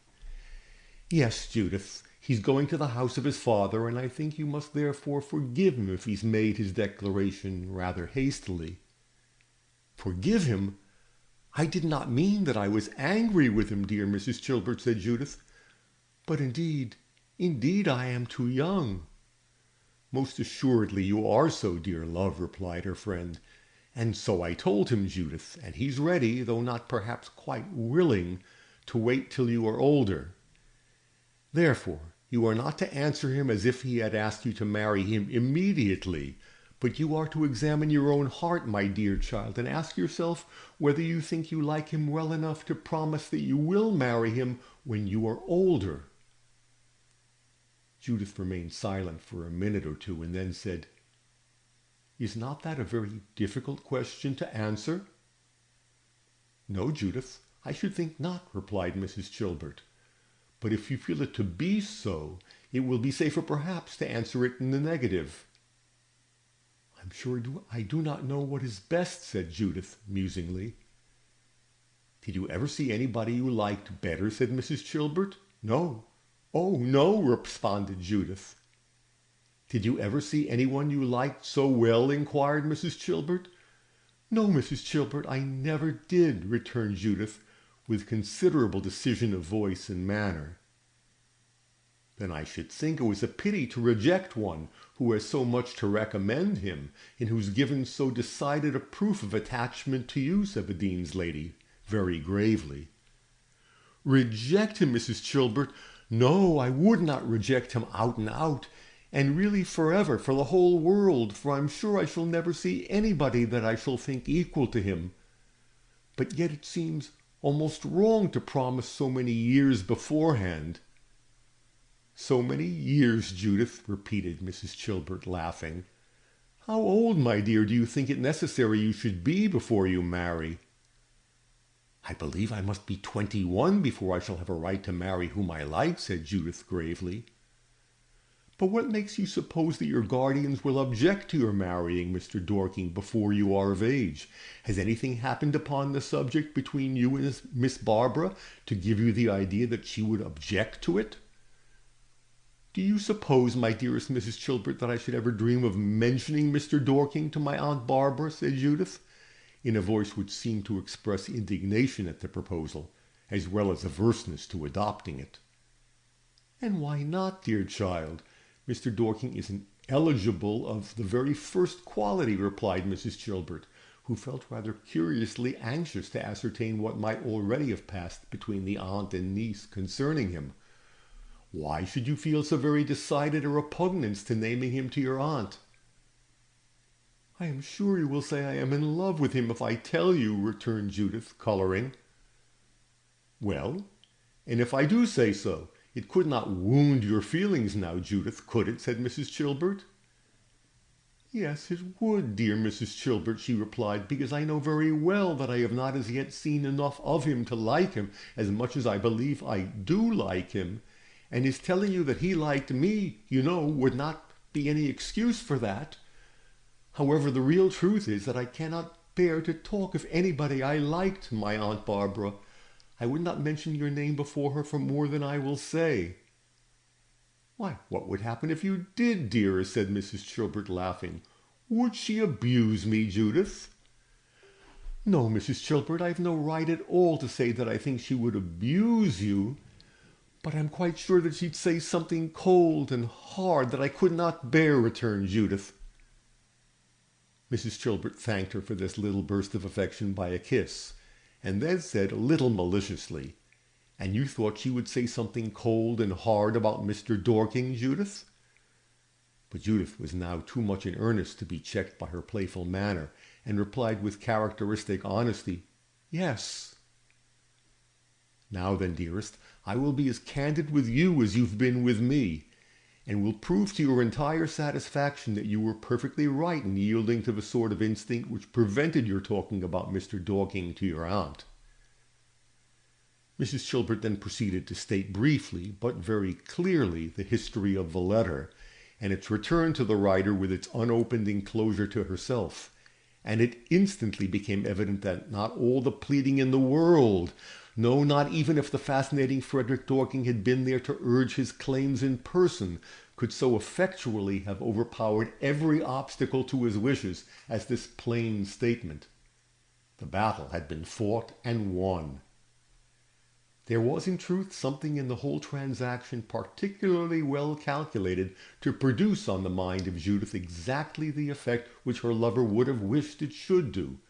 For young as she was, Judith was perfectly capable of appreciating the frank and honorable conduct of Mr. Dorking, as well as the unmerited and most unjustifiable insolence with which it had been received. He had been ill-treated. He had been insulted.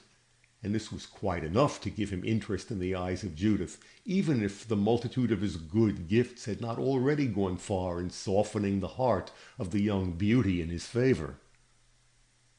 All that remained of Mrs. Chilbert's task was performed and may easily be imagined without difficulty.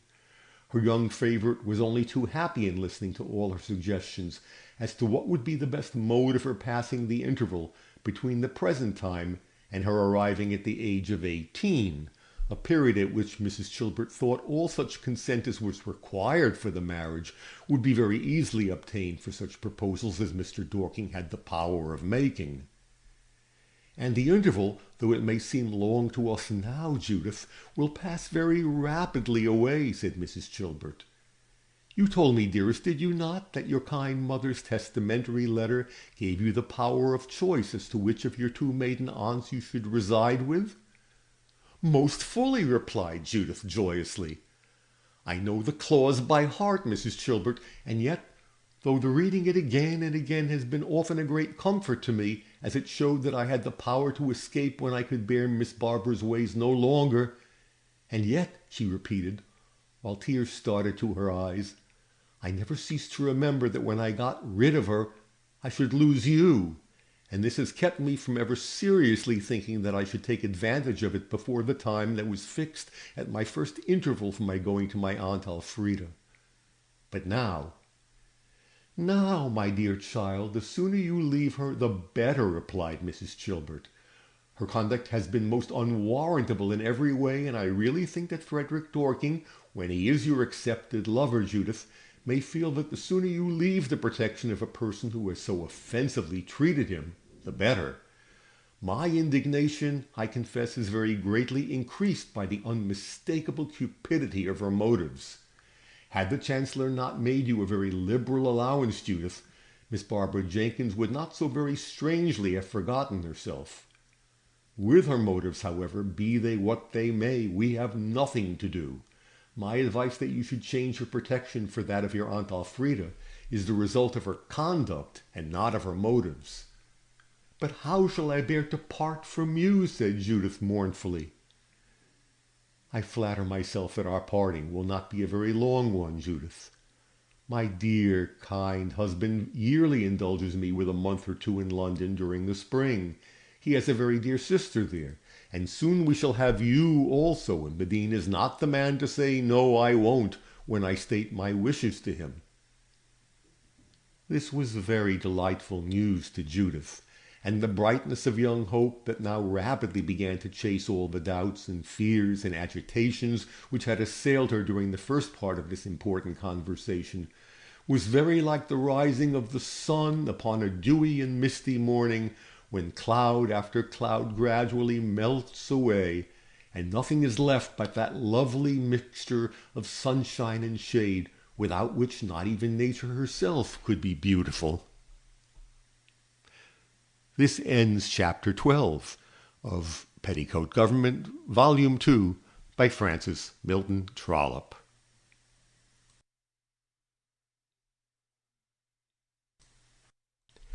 Chapter 13 of Petticoat Government, Volume 2, by Francis Milton Trollope.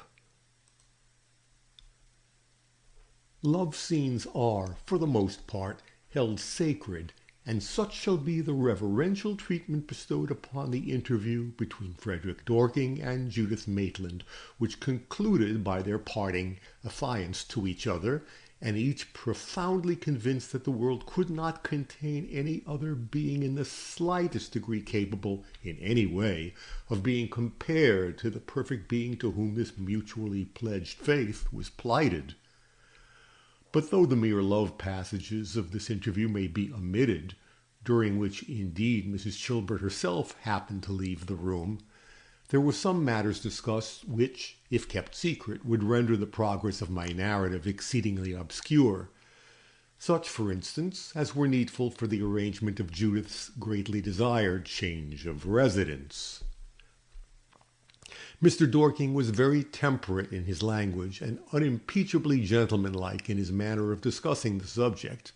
But nevertheless, it was very clearly evident that he did not wish his future wife to remain longer than was absolutely necessary under the protection of a lady so very decidedly hostile to him. Judith, too, behaved extremely well, and no longer having the dread of a protracted residence with Miss Barbara and her parrot before her eyes, she permitted the native generosity of her young heart to plead, very liberally, in mitigation of damages. "If it be true, dearest Mrs. Chilbert," said she, "that the cause of her behaving in the unwarrantable manner she has done is the want of money, do contrive for me that, in some manner or other, she shall be paid for her disappointment. How can we manage it without offending her?" "There's not the least danger of offending her by doing as you wish, my dear," said her friend, "let the matter be what it may. But she really does not deserve any very delicate degree of consideration." "But Judith's feelings, dearest lady, deserve all consideration," said Mr. Dorking, with an earnestness of eye and tone which would have sufficed to convince Judith that he was the most adorable human being in existence, had any proof of this been still wanting. And then it was settled that Mrs. Chilbert should manage the whole affair through the friendly agency of Dr. Audley. "He will be an excellent middleman to negotiate for us," said she, "for strange as it may seem that Miss Barbara and I should have any point of sympathy between us, it is, I believe, nevertheless certain that we both of us are excessively fond of Dr. Audley. I love him for his good heart, and she loves him for his good whist. So it only remains for you to tell me, my dear, the amount of the gratuity you wish to bestow upon her." "Do not call it a gratuity," said Judith, trying to look angry. "I should wish that she should receive the same sum when I leave her that she would have done had I remained with her till the 21st April, when, according to agreement, I was to go to my Aunt Elfrida." "Your wishes shall be laws," said Mrs. Chilbert solemnly. "And if I have not money enough, you will trust me," said Judith, with the innocent frankness of a child. "Yes, I will, darling," replied her friend, looking at her with almost as much loving admiration as her lover himself. And then they agreed, in this council of three, that Judith should immediately write to her Aunt Elfrida, stating to her that, for some reasons to be explained hereafter, she wished to leave her Aunt Barbara immediately and come to her. "I will not cause you to fall into a fit by telling you that your Aunt Elfrida has got a twin soul to that of your Aunt Barbara, but I will just put you at your ease respecting any doubts you might entertain respecting her being ready to receive you.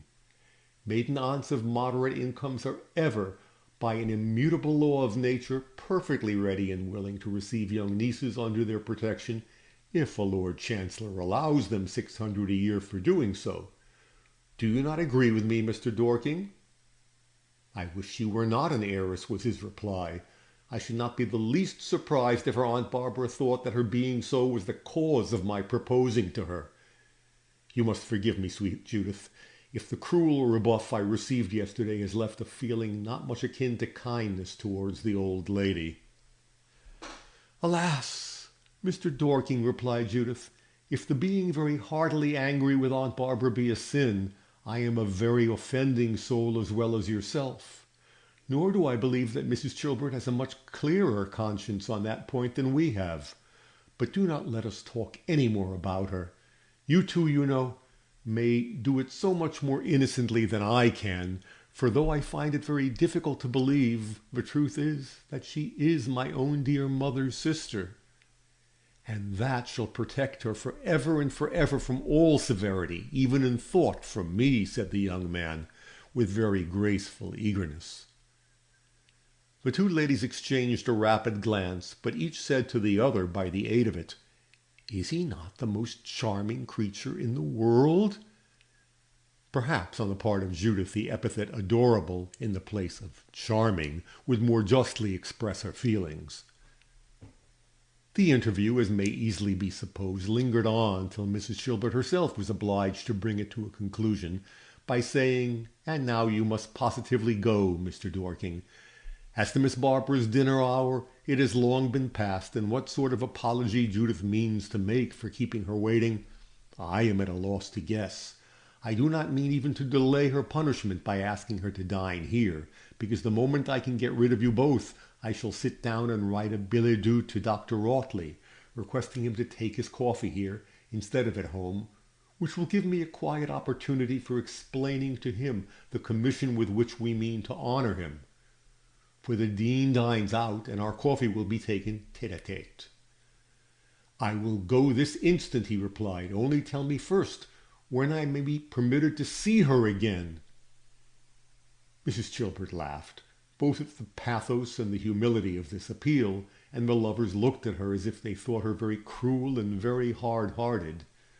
But she made her peace with them by telling Mr. Dorking that he would do well to delay his departure for a day or two.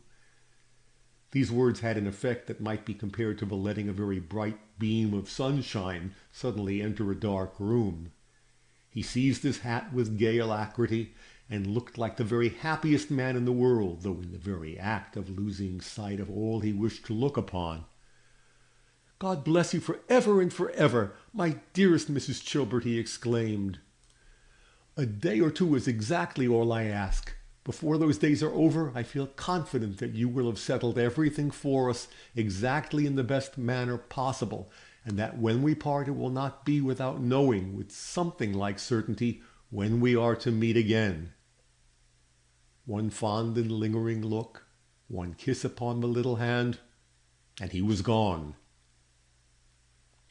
It is not necessary to follow mot à mot the conversation which ensued between the friends during the little half-hour that followed.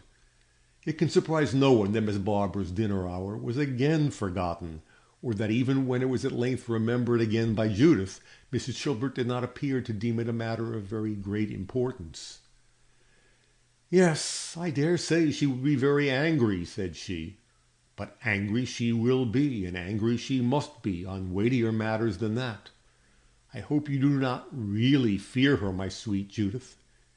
If you do, confess it honestly, and I will take you home myself, and breast the storm that must of necessity arise when she learns, as she must do at once, remember, that you are about to leave her house immediately." "No," replied Judith, "I do not feel that I have any of that sort of fear which should make me shrink from meeting her alone. The interval which must intervene between the explanation on the subject of the returned letter and my final departure from her house will not be very agreeable, certainly, but the future, thanks to you, dearest, is so bright that I do not care much about the present." "That is precisely my own view of the case, my dear Judith, or I should not see you depart for the den of the dragon with so much philosophy as I feel about it at present. Of course, you will not yourself undertake the task of informing her of your engagement to the gentleman whom she treated so cavalierly, nor of your intention of exchanging her protection for that of her sister. There will be a little rough work in this, and our good friend Dr. Rautley must perform it for us. He will not do it willingly, perhaps, for he is by nature a peaceable man, but he will do it well and kindly, too, if he does it at all. And now, run away like a lapwing, dearest, and eat your dinner with what appetite you may." Judith waited for no more, but bestowing an eloquently silent kiss upon her friend, obeyed her literally, and ran home like a lapwing. This ends Chapter 13 of Petticoat Government, Volume 2, by Francis Milton Trollope.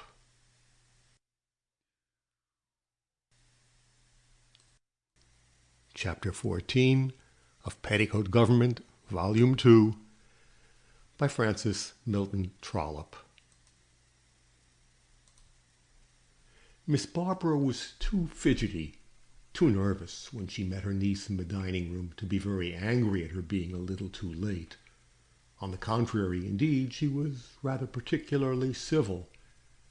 In truth, she was beginning to feel a little frightened at the energy of her own proceedings, though she had assured herself at least a dozen times in the course of the morning that she would do exactly the same thing over again under the same circumstances. And more than as many times did she repeat, in murmured accents of indignation and horror, "A child of 14! It is really too shocking." And it's probable that she might have succeeded in restoring herself to her wonted state of self-approving contentment by this view of the subject, had Dr. Audley been totally ignorant of the affair. But the most poignant part of her uneasiness arose from the fear that he might discover after what manner she had kept her promise of consigning the letter he had seen to its right owner.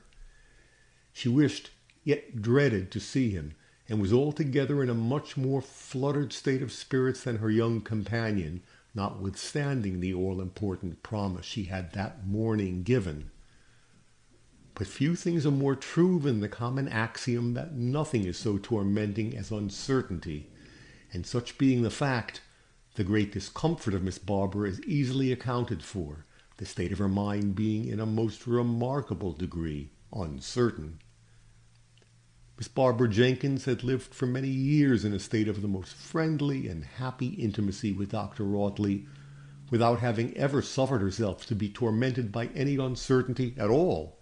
Everybody who knew Dr. Audley declared that he was a confirmed, though most delightful bachelor, and Miss Barbara believed what everybody said and was tormented neither by hopes nor fears on the subject.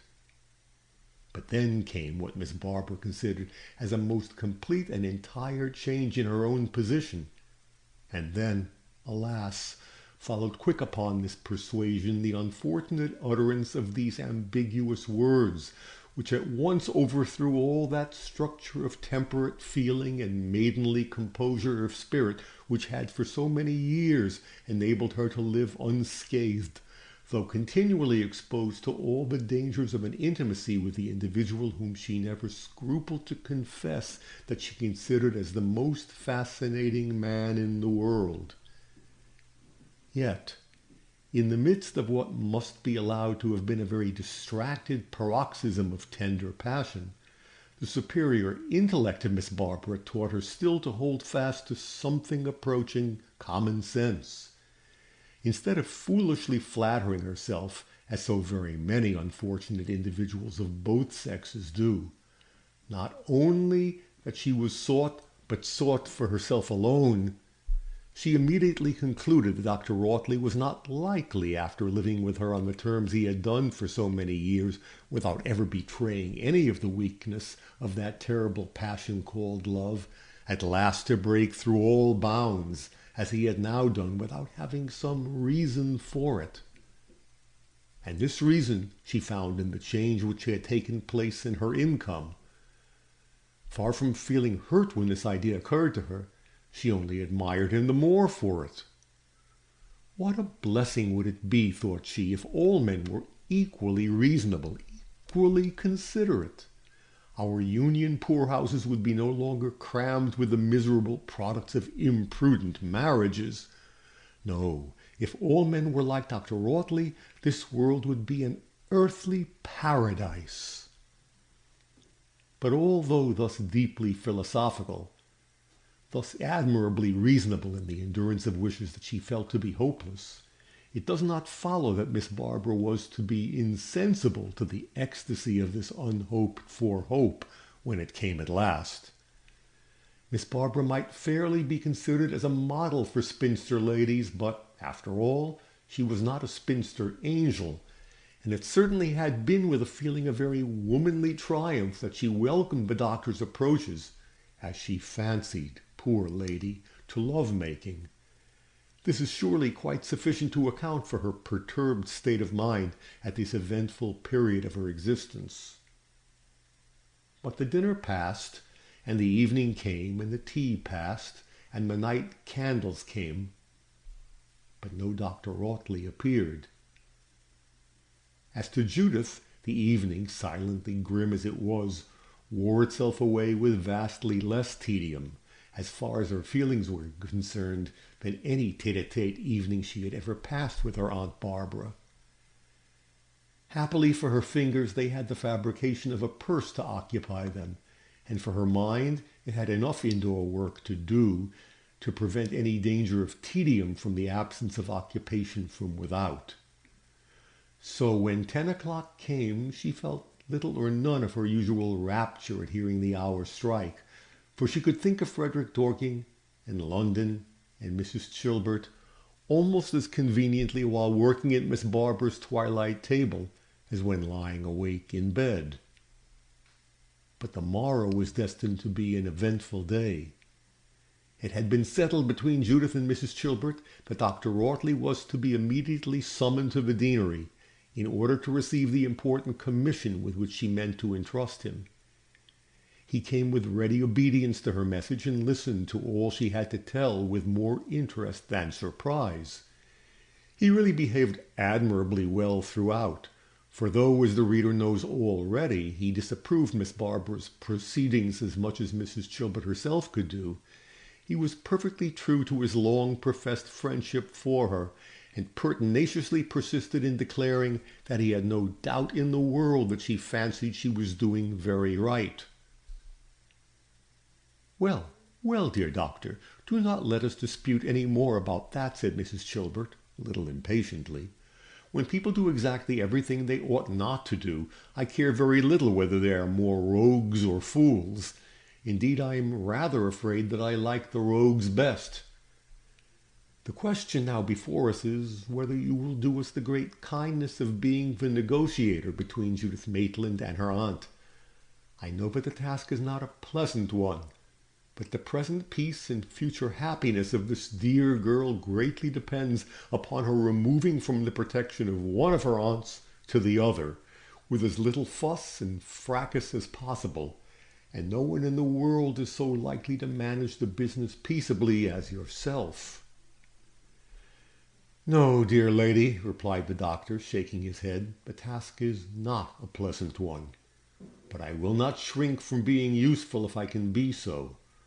Are you quite sure, however, that the fair Judith has the legal power of making this exchange? I thought that Mrs. Maitland had left a paper containing an expression of her wishes on the subject, and that Miss Barbara Jenkins was to have the charge of her." "Mrs. Maitland did leave such a paper, but it expressly leaves the choice with Judith as to which of her two maiden aunts she should reside with." "That simplifies the matter greatly," replied the doctor, "and I confess that, after what has passed, I think my good friend Miss Barbara has very little right to expect that she will be the favored aunt. It is a great match, a very splendid match, that is offered to our young friend. A pretty certain coronet, I believe, and not less certainly than 14,000 a year between his own estates and those of his father. I cannot for the life of me comprehend what the good lady's motive could be for refusing it, and with such vehement symptoms of indignation, too. The youth of the young lady, which she makes such a fuss about, by no means explains it, because it would have been so completely in her own power to have delayed the marriage. In short, her whole conduct on this point is to me a complete mystery." "It is not so to me, Dr. Audley," said Mrs. Chilbert gravely. "Then unless your discovery be a very profound secret, my dear lady, I do beseech you to explain it," he replied. "Did it never occur to you, Dr. Audley, that the allowance which Miss Jenkins receives with her niece might be a reason for her wishing to retain her?" replied Mrs. Chilbert. "No, upon my honor," said he. "It never entered my head, I do assure you. Nevertheless, I'm quite aware that the allowance is very considerable, and that my friend Miss Barbara is by no means rich enough to make it unimportant to her. But if the wish to retain this has really led her to refuse such a very desirable settlement for her niece, I must say that Miss Barbara has behaved extremely ill." And the good doctor looked really distressed. If you can contrive to discover any other motive for her conduct, my good friend, I promise to give up my own theory on the subject, returned Mrs. Chilbert. But let us not waste any more time in discussing her motives. What her conduct has been we all know, and it is this, and not her motives for it, which must regulate our proceedings. She then explained to him exactly what the commission was which they wished him to undertake. In the first place, dear doctor, she continued, enumerating the different parts of his task upon her fingers, in the first place, you must give her to understand that Mr. Dorking has made us acquainted with the insult he has received at her hands by the return of his unopened letter to Miss Maitland. In the second, you must inform her that the said Mr. Dorking, finding that his proposals would not be permitted to reach the young lady in what he conceived to be the most proper way, has found himself obliged to have recourse to a personal interview which he has obtained here. Thirdly, we must request you to announce to her that Miss Maitland has accepted his proposal on condition that he shall consent to wait till she is in her 18th year. And fourthly and lastly, you must be pleased to make her comprehend that Miss Maitland, not approving the mode in which she has been treated, has already written to her aunt Elfrida, informing her of all that has happened and requesting permission to take up her abode under her protection till the period fixed for her marriage shall arrive. And moreover, my dear doctor, you may add, if you like it, that in order to obviate all difficulties as to Judith's journey to town, I have promised to escort her myself. Do you happen to have a little cherry brandy or any other comfortable cordial at hand, Mrs. Dean? Said Dr. Rawtley very demurely. You certainly think highly of my courage, my good lady, or you would never send me to carry such a bundle of fire and faggot as this you have prepared for me. Yes, I do think very highly of your courage, or rather of the kindness which will inspire it, she replied. Very seriously, Dr. Rawtley, I am quite as much aware as you can be that the commission I have given you is neither easy nor pleasant. But what can we do for this poor dear child except what we now propose? Nevertheless, if you really wish to escape this disagreeable embassy, I will undertake it myself. But I think you would do it infinitely better than I should. I do not know about that, Mrs. Dean, said the doctor, rising. But I beg you to believe that my thinking the commission a disagreeable one is not exactly the sort of reason that would lead me to charge you with it. I will in all my best obey you, madam, and you shall hear the result as soon as the interview is over. And so saying, he left her without waiting to receive her thanks, but finding considerable consolation from the thought that if he was in danger of mortally offending one lady, he had a fair chance of very seriously obliging two. This ends Chapter 14 of Petticoat Government, Volume 2, by Francis Milton Trollope.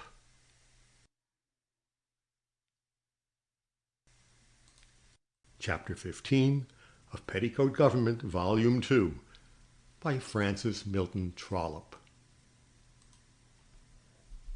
When Dr. Rawtley said that the idea of performing the commission entrusted to him by Mrs. Chilbert frightened him, he was not jesting.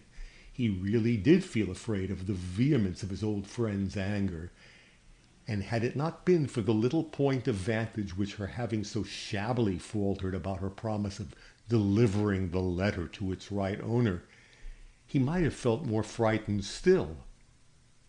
From the deanery he went at once to the Jenkins mansion, and was at once shown into the lady's study, where he found her doing exactly nothing, though her open writing desk was before her and an open book lay upon it. Her colour was considerably augmented by the entrance of the reverend gentleman, for though she did not think it very likely that he could have discovered what she had done with Mr. Dorking's enclosure, she was quite aware that if he had, he would reprove her for it. A second thought, however, brought to her heart the pleasant conviction that he could not keep away, and it was therefore with rather a tender smile that she pointed to his accustomed chair on the hearth-rug. But Dr. Audley was too much occupied by the grave business he had in hand to notice either the blush or the smile. He obeyed the action of her hand, however, and placed himself in the armchair. But alas, he did not take up the poker to stir the fire, which he had so long been used to consider almost like his own. Miss Barbara sighed, but neither did he notice that. He had a walking stick in his hand as usual, but instead of resting it, with his shovel hat upon the top of it, in the recess of the window was a sort of signal that he was going to make a good, comfortable, gossiping visit. He now kept the said stick in hand, and placing his hat on the top of it, he crossed his hands over its crown, as if not only to keep it in its place, but to show that he was ready to go away at a moment's warning. "It is rather a cold morning, isn't it, Doctor?" said Miss Barbara, in the kindest voice imaginable. "I hardly know, Miss Barbara," he replied, "for I've not been thinking about the matter. I've got rather a particular question to ask you, Miss Jenkins. I want you to tell me, if you please, what you did with that letter which Mr. Frederick Dorking enclosed to you from Miss Maitland." The spirit of Miss Barbara Jenkins was painfully disturbed by this very particularly plain question. To have given as plain and explicit an answer would have been extremely disagreeable to her, and therefore, notwithstanding all her softer feelings towards the questioner, she assumed the look and accent of indignant displeasure. "Upon my word, Dr. Audley, your manner of speaking to me is very extraordinary. I don't know any reason, sir, whatever, which should induce me to answer a question so very rudely put." "I beg your pardon, my dear lady, 10,000 times over if I've said anything rude to you. I do assure you I did not mean it. But you would have real cause to complain of me were I, after so many years of friendly and intimate acquaintance, to beat about the bush when I have something really important to say to you, instead of coming to the point at once. However, I was wrong, Miss Barbara, very wrong in putting such a question to you, because it was no question at all, for I knew all about it better than you could tell me, without troubling you with any question whatsoever. You sent that letter back to Mr. Dorking, Miss Barbara, instead of giving it, as I told you, to the person for whom it was intended, and I'm sorry to tell you that you have got yourself into a sad scrape by it."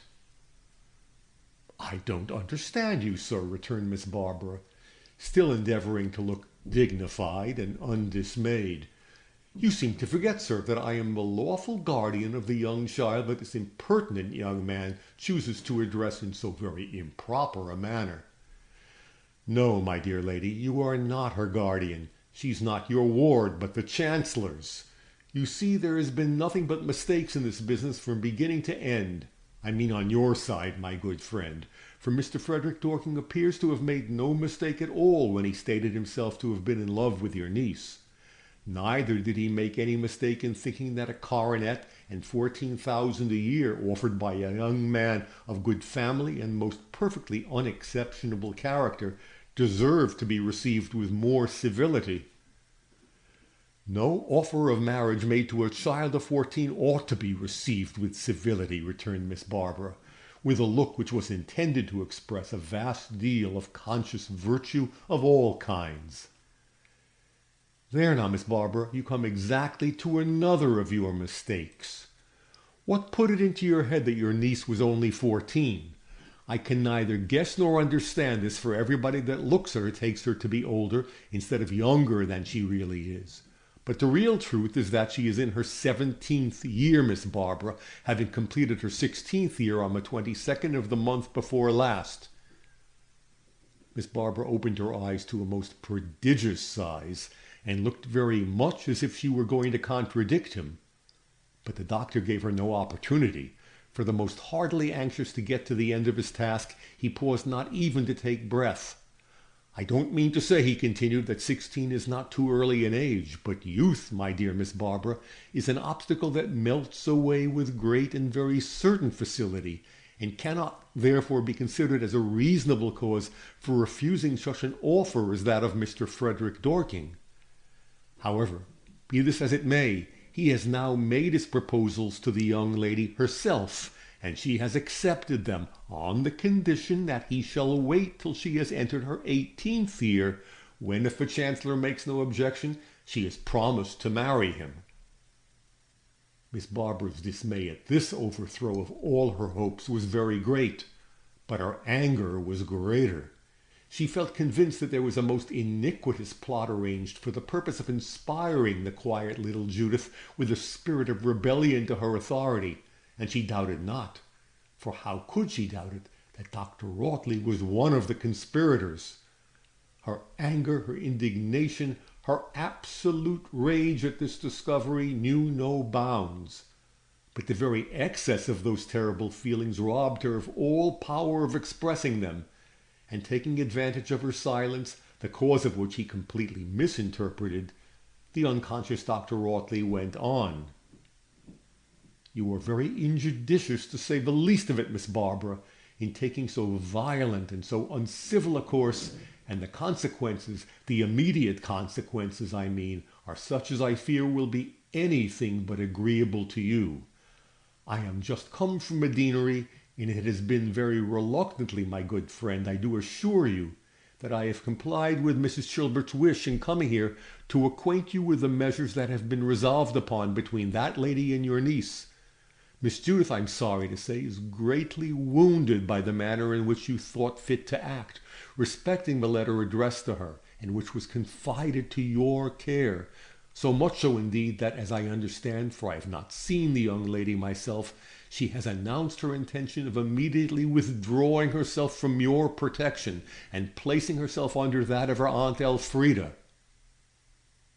Miss Barbara, very unadvisedly, clenched her fist in a manner unmistakably hostile, as she suddenly extended her arm towards Dr. Rawtley and exclaimed, "I defy her to do it! She's under my protection by the order of the Lord Chancellor." Dr. Rawtley, who felt that he had performed the worst part of the truly disagreeable task he had undertaken, either from the lightness of heart produced by this pleasant idea, or from the natural mirthfulness of his temper, which rendered him particularly prone to laugh at what was comical, burst into a very genuine and hearty fit of laughter on seeing Miss Barbara's fist advance in so warlike a manner towards him. And suddenly rising from his chair, he gaily caught her hand in his, exclaiming, "You are not going to box my ears, old friend, are you?" Cold water thrown upon red-hot iron produces a grim blackness and a frightful hissing noise, and the effect of Dr. Rawtley's pleasantry upon the wrathful Miss Barbara might be not unaptly compared to it, only that the innocent iron, notwithstanding its black looks and its ugly hissing, could not have half the propensity to do mischief which swelled in the heart of Miss Barbara at that unfortunate moment. A man of a different temperament might perhaps have guessed a little what was going on within the lady's bosom when he saw her face become so very red, and the expression of her grey eyes so very fierce. But Dr. Rawtley had never been in a passion in his life, not even upon receiving the mandate to quit his kennel and his curacy, and though he now looked in the face of his old acquaintance very steadily, he did it with so little speculation that he saw nothing but what was comical in it. And again he laughed, at the same time shaking her hand as vehemently as if it had been that of some fox-hunting old friend whom he had not met for years. But both the tragedy and the comedy of the scene were too vehement to last long. Miss Barbara became quite exhausted in her struggles to liberate her hand and burst into tears. Dr. Rawtley too got tired of holding it, and having released her and ceased laughing, he prepared to depart, saying, with the most innocent unconsciousness of the violent anger he had excited, "Goodbye, Miss Barbara. Cheer up your spirits, my good friend. You certainly were not acting with your usual good sense when you sent back the young gentleman's letter, but that will all pass by and be forgotten when your niece has rewarded his tender passion with her hand, notwithstanding. But take my advice this time, and don't attempt to make any foolish opposition to the young lady's going to London, for she has, by the will of her late mother, the full power of choosing whichever maiden aunt she prefers as her hostess. Having said this, he hastened out of the room, not a little delighted that the visit was over, and well pleased, too, now that it was past, at remembering that he had been a useful agent, aider, and abettor in so very agreeable an affair as the marriage of such a sweet, interesting young creature as Judith, with a person so every way deserving her. This was the state of mind of Dr. Rawtley as he left the presence of Miss Barbara, and it's very easy both to describe and imagine it. But it is far otherwise respecting the condition of Miss Barbara. We've never seen her hitherto in any state of mind that may not be considered as very natural and very common in ladies of that particular description under similar circumstances. But far different was the case now. Though she was still a maiden lady, although she might have preferred being married, and though she had found herself obliged to pay a rent for her house when she would have preferred living in it rent-free, she had nevertheless on the whole enjoyed a very tranquil and prosperous existence. Through the greater part of its existence, since she arrived at years of discretion, for Westhampton had not been possessed of him before, Dr. Rawtley had been a very important, perhaps the most important feature.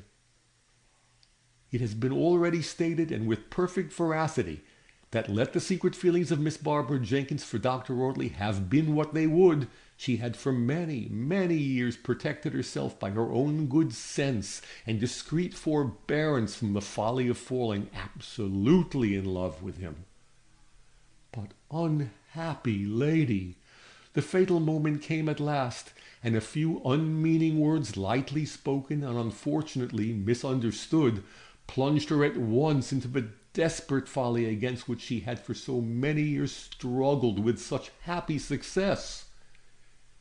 The ingenious manner, too, in which he had contrived to reconcile his present yielding to the powerful passion which subdues both gods and men with his long resistance to it, confirmed her in her most pernicious blunder, and led her to believe that instead of there being anything improbable in his suddenly conceived intention of marrying her, it was, on the contrary, not only the most rational, but the most natural thing possible.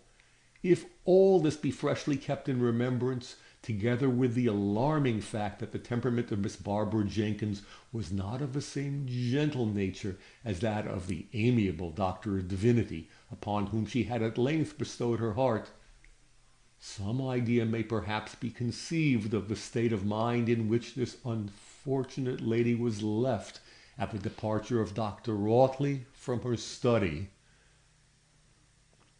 This ends Chapter 15 of Petticoat Government, Part 2, by Francis Milton Trollope.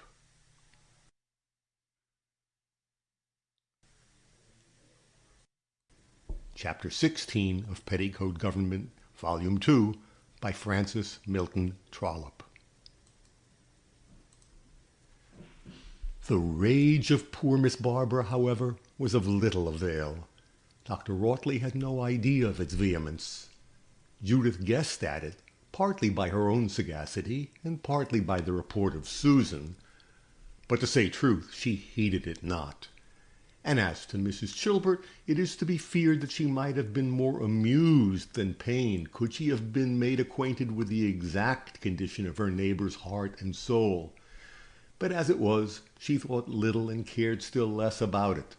She'd never thought Miss Barbara a fitting chaperone for her young friend, and her conduct in regard to Mr. Dorking had fully justified her in this opinion, so that she very generously rejoiced at her being removed, although it would rob herself of a pleasure which she had very keenly enjoyed. Judith, naturally enough, dreaded her first interview with Miss Barbara after Dr. Rawtley should have made her comprehend the present state of affairs, and in order to be able to meet her with the assurance that everything was finally settled for her removal, she employed the time occupied by Dr. Rawtley's explanation in writing the following letter to her Aunt Elfrida. My dear Aunt Elfrida, you may be a good deal surprised, But I hope you will not be very much displeased when I tell you that I wish immediately to avail myself of my dear, kind mamma's permission to reside either with you or my Aunt Barbara, and to take up my abode with you. My reasons for this I will explain when we meet, and I fancy myself that you will then think that I have not acted improperly. I do assure you, my dear aunt, that it is my wish to behave properly, and not to be troublesome to anybody if I can help it. But very strange things have happened here, and I might perhaps be afraid that they would be misrepresented to you, had I not the great good fortune of enjoying the affection and the advice of Mrs. Chilbert, with whom I believe you are well acquainted. It is a great comfort to me that I am able to tell you this, and to assure you that I've done nothing without her sanction and advice.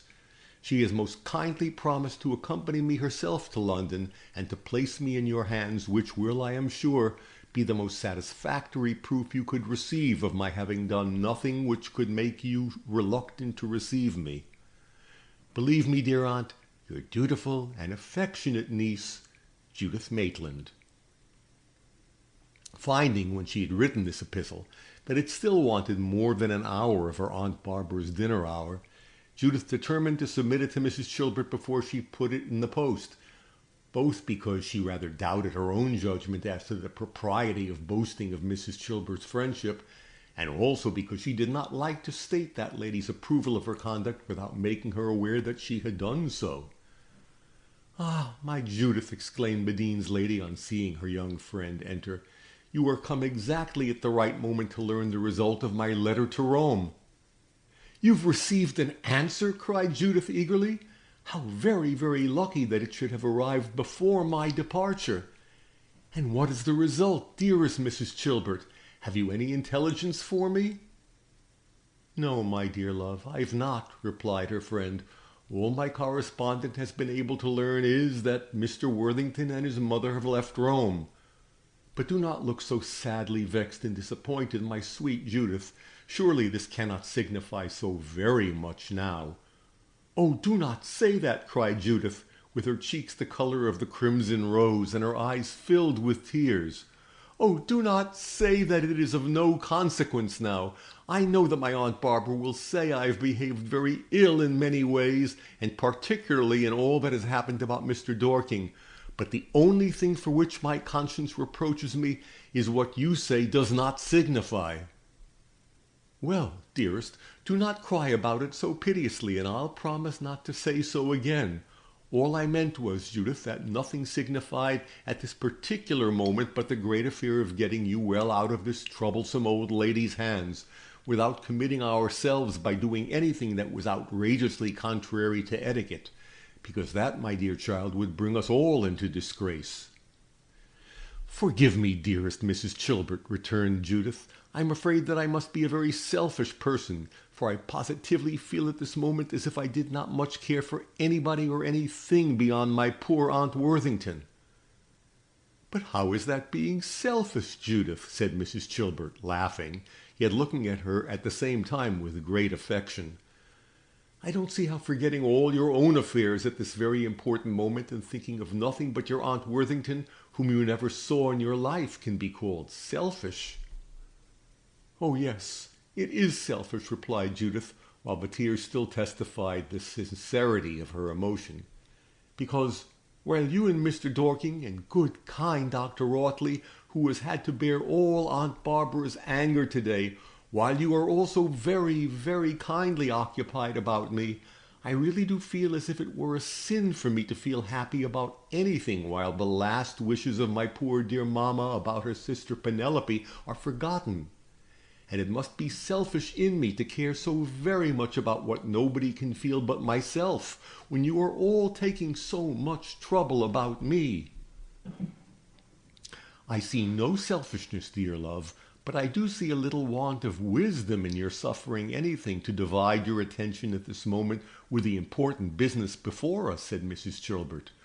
"When you are quietly settled with your Aunt Elfrida in London, I've no doubt that you will meet with some one or other who will be able to assist you in the search that you are so dutifully anxious to make. But upon my word, at this moment I do not think it wise or useful in any way to talk or think any more about it. Have you written to your Aunt Elfrida, my dear?" Judith answered in the affirmative, and presented her letter for inspection, stating her reasons for wishing that Mrs. Chilbert should see it before it was consigned to the post. "What a transparent-hearted little creature you are, Judith," replied her friend, after glancing her eye over the letter. "I must be a cross creature for quarreling with you for throwing open your heart to me on one thing when I love you so much for doing it on another. Nothing can be better than your letter. Seal it at once, dear, and I will send it to the post for you." This was immediately done, and the few moments which remained before it was absolutely necessary for the poor girl to return to the little ease of her dreaded Aunt Barbara's presence was judiciously employed by Mrs. Chilbert in dwelling upon the pleasure she should feel at delivering her from the clutches of her dragon, and conveying her to all the happy novelties of a first visit to London. "But what shall I do for a Mrs. Chilbert?" said Judith, shaking her head. "I don't wish you to find any more Mrs. Chilberts, Judith. We are only a variety of the genus tyrant. But now I have begun with you, it is quite as well that I should go on. And in exactly 2 months from this time, I have a dean's word for it that I shall be in London myself, and then I shall take you again into my own hands, and renew my favourite practice of making you do exactly what I bid you." Judith's joy at this announcement was expressed as vividly as it was felt. "And now then, I think I can face Aunt Barbara without even a shudder," said she. "I feel as bold as a lion. But do not keep me, or my courage will all evaporate, and I shall appear before her trembling like a silly sheep, which is a condition whereunto I do not intend that she shall see me reduced." But with all her boasting, poor little Judith did very literally tremble as, after preparing herself for the dismal dinner table, she crept down the stairs to take her place at it. For a moment it was certainly a relief to her to be told by William, when about to enter the dining-room door, that she must please not to mind dining by herself, as his missus was poorly like and did not mean to come out of her room. For a moment this announcement unquestionably produced a feeling of relief, but in the next the poor girl began to feel frightened at her absence. What did it mean? Was it intended as an expression of unspeakable anger? And what was likely to happen next? By degrees, however, Judith, young as she was, began to arrange her ideas and to take a very rational view of her own situation. She felt that at that particular moment she was certainly very dismally alone, and tears again filled her eyes as she thought of father, mother, brother, and sister, all so lately possessed and now forever lost. But her thoughts did not stop there. The wonderfully great good fortune which had given the friendship of such a woman as Mrs. Chilbert, and the love of such a man as Frederick Dorking to such a young, half-educated creature as herself, appeared to her, as it ought to have done, as being a blessing far greater than she had any right to hope for, and she blessed heaven for its goodness to her. And then gayer, lighter meditations followed, and the thoughts of leaving Westhampton and her Aunt Barbara made her heart beat with hope and happiness. Had she not known that Mrs. Chilbert was going out to dinner in the Close, it is probable that she would have run away from herself in order to chat with her. But it was better for her as it was, for before the cathedral clock, by striking 10, gave her notice that she was to put down her purse and take up her bed candle, a long train of useful, self-improving thoughts had passed through her young heart and head. She remembered that where much was given, much would be required. She made good resolutions and prayed for power to keep them. And when she laid her head upon her pillow that night, she felt as if she were considerably more than a day older than when she had quitted it in the morning. This ends Chapter 16 of Petticoat Government, Volume 2, by Francis Milton Trollope.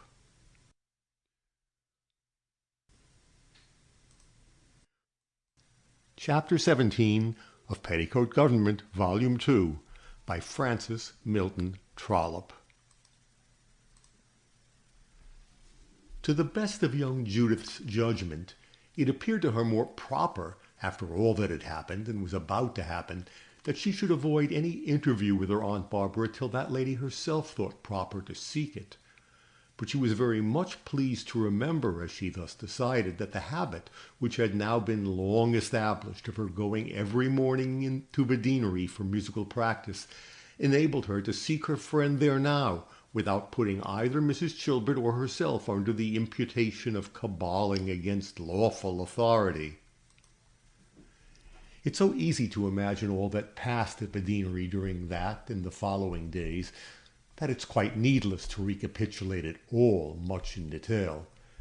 The answer from Miss Elfrida came exactly at the hour it was expected and contained the kind and affectionate welcome that had been anticipated. Mr. Dorking dined at the deanery on both the days that intervened before the departure of Mrs. Chilbert and Judith for London, but he was positively forbade to take his place in the same train, or even on the same day that the two ladies left Westhampton. The good dean approved this, as well as all their other regulations, and cheered the heart of the young heiress by telling her that he knew the impatient temper of his lady too well to attempt delaying their promised visit to London for above 2 months. Dr. Audley had, as he well deserved, his share in these pleasant, hope-inspiring farewells, and in answer to Mr. Dorking's assurance that there was no man whom he should be more happy to receive, both in town and country, as soon as the establishments he was about to arrange in both should be completed, declared that he could imagine no possible invitation that would give him more pleasure to accept. After stating these facts, nothing more remains to be told at present respecting Judith Maitland's adventures at Westhampton, and I may therefore announce her safe arrival at her Aunt Elfrida's lodgings in Green Street. It was not till after considerable meditation on the subject that Mrs. Chilbert at length decided that she would not prolong her chaperoneship of her young fellow-traveller beyond the house door of her Aunt Elfrida's lodgings. There were few things that could have served or even pleasured Judith which her friend Mrs. Chilbert would have shrunk from performing, but she very decidedly felt that she had rather not meet the first outbreak of Miss Elfrida's ardent curiosity respecting all the wonderful events that had occurred at Westhampton, and it was therefore at the above-mentioned house door that the two friends parted, but not without a promise from Mrs. Chilbert that she would pay her compliments to Miss Elfrida on the morrow. All this was settled before the carriage which brought them from the railroad station arrived at Miss Elfrida's door, and if it had not, all the precautions of the dean's lady would have been in vain, for Miss Elfrida, who had been living for the last hour at the drawing-room window, no sooner saw the vehicle stop than she rushed to the stairs and had reached the bottom just as Judith and a few of her packages entered. But Mrs. Chilbert, having made the intelligent servant who accompanied her comprehend that she did not wish to be delayed, made her retreat in perfect safety while Miss Elfrida was engaged in embracing her niece. When she had concluded the first long hug and looking up, perceived that the dean's lady was actually gone, and the house door closed, she uttered an exclamation expressive of something like despair. However, Judith succeeded in calming her by the assurance that Mrs. Chilbert would call upon her on the morrow. This, and the recollection of all she had to hear and all she had to say, restored her to a tolerable state of composure, and with one arm employed in carrying a carpet-bag, and the other thrown round the waist of her fondly welcomed niece, she mounted the stairs again in the very happiest temper and condition of mind imaginable. But much as she had to hear, and ardently as she longed to hear it, she could with difficulty restrain her personal feelings sufficiently to enable her to listen to it. Her vehement and not unnatural displeasure against her sister Barbara, from the trick she had attempted to play her respecting her share in the guardianship of Judith, was by no means subsided, and she felt perhaps a deeper interest concerning the conduct which had now driven the young Judith to leave her, and which she was quite prepared to find abominable, than for any other possible part of Judith's expected narrative. The intelligence she was so eager to gain was, therefore, for a considerable time impeded by the multitude of her own questionings and exclamations. She never had, she said, no, never in her life heard of anything one half so shameful as the conduct of her sister Barbara. Everything was completely of a piece from beginning to end. It was disgraceful, perfectly disgraceful. She was absolutely ashamed to listen to it. But pray, my dear, she suddenly burst forth, where is your maid, and where is your own footman? Have you not brought them up to town with you? Surely you've not been travelling without your own people, she added, with a little affected astonishment. My own maid, and my own footman, said Judith, laughing. What made you think that I had a maid and a footman, aunt? You don't mean to tell me, my dear, that you've not had your own servants to wait upon you, returned Miss Elfrida, lifting up her hands and eyes in the most indignant astonishment. No, indeed, aunt, replied Judith. I have had no servants to wait upon me except those of Aunt Barbara. I never thought of such a thing myself, and I don't suppose that Aunt Barbara did either. She certainly never mentioned it to me in any way. Then more shame for her, Judith. This is really and truly worse than I could have believed possible. No servants, and the Chancellor making an allowance of 600 a year. Oh, Judith, Judith, this is very bad indeed. You have been used shamefully, my poor child, most shamefully. I must hire a maid for you instantly, positively without an hour's delay. And yet it is necessary to be so very particular in London. I'll get the Times and read every advertisement before I sleep. And a footman, too. I must see about a footman immediately. Not even to bring a maid with you? It's too bad to talk about. Oh, too bad a great deal. No wonder that you did not stay with her. The only wonder is that you stayed so long. I understand perfectly well now, my dear, why you left her. Judith colored a good deal and felt very considerably embarrassed as she listened to all this, conscious that the real cause of her change of domicile was of so very different and so much more important a character. It was not at last without considerable difficulty that Judith could keep her indignant partisan silent long enough to make her understand that she would not have considered anything which merely affected her personal convenience as a sufficient cause for taking so decided a step as leaving her Aunt Barbara's house, when she had covenanted to remain with her 2 months longer. Then what was the real reason of your coming away, my darling? Exclaimed Miss Elfrida, staring at her with eyes distended to an unusual size by interest and curiosity.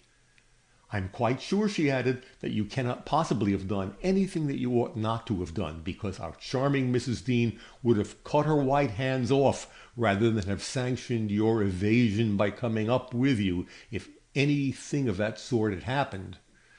Tell me then at once, my sweet Judith, for you have contrived positively, if I may be permitted, the use of our dear Hamlet's words, to stretch my thoughts beyond the reaches of my soul. Judith smiled at her sublimity of expression, and immediately roused all the courage within her to the making a fair statement of her youthful love, and the obstacles which Miss Barbara had thrown in the way of it.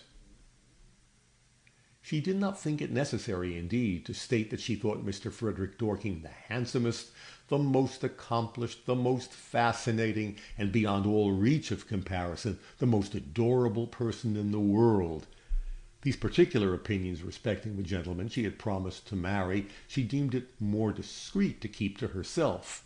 But with this exception, her communications were tolerably confidential.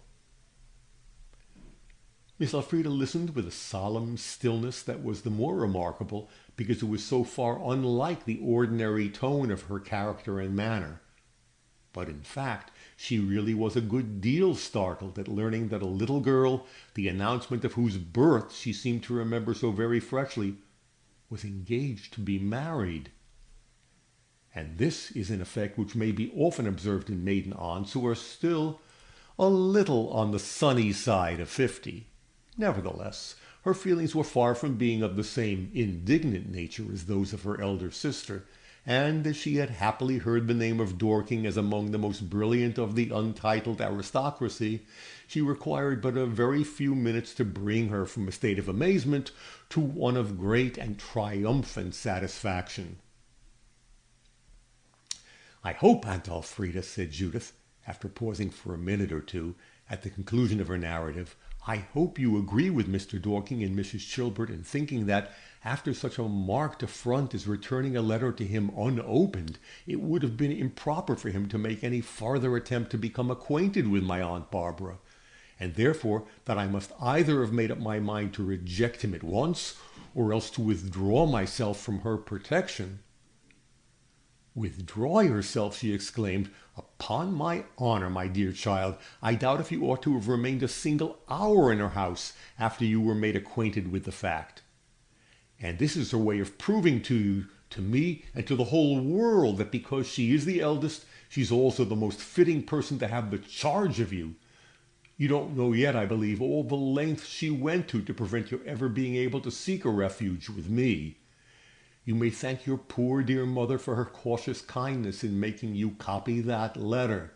She burnt the letter, my dear, and had there been no copy of it, you must have probably waited till you were 21 years old, my poor Judith, before you could have been emancipated from her.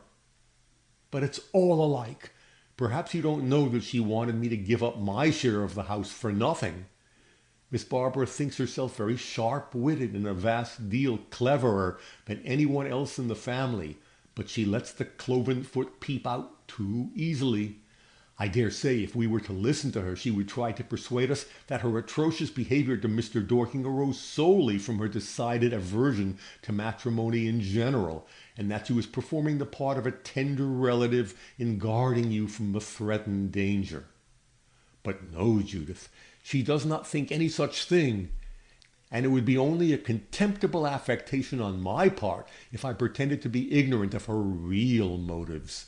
There's no use in mincing the matter, disgraceful as it is to avow the truth, or rather disgraceful as it is to have such a truth to avow.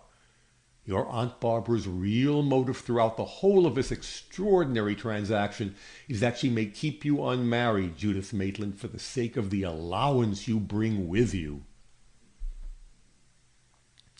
Poor Judith blushed with a very painful feeling of shame at hearing this suspicion so very broadly stated, though certainly it did not come upon her now for the first time, as it had been pretty intelligibly alluded to by Mrs. Chilbert. She said not a word in reply, and this silence avowed her belief in the truth of the statement with sufficient clearness to prevent Miss Elfrida from dwelling any longer on the theme. She only nodded her head as she looked rather steadily in the face of her niece and said, "Yes, yes, my dear, your looks speak exactly the truth. It is too plain to be pleasant, so we will talk no more about it. We shall have pleasanter things to think of, shan't we?" Judith eagerly expressed her accordance with this opinion, and then, partly by way of effectually changing the subject, and partly from the faint hope of learning what she so greatly wished to know, she told her aunt of all the useless effort she had made to discover the present residence of her Aunt Worthington, and asked if she could give any clue by which further inquiries could be made. Never was there a more sudden and disagreeable change in the expression of a countenance than that exhibited by Miss Elfrida Jenkins on hearing this question. It was like the sudden extinction of gas lights in a theater.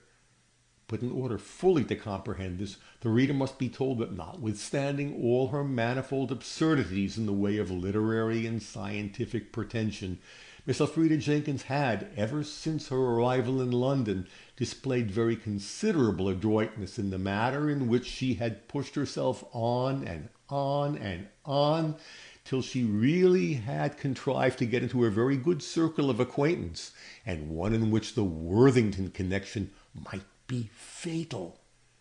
Nothing, perhaps, helps this sort of business more than the adopting some particular line, in which those who take the lead find it convenient and indeed necessary to obtain a large train of those whose destiny it is not to lead but to follow. Many gentlemen and more ladies who love and patronize art, whether in music, painting, or sculpture, find it necessary, if their object be the making themselves influential patrons and patronesses, to admit a vast many people to their personal acquaintance who would never have enjoyed the honor were not their banknotes and sovereigns exceedingly useful, and very easily brought under command by this means. Even science divine is not exempt from the human necessities which render this sort of patronage a very sadly great utility.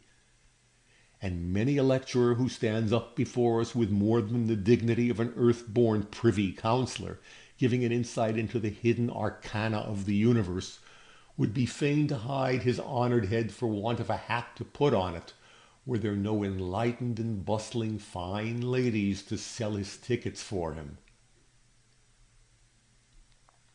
Miss Elfrida Jenkins found all this out with wonderful quickness and perspicuity, and that she had some talent was very decidedly shown by the steady perseverance with which she contrived to take tickets, and costly tickets too, whenever she found that the doing so would assist her object, even if her breakfasts and dinners suffered thereby.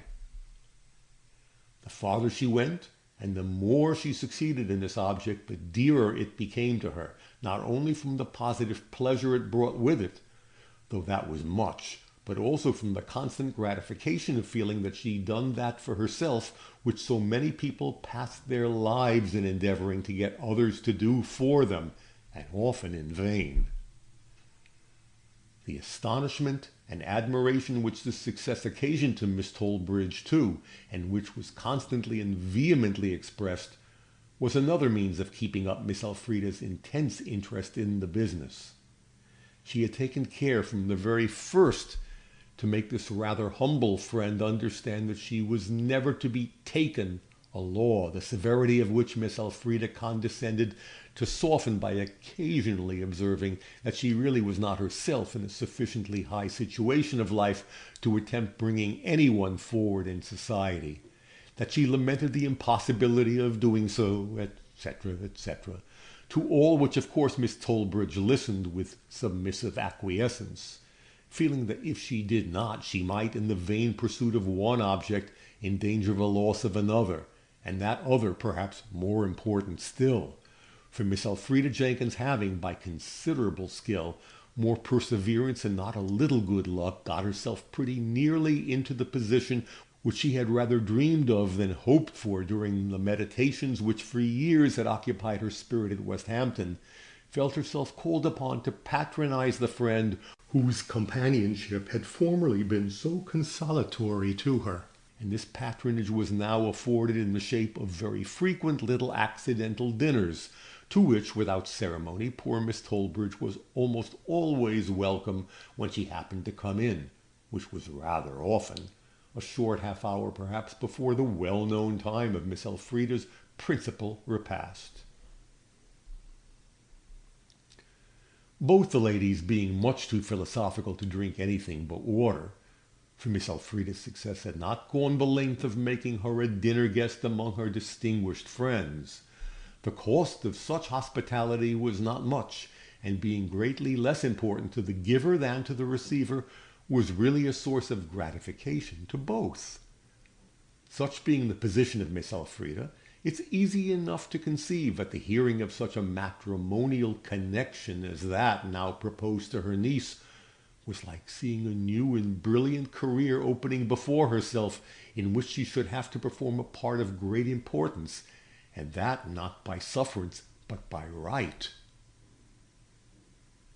From the moment she became acquainted with the facts which Judith had, of course, been really obliged to relate in order to explain the change of residence, Miss Elfrida's admiration and love for her knew no bounds. The advantages of the very handsome allowance she was to receive with her were, in her estimation, absolutely not worth thinking of, in comparison to that of being aunt to a peeress, with a revenue, at the very least, of 14,000 a year. She really looked at the unconscious little girl, as she thought of all this, with feelings very nearly approaching adoration, and might in this way have done her still but half-formed character very great injury, had Judith been sufficiently at leisure to observe and appreciate the influence she had obtained. But fortunately, this was not the case, for she was still so merely a child in many respects that not even her tender devotion to her absent lover could prevent her being too much excited and amused by the multitude of new and striking objects by which she was surrounded to leave her any leisure to speculate upon the feelings of her good-natured Aunt Elfrida. The stay of her kind friend Mrs. Chilbert in London did not, on this occasion, exceed a few hours, for such had been the condition upon which she had obtained the indulgent dean's permission to perform the really important service of becoming travelling chaperone to her young friend. And when she was gone, Judith acceded with a readiness more accordant with her age, perhaps, than with the sober dignity of her position as an engaged woman, to all the sight-seeing projects that her devoted aunt proposed to her.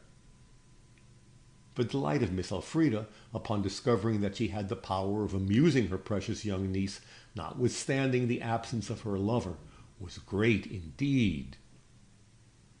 Frederick Dorking had very properly betaken himself to the residence of his parents for the purpose of informing them of the important step he had taken, and his first letter to his lovely bride-elect conveyed to her the agreeable intelligence that his parents were perfectly satisfied with his choice in all that respected her fortune and position in life, for the name and reputation of her distinguished father were well known to them, and his mother with her own hand added a very amiable postscript, assuring the chosen of her dear Frederick's heart that she looked forward to the making her personal acquaintance as to one of the happiest moments of her life, for that she knew the fastidious delicacy and refinement of his taste too well to feel the least doubt that the lady he so passionately wished to make his wife would prove exactly all she should most wish to welcome as a daughter. This charming letter made Judith feel very happy, even though it conveyed the anything but welcome intelligence that her lover would not be in London for some weeks, the only condition appended to the consent to his wishes, which had been so freely accorded, being that Frederick should remain with them till they could all come to town together, which could not be till the middle of the following month, in consequence of workmen being in possession of their London mansion at the present moment. This ends Chapter 17 of Petticoat Government, Volume 2, by Francis Milton Trollope.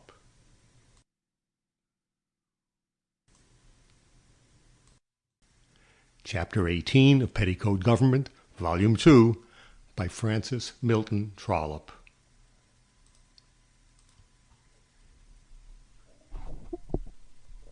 Judith's first feeling at learning that Frederick Dorking would not arrive for several weeks was very painful, and the more so because there was nobody to whom she could express it.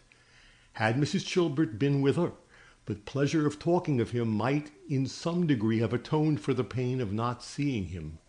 But talking about him to poor dear Aunt Elfrida would have been really too ridiculous. And so poor little Judith actually crept up to her own room and, locking herself in, indulged for a few minutes with weeping in secret.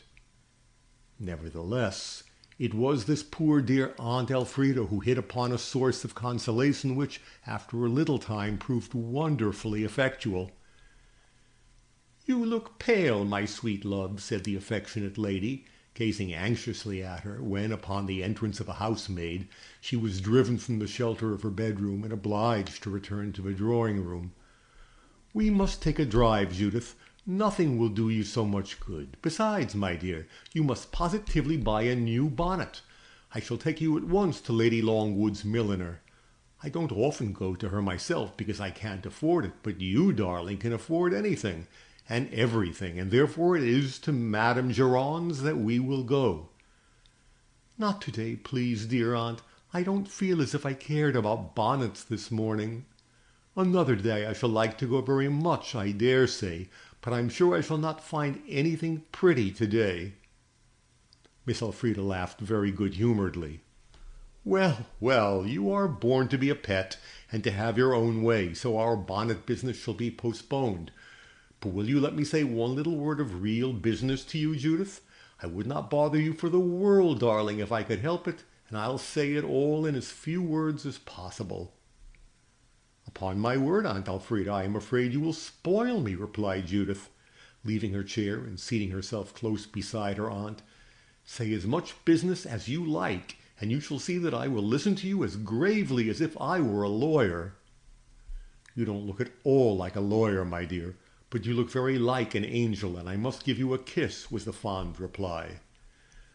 "But what I have to say is real business, Judith. You cannot understand as yet, but you will by and by, how perfectly impossible it is for a young lady like you to live in London without a carriage.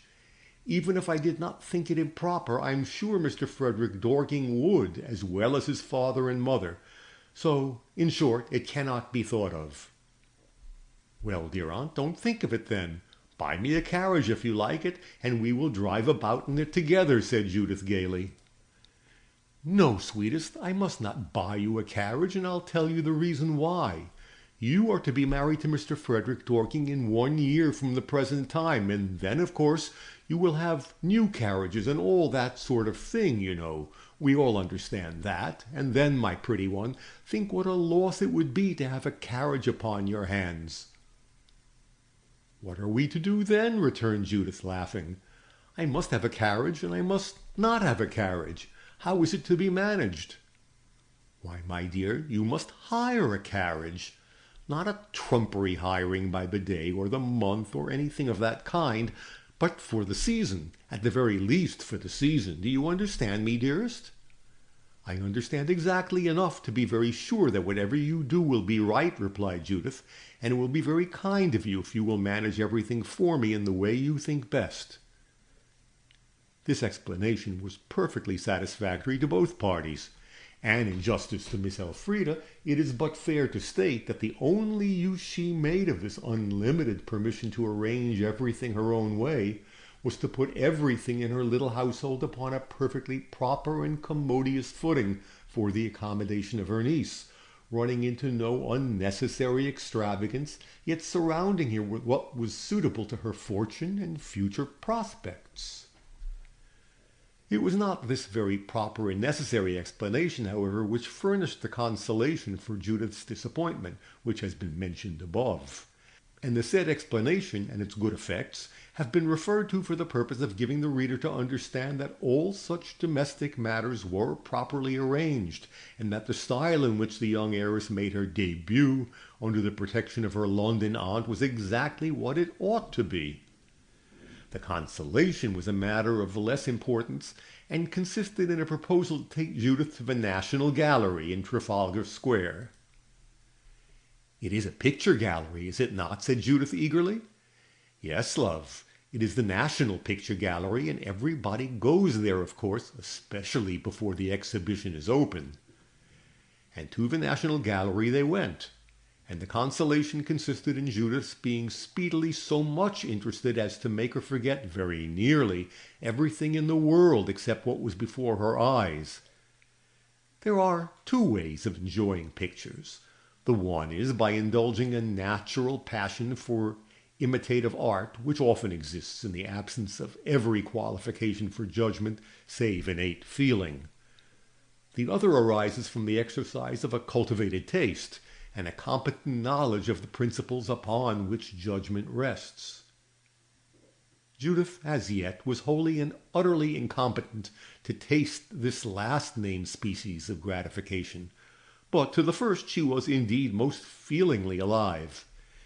She would have given much could she have been alone. Her aunt's anxiety to make her see everything interfered greatly with her enjoyment. When once a picture had got possession of her, it was like being torn away from a half-read volume of the deepest interest to make her move on to another. And when at last she reluctantly consented to leave the rooms, she felt so completely exhausted as to be totally incapable of taking part in the gossiping conversation to which the high spirits enjoyed at that moment by Miss Elfrida particularly disposed her. Yet poor Judith really tried to exert herself and to be agreeable, but the effort was a vain one, so much so indeed that her aunt at last stopped short abruptly in the midst of a very lively harangue upon the superiority of London to Westhampton as a residence, exclaiming, "Judith, my darling, you are ill."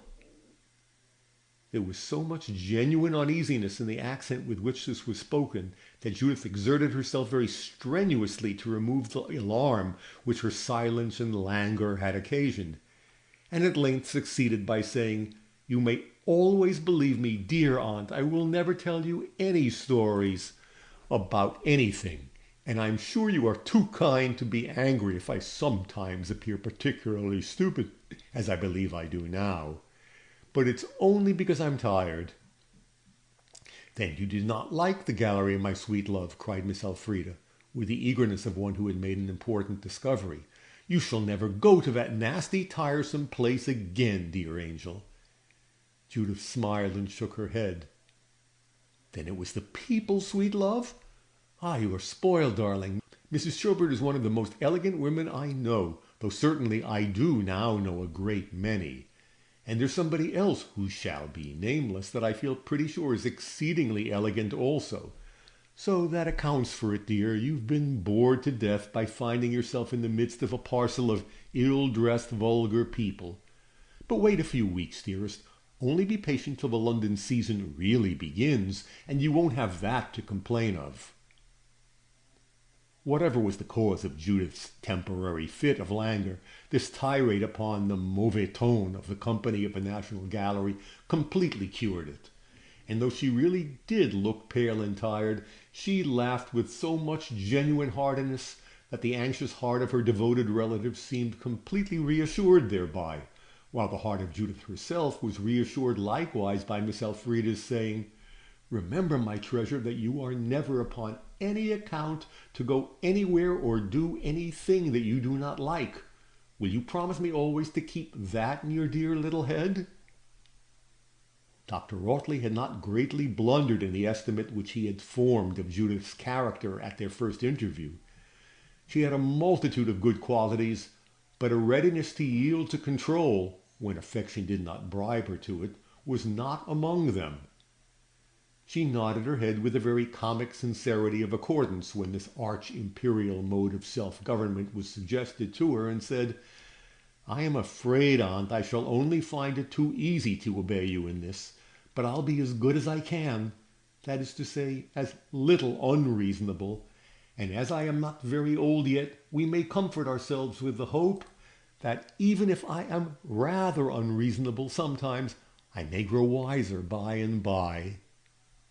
"You are a perfect angel in every way," was the reply.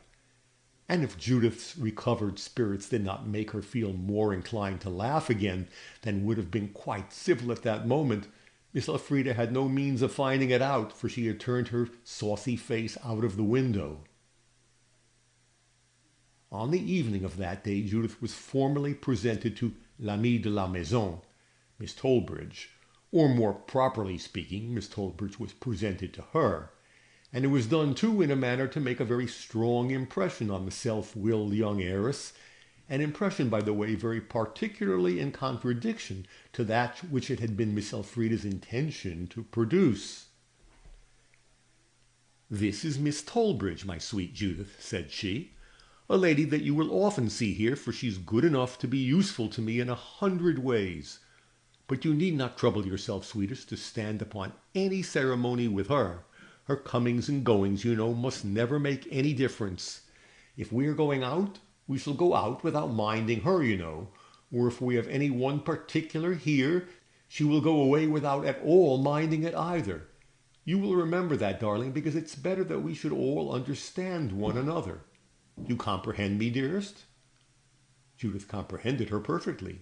She comprehended that Miss Tolbridge was a person whom her Aunt Elfrida gave her leave to treat with all possible impertinence, setting her the example herself.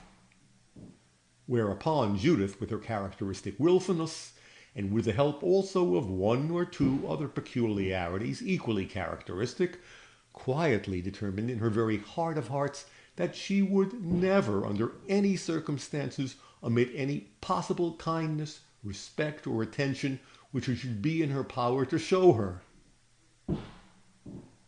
Her answer, however, indicated nothing of all this to Miss Elfrida. "Very well, aunt," very soberly uttered, being all that she said.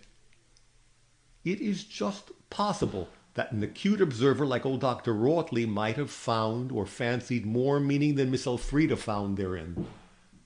But even if she had done so herself, her rejoinder would have consisted then, as it did now, in an enthusiastic enunciation of some loving epithet which, to say truth, our presumptuous heirs had already become so certain of hearing that it did not produce any very powerful effect upon her feelings. This ends Chapter 18 of Petticoat Government, Volume 2, by Francis Milton Trollope.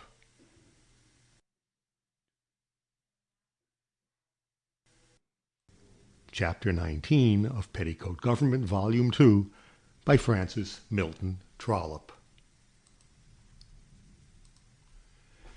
Poor Miss Tollbridge was in truth rather poorer now than when we parted with her last, for her brother was dead, and before he departed this life he had got himself into so bad a scrape with an unmerciful landlady that he must have died in a prison had not his unfortunate sister consented to sink forever a portion of her miserably small income in order to extricate him. She was now, therefore, poor soul, still less inclined to quarrel with Miss Elfrida's bread and butter, because it was not always seasoned with kindness, and even when that comparatively well-endowed and decidedly distinguished personage first took up her abode in London. All visions of being invited to make part of her establishment had, of course, long ago melted away. But the ladies were, nevertheless, still useful to each other, and for this reason their intercourse was still constant and frequent. Miss Elfrida, however, was by no means aware how useful she was to her humble friend when, for the purpose of putting her in her proper place, as she would have termed it, she took the trouble of making Judith fully acquainted with all the most disagreeable circumstances of poor Miss Tollbridge's position, principally for the purpose of putting her upon her guard against the danger of becoming too familiar with a person in such a lodging, and with such a total absence of everything that was most essential to the situation of a gentlewoman, but also partly for the pleasure of pointing out the enormous distance which her own station in society rendered inevitably necessary between herself and her old acquaintance. It would have been wiser had she let the subject alone, for though Judith was greatly comforted by finding that her ardent love for Mr. Frederick Dorking and her approaching marriage with him were as vehemently approved by her Aunt Elfrida as they had been vehemently opposed by her Aunt Barbara, she was not the sort of girl to give up her judgment on all points because she was satisfied on one. Neither did she find her sympathy at all awakened by the immense mass of tender epithets with which her aunt loaded her, and before she'd been 48 hours in the house she had left the drawing-room twice, solely because she was so desperately weary of being called angel and darling. After all, this was but a trifle, however, and in matters more important everything seemed to go on admirably. Before Judith had been 10 days in London, she found herself with an extremely intelligent hairdressing, mantua-making lady's maid, and with a carriage, horses, coachman, and footman constantly and entirely at her command. The contrast between this system and that of her Aunt Barbara was sufficiently striking, and there could be no great doubt as to which she was likely to prefer. And yet it is a positive fact that if Judith had questioned her own heart upon the subject, she would have found it difficult to decide which of her two aunts was most thoroughly distasteful to her. Miss Barbara had treated her like a child, but Miss Elfrida had treated her like an idiot. But the real point upon which she found them both so utterly unlovable, to use the word which suggested itself to her when meditating upon the subject, was the interested selfishness which she found it impossible to be blind to in either. More than once, after she had retired to her own room for the night, dismissed her maid, and laid her young head upon the pillow. She did not sleep, but passed the hours, at least a portion of them, in meditating upon the character of the mother she had lost. Was ever contrast more complete, thought Judith? Mamma seemed never to think of herself. She was forever and forever trying to do good or to give pleasure to someone. Oh, why have I lost her, and lost her so very soon? Had she lived, I might have grown like her, and now who knows what I may be like? And then her thoughts wandered to her Aunt Penelope, that still unknown sister of her dear mother. And not only because she was still unknown did the heart of poor Judith cling to the idea that in all probability she was more lovable, but because, as she well knew, that dear mother had in truth loved her better. Am I then never to find her, murmured Judith? And again she tormented herself by trying, vainly trying, to hit upon some scheme for achieving this. In London, where there are so many thousands of people, there surely must be somebody that could tell me if I could but be happy enough to find them, thought she. And then she determined to make an experiment on the morrow as to whether some of the immense quantity of love professed for her by her Aunt Elfrida might not be made to exercise itself in endeavoring to find out what she was so painfully anxious to learn. Having come to this sage resolve, she once more turned upon her pillow and this time went to sleep. Her first thought on the following morning was concerning the best way of putting this resolution in practice. She had not forgotten the cold discouragement of the answer which she had received from Miss Elfrida when she had written to her on the subject, nor the cold silence which had followed her former questioning. Nevertheless, she tried to persuade herself that it was next to impossible to be called love and darling one moment, and to be told the next that an object in which her wishes and affections were so very deeply concerned was to be put aside, because the pursuit of it might be attended with some uncertainty and some trouble. The reality, however, was greatly worse than her very worst fears had predicted. The conversation began by Miss Elfrida expressing her hopes that her darling little angel had slept well. "Why, I cannot say I did sleep very well," replied Judith. "At least I certainly did not sleep very much, for I heard the clock strike 3 before I began my sleeping business at all." "My treasure!" exclaimed the fond aunt, in an accent of the most tender alarm. "What could have occasioned this, my Judith? Remember, you must always tell me, sweet one, if you find anything in your room, or more especially in the bed where that dear little head reposes, which is in any way disagreeable or uncomfortable to you. I would have every upholsterer in London set at work upon it, my Judith, rather than not have it remedied." "You are too kind, my dear aunt," replied Judith, feeling more than half ashamed at listening to such unbounded effusions of affection, while conscious that she felt little or no power to return it. But the fault was less in the bed than in the head that rested on it. Nevertheless, I think that the kindness that would do so much to smooth the one might help to tranquilize the other. "You dear angelic creature, how divinely you express yourself!" cried Miss Elfrida rapturously. "Only tell me how this tranquilizing may be achieved, and you shall see that I will speedily set about it. I suspect already that I guess the nature of it, my darling.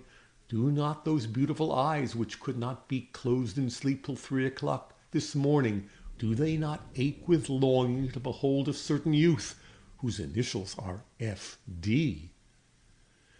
"No, that is not it," replied Judith, slightly coloring and slightly frowning also.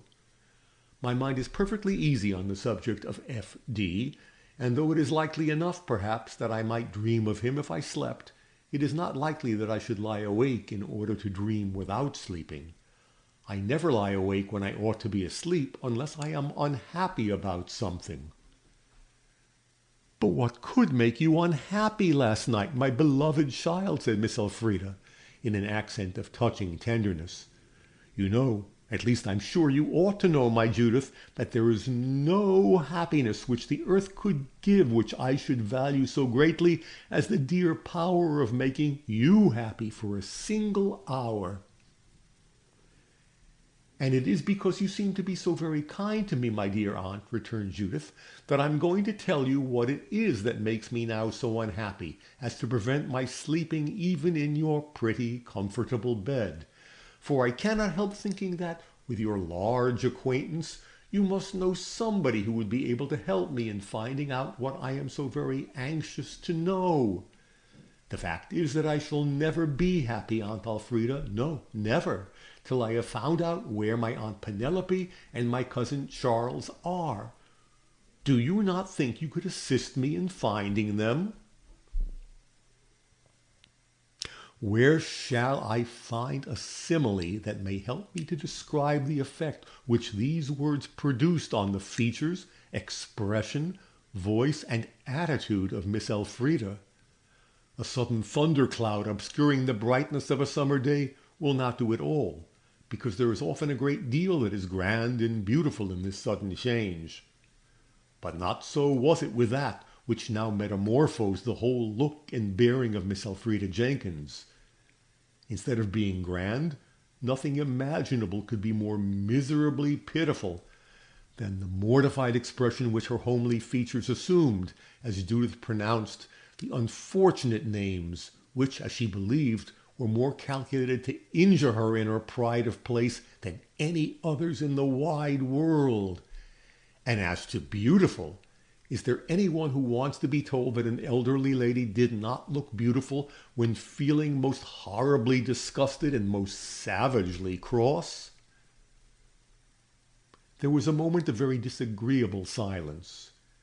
Judith had already said exactly what she wanted to say, and therefore said no more, and as for Miss Elfrida, she was for a short period too nearly choked by anger to say anything.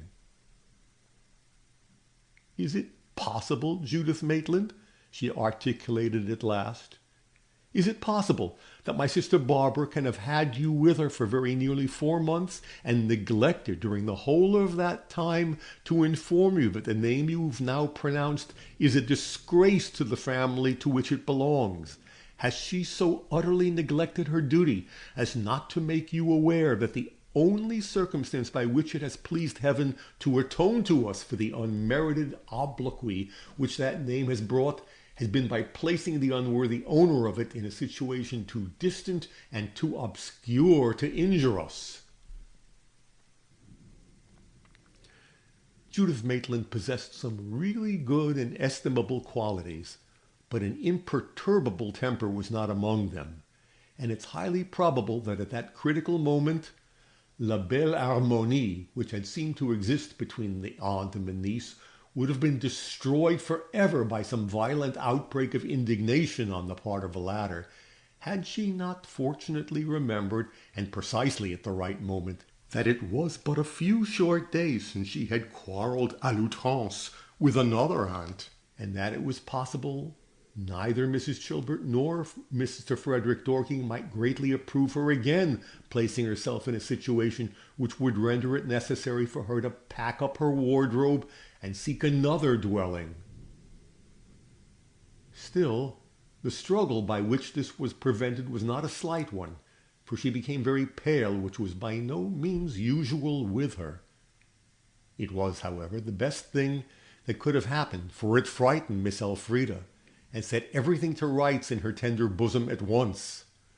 Her reasonings upon the inexpediency of a quarrel had been as rapid and as effectual as those of her niece, and though as firmly resolved as ever to prevent so splendid a prospect as that which was opening before Judith to be marred or obscured in any way by permitting her to come in contact with connections so deplorably disgraceful as the Worthingtons, she wanted but a moment's reflection to convince her that there were better ways of preventing it than by quarrelling with the future peeress, or than by making her turn as white as a sheet by scolding her. In short, Miss Elfrida felt greatly ashamed of her own violence, and did all she could to atone for it by saying, with a charming smile, "How silly I am, my sweet girl, to permit you to see how deeply the ill conduct of my sister Penelope wounded me. She was a very lovely young woman, my dear Judith, and one whom all her family might have been proud of, had she not committed an act so utterly, so every way disgraceful. Just fancy, dearest, what it would be if you were to fall in love with your footman." And Miss Elfrida shuddered from head to foot, and Judith shuddered too, but not exactly in sympathy. Her thoughts shot off from Miss Elfrida and her dainty little drawing-room to the walls of the National Gallery, and her heart whispered, "He, too, was a painter." It was a whisper because nobody heard it but herself, but it was deep, distinct, and marvelously effective in its power of screwing her courage to pretty high resistance pitch. In short, both ladies at the same moment vowed to themselves a very solemn vow.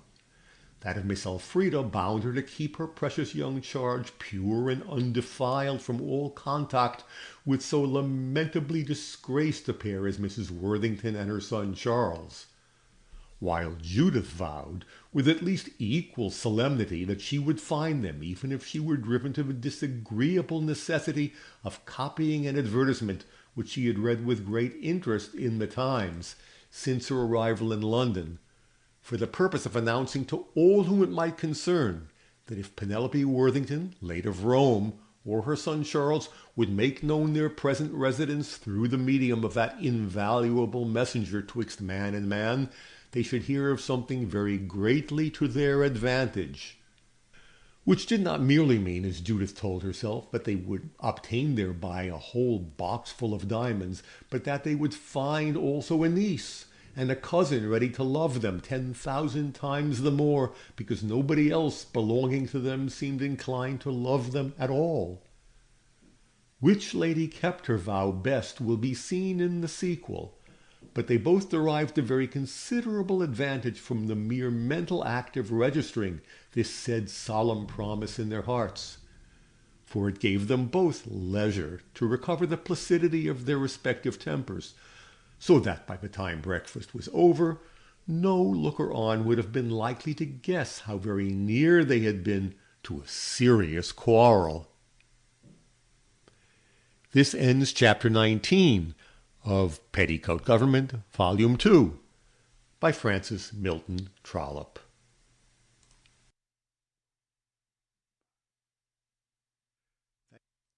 Chapter 20 of Petticoat Government, Volume 2, by Francis Milton Trollope.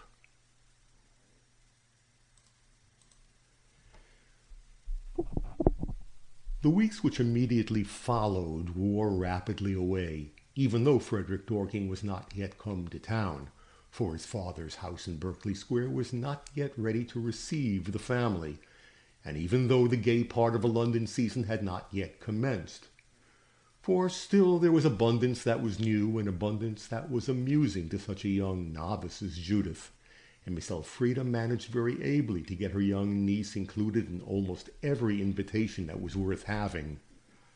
The difficulty of doing this was indeed not very great, for youth, beauty, and wealth, with a faultless toilet, amiable manners, and a magnificent voice, ever good-humouredly at the service of those who wished to hear it, altogether furnished forth a guest for whom it was not very difficult to obtain invitations.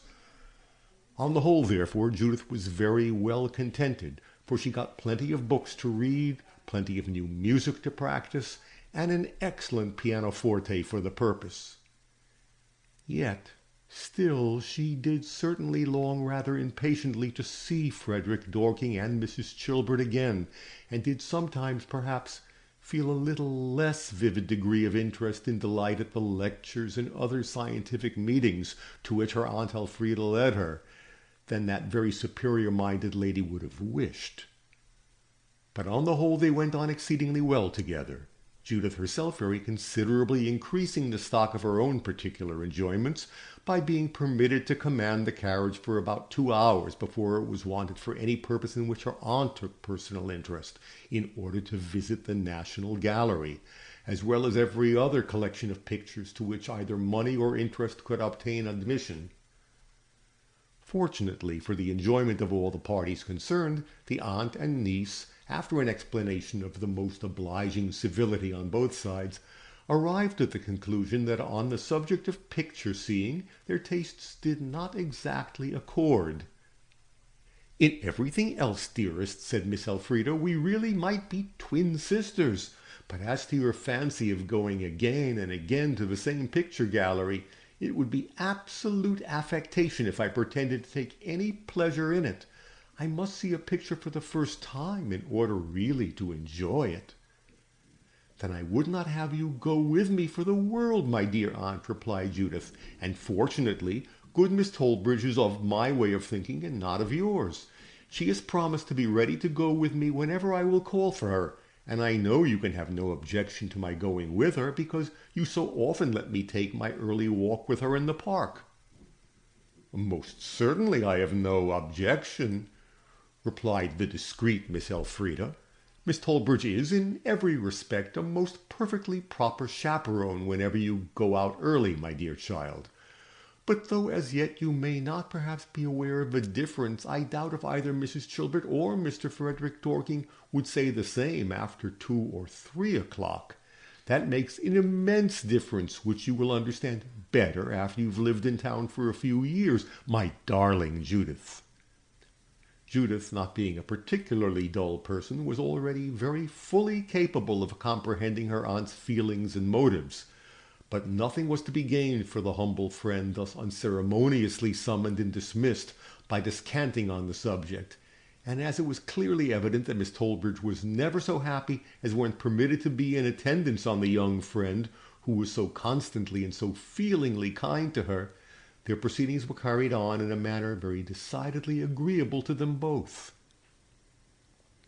In this matter, Judith became more familiarly acquainted with the treasures of art to be found in London than one in 1,000 of its inhabitants of any age or sex.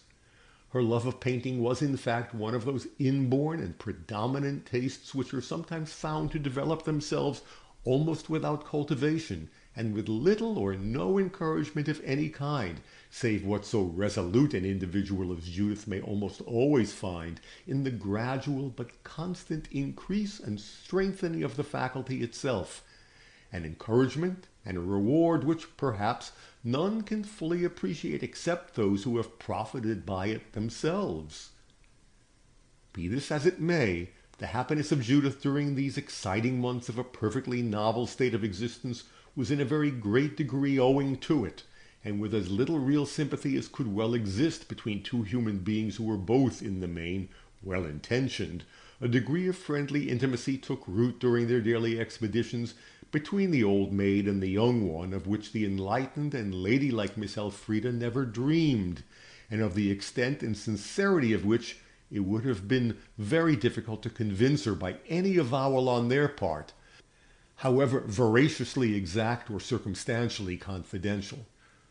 For what could have appeared more preposterously improbable in her eyes, or indeed in those of most people, than that a brilliant young heiress just stepping forth into the sunshine of her prosperous existence, conscious both of beauty and talent, conscious too both that she loved and was beloved by one as highly and as brightly favored by nature and by fortune as herself, should feel her heart touched, won, and very firmly bound to a poor, plain, needy, isolated, quizzical, middle-aged spinster who possessed neither shining qualities nor brilliant talents of any kind? Yet such was most decidedly the fact. And what was the charm, can you guess, which made them so fond of each other? Wholly and solely on Judith's side, it was the charm, the sweetly soothing, heart-warming charm that forever accompanies the consciousness of conferring real benefit and innocent enjoyment upon a fellow creature. It was, in fact, precisely the reward which our great master offers when he utters the simple-sounding command, "Love one another." On the side of Miss Tollbridge, it was just as simple, just as natural, and therefore as exactly what it ought to be. She felt the sweet young kindness shown her at the very center of her heart, and its pulses beat all the better for it. Poor solitary soul! Judith Maitland was, in truth, a kind-hearted little girl, but this would not have sufficed to have made her arrival in London so great a blessing as it certainly was to the desolate spinster, had nothing occurred to awaken another equally marked propensity of her nature. Judith had within her a feeling of hatred to oppression so strong as to form very nearly the master feeling of her mind. There was but one other which could be said to rival or even approach it in intensity, and this was the devotion of heart and soul which her nature seemed to offer spontaneously when she found, or fancied that she found, talent and worth combined. To be enlightened and to be good she held to be the nearest approach to perfection that any mortal could reach, and her heart and intellect seemed to hold themselves ready to bend, bow, and swear allegiance to the union wherever she could find it. She did not fancy that she had found it in Miss Tollbridge, but she did more than fancy that her position was not a happy one, that the means she possessed did not suffice to provide her with such necessaries and comforts as she had been accustomed to enjoy, and might fairly have hoped for from the station in which she was born, and moreover, that these inabilities and deficiencies in her means of existence did, strange to say, create both the inclination and the courage in the mind of Miss Elfrida to treat her with a freedom that was very closely allied to impertinence. All this formed a very sufficient fund of feeling from which such a heart as Judith's would be likely to derive an impulse strong enough to supply an unceasing flow of kind offices, and possessing as she did ample power to render these kind offices essentially beneficial to their object, it naturally and inevitably followed that she received very great pleasure, as well as very great accommodation from her frequent intercourse with Miss Tollbridge. Nobody with the least genuine knowledge of the human heart could have been surprised at seeing the quiet but deeply happy look of Judith while she watched the improving aspect of Miss Tollbridge's ci-devant bare and cold-looking second floor, as a nice clean carpet seemed to spring up beneath her feet, while the painful old horsehair sofa gave place to a thoroughly comfortable couch, and while chairs, tables, and even the tottering old fender were in like manner metamorphosed from miseries to mercies. Of poor Miss Tollbridge's share in the satisfaction thus produced no explanation is necessary, but not only were her spirits cheered, her heart was touched also and softened to the very center by Judith's kindness, and I suspect that it may be fairly doubted whether the most powerful homily ever composed on the vileness of man's fallen nature has produced as salutary an effect on the moral feelings of any individual that ever existed as Judith's joyous outpourings of good nature produced on the sadly soured spirit of poor Miss Tollbridge. Meanwhile, the tedious weeks of waiting wore away, and the Dorking family took possession of their highly finished and very elegant mansion in Berkeley Square. Perhaps Judith was more obliged to her Aunt Elfrida than she would have in her own heart been pleased to confess, for the perfectly successful result of her first presentation to her intended mother-in-law. That very elegant and very fashionable lady was exceedingly devoted to her son, who was not only her only son, but her only child, and was moreover very handsome, very elegant, very accomplished, very amiable, very rich, and to crown all, very independent. It was this last peculiarity, perhaps, which led a lady rather lofty in her bearing, haughty as to her usual manner, and decidedly disposed to think that it was more fitting for her to exact respect than to pay it. Doubtless it was this peculiar degree of independence both in the temper and the position of her son, which was the cause of her deciding, after a good deal of meditation on the subject, that she would pay the lady he had chosen the flattering compliment of a call. Her son was greatly pleased, and expressed this pleasure warmly, and Mrs. Dorking really looked pleased too, as she witnessed his satisfaction. But had Miss Elfrida been Miss Barbara, and the pretty modish-looking lodging in Green Street, Grosvenor Square, with the tall, well-dressed footman, been metamorphosed into the grim-looking mansion at Westhampton, with old William in his old livery to open its door, it is highly probable that Mrs. Dorking would never have made that door a second visit, nor would she, instead of setting a multitude of influences at work to cure her son of a passion which, in that case, would have been most vehemently distasteful to her, have declared herself, as she did, enchanted beyond the power of expression with the approaching connection. Nothing, in fact, could have been better managed than this first important interview between Mrs. Dorking and the young lady who was about to be honoured by a union with her son. The day fixed for the arrival of the Dorking family in London had been announced to Judith in a letter from her lover, and very considerable was the agitation, both of aunt and niece, upon receiving the news. On Judith, this effect was only perceptible by her being unable to read a page of any book steadily from the beginning to the end, and with a few other nervous symptoms of the same kind. But in Miss Elfrida it produced a degree of energetic activity which led to the very happiest results. A set of soft, beautifully embroidered muslin curtains, which, though purchased immediately after Judith's arrival, had been hitherto preserved in dustless delicacy, were now suspended before the plate-glass windows. A huge mirror, made happily attainable by the removal of an odious tax, was so placed and so curtained at the bottom of the room as to delude the eye into believing that another pretty drawing-room lay beyond. And mignonettish gales filled the air, and delicate roses bloomed, and the handsome pianoforte was open as if to promise harmony. And Miss Elfrida was habited in sober satin, precisely as a Miss Elfrida ought to be habited, and in short, everything was exactly as it should be when Mrs. Dorking and her son Frederick entered the room. The effect produced on the sensitive nerves of the elegant Mrs. Dorking was precisely everything that Miss Elfrida wished, and the transitory but effectual circular glance of that lady, as she entered the apartment, settled upon the ladylike elderly spinster with great complacency. But where was Judith? Judith Maitland was not a very timid, nor in any way an awkward girl, but she did dread this visit from Mrs. Dorking excessively.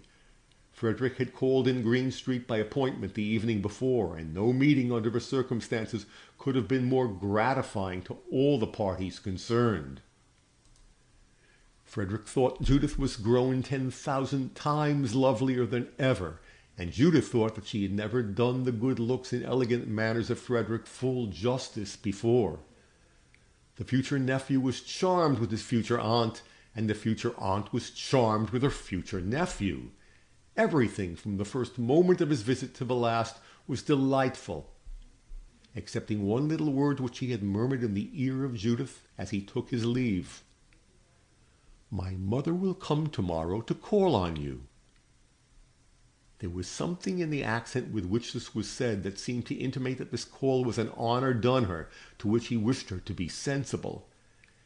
And having said this, he tenderly pressed the hand he felt, and added, "Oh, my sweet Judith, I am so very, very anxious she should like you." I know not how it happened, but though these words were spoken with the utmost tenderness, they frightened her. Had he said instead that he hoped Judith would like his mother, the effect would have been very different. Her whole heart would have flown to her lips, and she would have answered, "Ah, fear not for that. Be very sure that I shall like her." But what could she say now? She knew not what to say, and therefore she said nothing. But on him the effect of her silence was so transitory as to be really of no consequence whatever. He would have liked, perhaps, to hear her reply, "I hope she will," or I will do all I can to make her. But her not saying anything was absolutely forgotten when he felt something like a slight pressure from a little hand that was clasped in his, and heard, or fancied he heard, something like a very gentle little sigh. Had not Miss Elfrida been present, there could be no doubt that he would have fallen at her feet, and in that impassioned attitude have repeated the vows that bound him to her. But as it was, he could only whisper the word "Angel," and add, "Tomorrow. We meet again tomorrow, my Judith." And then, with a bow that spoke not only of grace but of all kinds of amiabilities beside, he took leave of Miss Elfrida in a way that made her exclaim, the moment he'd closed the door, "Judith, that is decidedly the handsomest and most fascinating man that I ever saw in my life." Judith felt not the least inclination to differ from her in this opinion, but nevertheless there was something like a feeling of heaviness at the bottom of her heart, as she thought how she should feel if it should unfortunately happen that Mrs. Dorking did not like her. This ends Chapter 20 of Petticoat Government, Volume 2, by Francis Milton Trollope.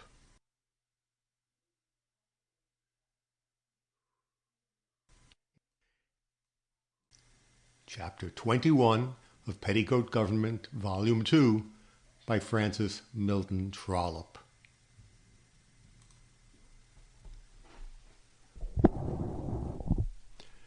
Before this dreaded visitant arrived on the following morning, Judith had, however, contrived to school herself into a tolerably tranquil state of mind.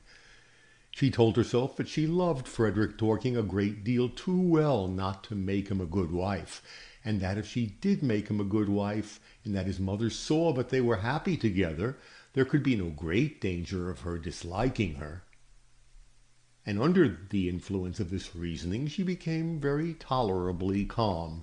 She could not read, indeed, that she found was quite beyond her power, but she managed to sit very respectably still at her work, only she preferred having the pretty little work-table that was sacred to her use placed in the oval recess of the back drawing-room window.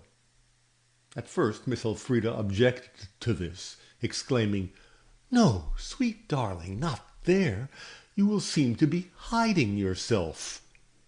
But upon Judith's persisting, though with no better argument than "Never mind, aunt," the amiable spinster yielded, and after she had done so, felt disposed to think that the young lady could in no way have placed herself to greater advantage, for what with flowers and curtains and bergère and work-table, all in the very best style, the little picture was quite perfect.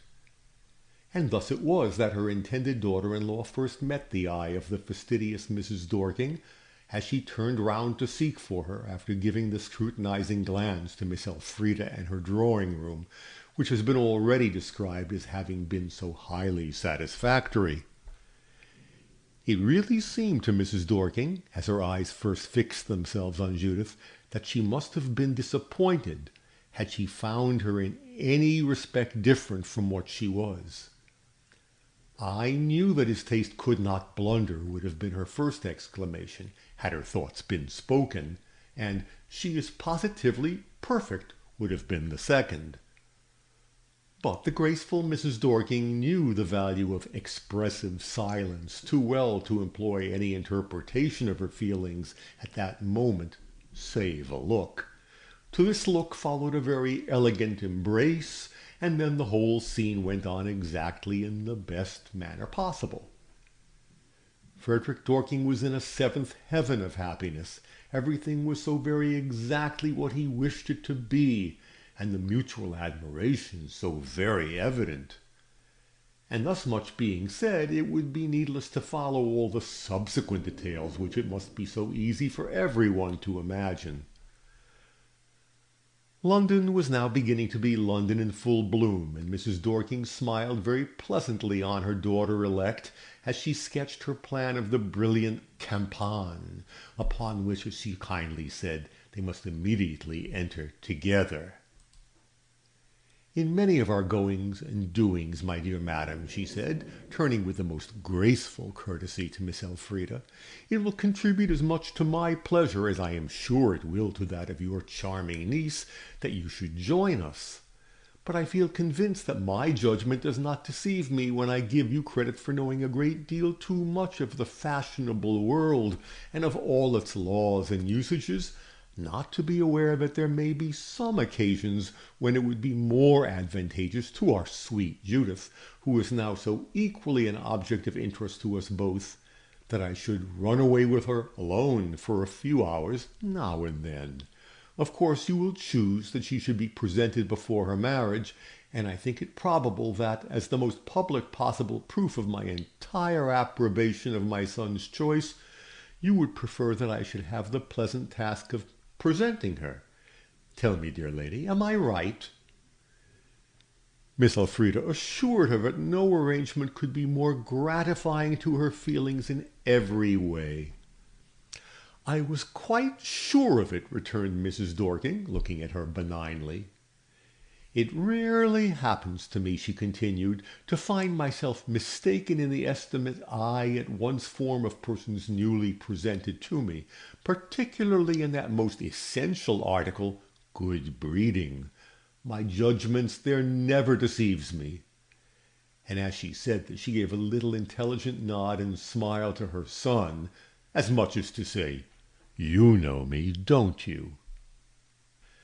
His bow in reply, though full of acquiescence, was not so smiling and so gay as her own, and his colour was a little heightened as it occurred to him that before Miss Elfrida Jenkins could become fully aware of his mother's perfect savoir-faire in all such matters as those to which she had now so skilfully alluded, she would probably have to endure a pretty considerable amount of hints as to the proper place for unknown old maiden aunts to content themselves withal. However, this was no business of his, and moreover he was quite aware that some little discipline of the kind would, in all human probability, be necessary before any possible sister of Miss Barbara Jenkins could be rendered perfectly innoxious.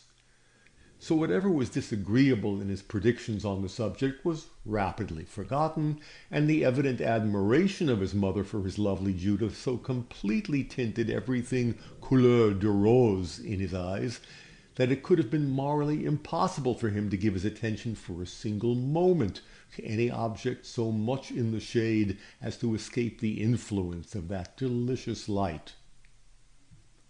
And Judith felt very happy too.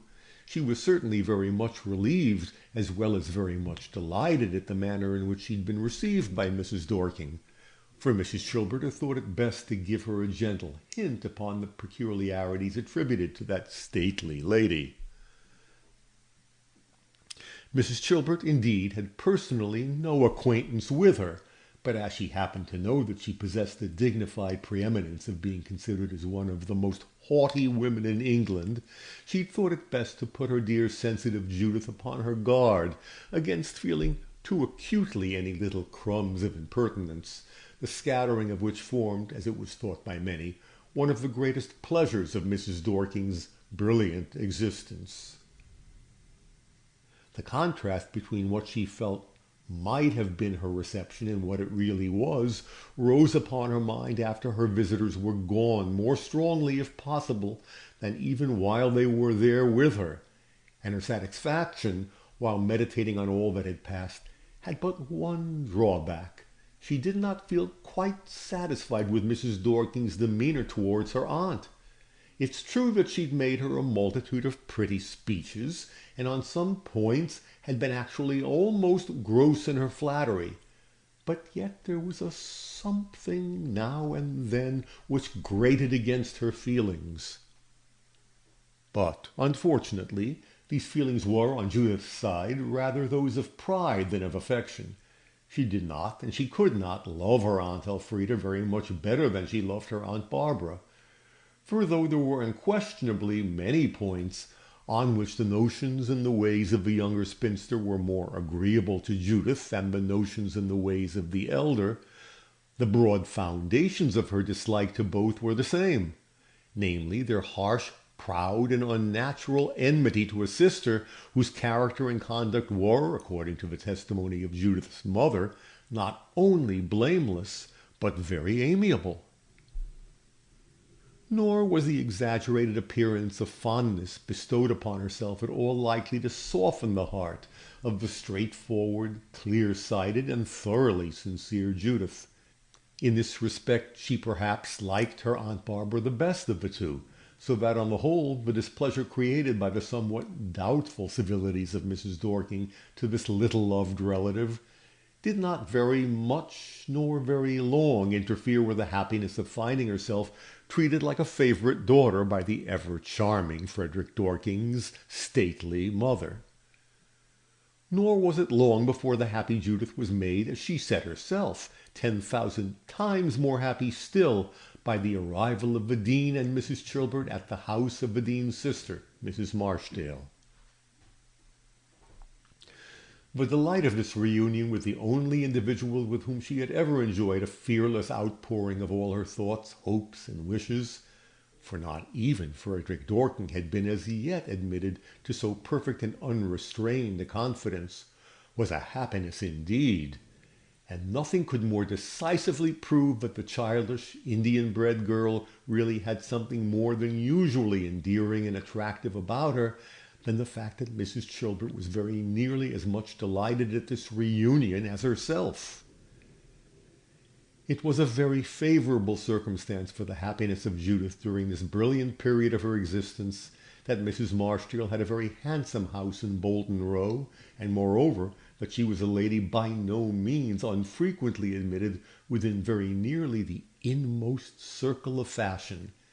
Had it not been for this, matters could scarcely have gone on so smoothly as they did, for Judith had not only been presented, but had been so much noticed and admired as to have become a person of too much consequence in the eyes of her mother-in-law elect for that lady to have resigned her upon any occasion to the chaperoneship of any individual not perfectly eligible.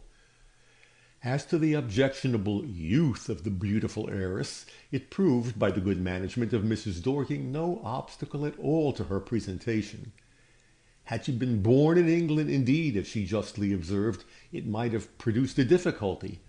But as she cleverly remarked, nothing could be more likely than that the blunder made by the old lady at Westhampton, as related to her by her son, might have been repeated by the old lady in Green Street, and really, if they were listened to, a degree of confusion might arise which would interfere in the most inconvenient manner with all her projects respecting the place that she intended her daughter should immediately hold in society, etc., etc., etc. To all which unanswerable reasoning Judith herself could say nothing. Miss Elfrida, of course, would say nothing, and Frederick agreed with his mother in all her reasonings on the subject.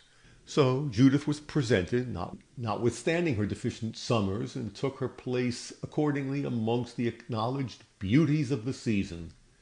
For a few weeks the debutante enjoyed all this exceedingly, for during those weeks her beloved Mrs. Chilbert remained in London, and the friendly intimacy which had been established between that lady and Frederick Dorking during the seeming difficulties of his early love, when without her aid he would have been puzzled how to discover the means of eluding the vigilance of the blundering dragon who so strangely kept watch over the treasure he sought, had not only left a remembrance that could never fade, but made her so naturally a party in all their present plans and projects, that as long as she remained in town, the somewhat too active chaperoneship of Mrs. Dorking was in a great measure suspended.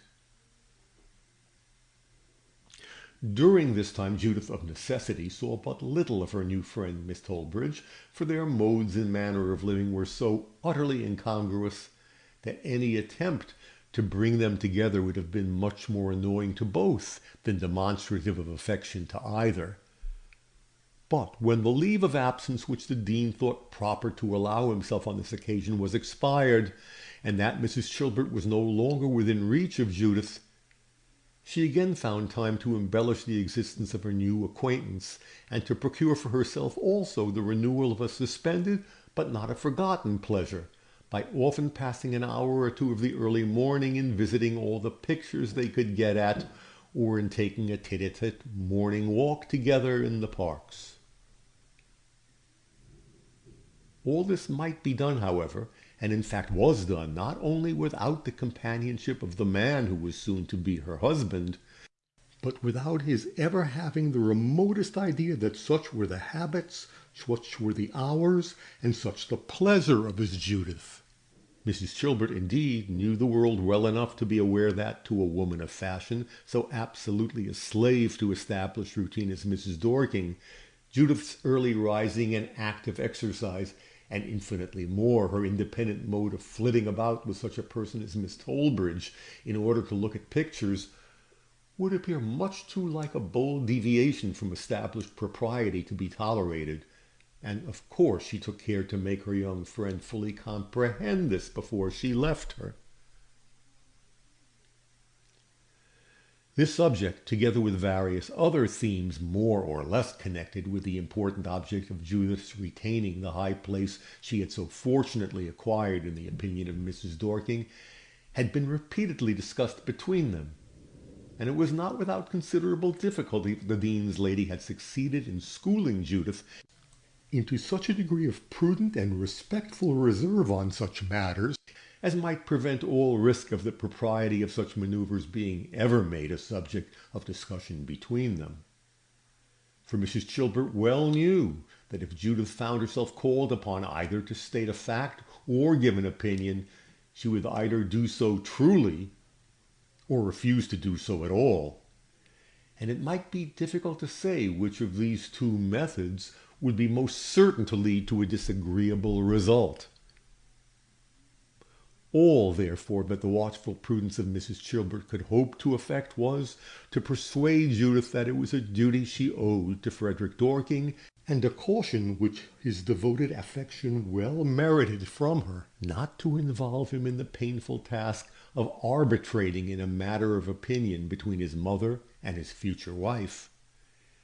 "He loves you so tenderly, my dearest Judith," said her friend, judiciously dwelling upon the only plea likely to induce her free spirit to endure the sort of control imposed upon it, that to my feelings there would be something desperately hard-hearted and ungrateful in forcing such a task upon him. "And I would not be ungrateful to him for the world," cried Judith, with tearful eyes and a voice trembling with the deep sincerity of her emotions. "But must we always go on so, Mrs. Chilbert? It won't do, dear friend. Depend upon it we shall never be happy together if we begin by having secrets. Why, at this very moment that you are frightened to death at the idea of my telling him that dear, quiet, innocent Miss Tollbridge and I go very often to the National Gallery together, with nobody to take care of us but ourselves. At this very moment, Mrs. Chilbert, I've got another secret 10,000 times more important, and one that I must and will tell him as soon as I know a little more about it myself."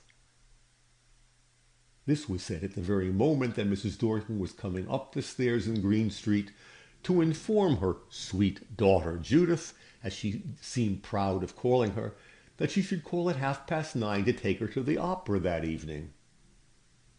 Her entrance of necessity brought this discussion to a conclusion, and Mrs. Chilbert took her leave, but not before she had asked and received a promise from Judith to be with her in Bolton Row at an early hour on the morrow, that being the last day of her stay in town.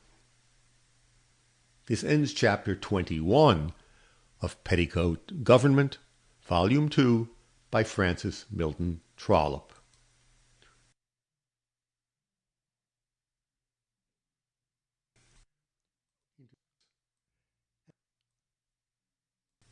Chapter 22 of Petticoat Government, Volume 2, by Francis Milton Trollope. Judith kept her word, and was admitted to the bedroom of her friend, to which she had retired immediately after breakfast for the express purpose of receiving her alone. "And this is the last day I am to have you?" exclaimed Judith.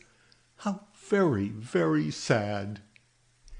Next year, dearest, you shall come with the beloved Frederick to the deanery to visit me, and then, Judith, We will go back to the good old times of long gossips and long practisings. Nay, if you are not by that time become too fine a lady, we will go back to our good singing Miss Sophie and her papa." "Do you think I shall ever grow fine?" said Judith. "Oh, I do so hate it," she continued, with something very like a groan. "How Mrs. Dorking can go on as she does, as if she were forever walking between high stone walls, which prevented her swerving a single inch either to the right hand or to the left. How can she forever go on so and live is a mystery I shall never be able to solve." "You will understand it better, perhaps, one of these days. Not that I think a coronet will make much difference in you, my Judith. But tell me, dearest, what is the portentous secret that you are bent upon divulging to your Frederick?" "Neither more nor less than that I have got an aunt who ran away with her drawing-master," replied Judith. Mrs. Chilbert colored and looked vexed. "When you are married, Judith, I shall think you justified, nay, more than justified in doing this," replied Mrs. Chilbert. "But if you take it into your head to do it now, you may occasion much embarrassment to Frederick Dorking and much painful emotion to yourself. Think well of this, my dear friend." "But would you let him marry me under a delusion?" said Judith. "Under the terrible delusion," she added, with a somewhat bitter smile, "of having no worse aunts belonging to me than Miss Barbara and Miss Elfrida Jenkins? My very, very dearest friend, no! I cannot consent to obtain the honor of being Mrs. Dorking's daughter-in-law by a cheat." "You do not state the case fairly, even to yourself, Judith," returned her friend. "You must know, if you will be candid enough to examine the question in its true light, that there's no cheating in the case. At this very moment you do not know whether this unfortunate Aunt Penelope be dead or alive, and such being the case, how can you, by any sophistry, persuade yourself that it would be right to disturb the happy serenity of the admirable young man whom you profess to love, by suggesting to his proud, unamiable mother the possibility that some day or other you may chance to find out another aunt still less desirable than Aunt Barbara herself?" "I could not so state the case if I stated it truly," replied Judith, looking rather red and very grave, "because I'm deeply persuaded that when I do find this lost aunt, I shall find her to be exactly all that my dear, dear mother represented her. And if, being such, I should find also that Frederick Dorking did not value her as I should think she ought to be valued, why then, my own dearest Mrs. Chilbert, not even your eloquence could prevent my repenting that I had become his wife." "I shall be quite ready to trust to your own heart, Judith, about that," returned Mrs. Chilbert, smiling, "and we will not waste our last precious moments in disputing on the probability or improbability of your getting tired of Frederick Dorking after you are married to him. All I have to say on this subject may be uttered in very few words. Do not suffer any visionary notions respecting the moral beauty of confidential disclosures to beguile you into hazarding your own happiness, and what you ought to hold more sacred still, the happiness of the man whom you've consented to make your husband, to any false theories of this kind. You are very young, Judith, but a few more years will teach you that there's nothing either amiable or holy in disturbing the happiness of a friend by suggesting evils which perhaps may never occur, and that solely for the boastful pleasure of telling yourself that you are too noble-minded to conceal anything." Judith shook her head very doubtingly as she listened to this theory, and she looked into Mrs. Dean's eyes with a glance which made that lady commence a curious investigation of something that almost looked like a spot upon her Quaker-colored satin. Her young friend, however, was either too generous or too wise to push her upon ground that might perhaps have been made to tremble a little under her feet, and merely said that the evil now alluded to was very likely to become known to Frederick Dorking without her making any confidential disclosure on the subject, for she had lately employed a friend to make some further inquiries for her in Rome, and these inquiries would be made by an artist among artists. And in this way, you know, added Judith, I shall be much more likely to hear tidings of my late Uncle Worthington, or if not of him, of his widow and son, than I could hope for from the more aristocratical inquiries that you were so kind as to institute for me. And of course, if I do hear of them, my dear Mrs. Chilbert, it would not be right to keep the jewels bequeathed to them by my mother for the use of Mrs. Frederick Dorking when she goes to court as a bride. You would not approve my doing that, dearest, would you? How can you talk so much idle nonsense, Judith, cried Mrs. Chilbert, rather wrathfully. Upon my word and honor, I did not mean to talk nonsense, returned Judith gravely. If I should at length succeed in discovering where my aunt and cousin are to be found, will it not be my duty to transmit to them the property that has been entrusted to my care for their use? A very silly question, because you know the answer before you ask it, replied Mrs. Chilbert. Of course I know the answer, returned Judith, and you know, dearest, that it was the inference which must follow thereupon that I was driving you to. Would you have me, the affianced wife of Frederick, he who is so candid, so open-hearted, so confiding to me in all ways, would you have me secretly send off a packet containing about £1,000 worth of diamonds without permitting him to help me, or even to know what I was about? No, Judith, I should not like you to do that, replied Mrs. Chilbert with her accustomed frankness. But if you have not mentioned your Aunt Worthington to whom as yet, will you promise me not to do it as long as it remains doubtful whether you can find her or not? Yes, I will agree to promise that, replied Judith, because it accords with my own opinions and with all I have done already. What gossipings we may have together after we are married, nobody knows. But I had already made up my mind, after thinking a great deal on the subject, that there would be more of cruelty than kindness, considering the sort of mother he has got, in telling him a long romantic story about an aunt that had eloped first and was lost afterwards. I could so well fancy Mrs. Dorking's look if he thought it his duty to repeat it to her. No, I see no use in this, but a good deal of unnecessary disagreeableness. And so, my dearest Mrs. Chilbert, I promise to wait patiently till I have received news concerning the hunt among the artists that I have now instituted. I shall have this answer months before the time fixed for our marriage, and if it brings me no tidings of my unfortunate relatives, I shall content myself with placing the casket of jewels in the hands of my husband the very day I am married to him, together with my mother's written instructions about them, merely telling him that I can find no trace either of Mrs. Worthington or her son, and begging him, for my sake, to take charge of the deposit and keep it safely at his banker's, in the hope at some future day of discovering the parties to whom it belongs. This will be a sort of secret that he will not, I imagine, think it necessary to communicate to his stately mamma, and he will therefore be spared all her marvels and miseries on the subject. But should my present search prove successful, you must forgive me, my beloved friend, if I refuse to follow your advice, for in that case I shall inform Frederick immediately of exactly all that I know myself on the subject, let the consequences of doing so be what it may.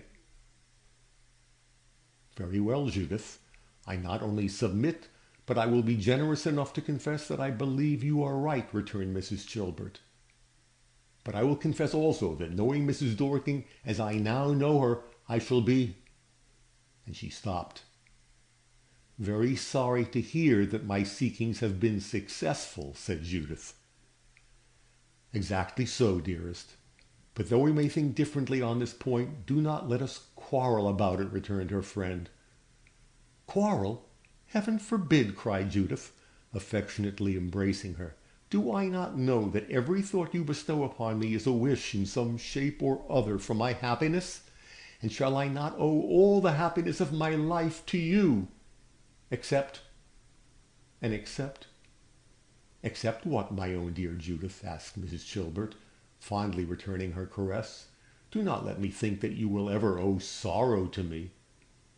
Alas, but I shall, though, cried Judith, while a hearty flood of tears attested her sincerity. I sometimes tremble to think how much of the enjoyment of the last 10 weeks I have owed to you. Will anything seem the same to me when you are gone? Do not think that I have any doubts of my dearest Frederick. Indeed, I have not. I am more and more convinced every time I see him that he is the best and most amiable creature in existence. But still, when you are gone, I feel a sort of presentiment that everything will appear to me stale, flat, and unprofitable. No, my Judith, no. We shall write to each other, and we shall often have the great and true delight of meeting again. As to your adorer, I really think he must feel heartily glad that I am going. And if he had not the very sweetest temper in the world, Judith, I'm equally sure that he could not have been so uniformly kind to me as he has been. For I have often been conscious of occupying more of your attention than I ought to have done in your present interesting circumstances. If he had quarrelled with me for loving you, my dear friend, the quarrel must perforce have been eternal, for I shall never leave it off, said Judith. And then there were more tears shed on both sides than could be accounted wise on either. But though not much alike, for Judith was in some respects made of sterner, or at any rate of firmer stuff than her friend, they had much of that real sympathy of taste between them which renders companionship delightful. It was the first time of Judith's young life that she had ever encountered this, and it had been to her a source of great and new enjoyment, doubtless felt to be so the more keenly from the chilling absence of everything like it in her cold and dull Aunt Barbara. Not all her brilliant prospects, therefore, could prevent this parting from being a very sad business. And if Miss Elfrida could have reproved her darling angel for anything, it would have been for the swollen eyelids which so seriously impaired her beauty, when Mrs. Dorking and Frederick called to take her with them to the opera on the evening of the day when it had taken place. But fortunately, Frederick understood the cause, and only loved her the better. This ends chapter 22 of Petticoat Government, Volume 2, by Francis Milton Trollope.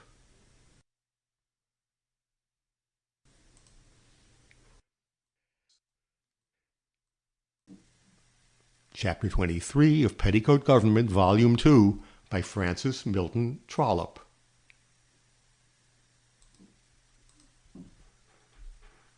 But alas, poor Judith, or perhaps it would be more just to say, poor Frederick Dorking, for most certain it is that not all his devotion, and he was very particularly devoted to her that evening, could make her feel the same degree of enjoyment which she had experienced in that same box a few nights before, when Mrs. Chilbert had been of the party.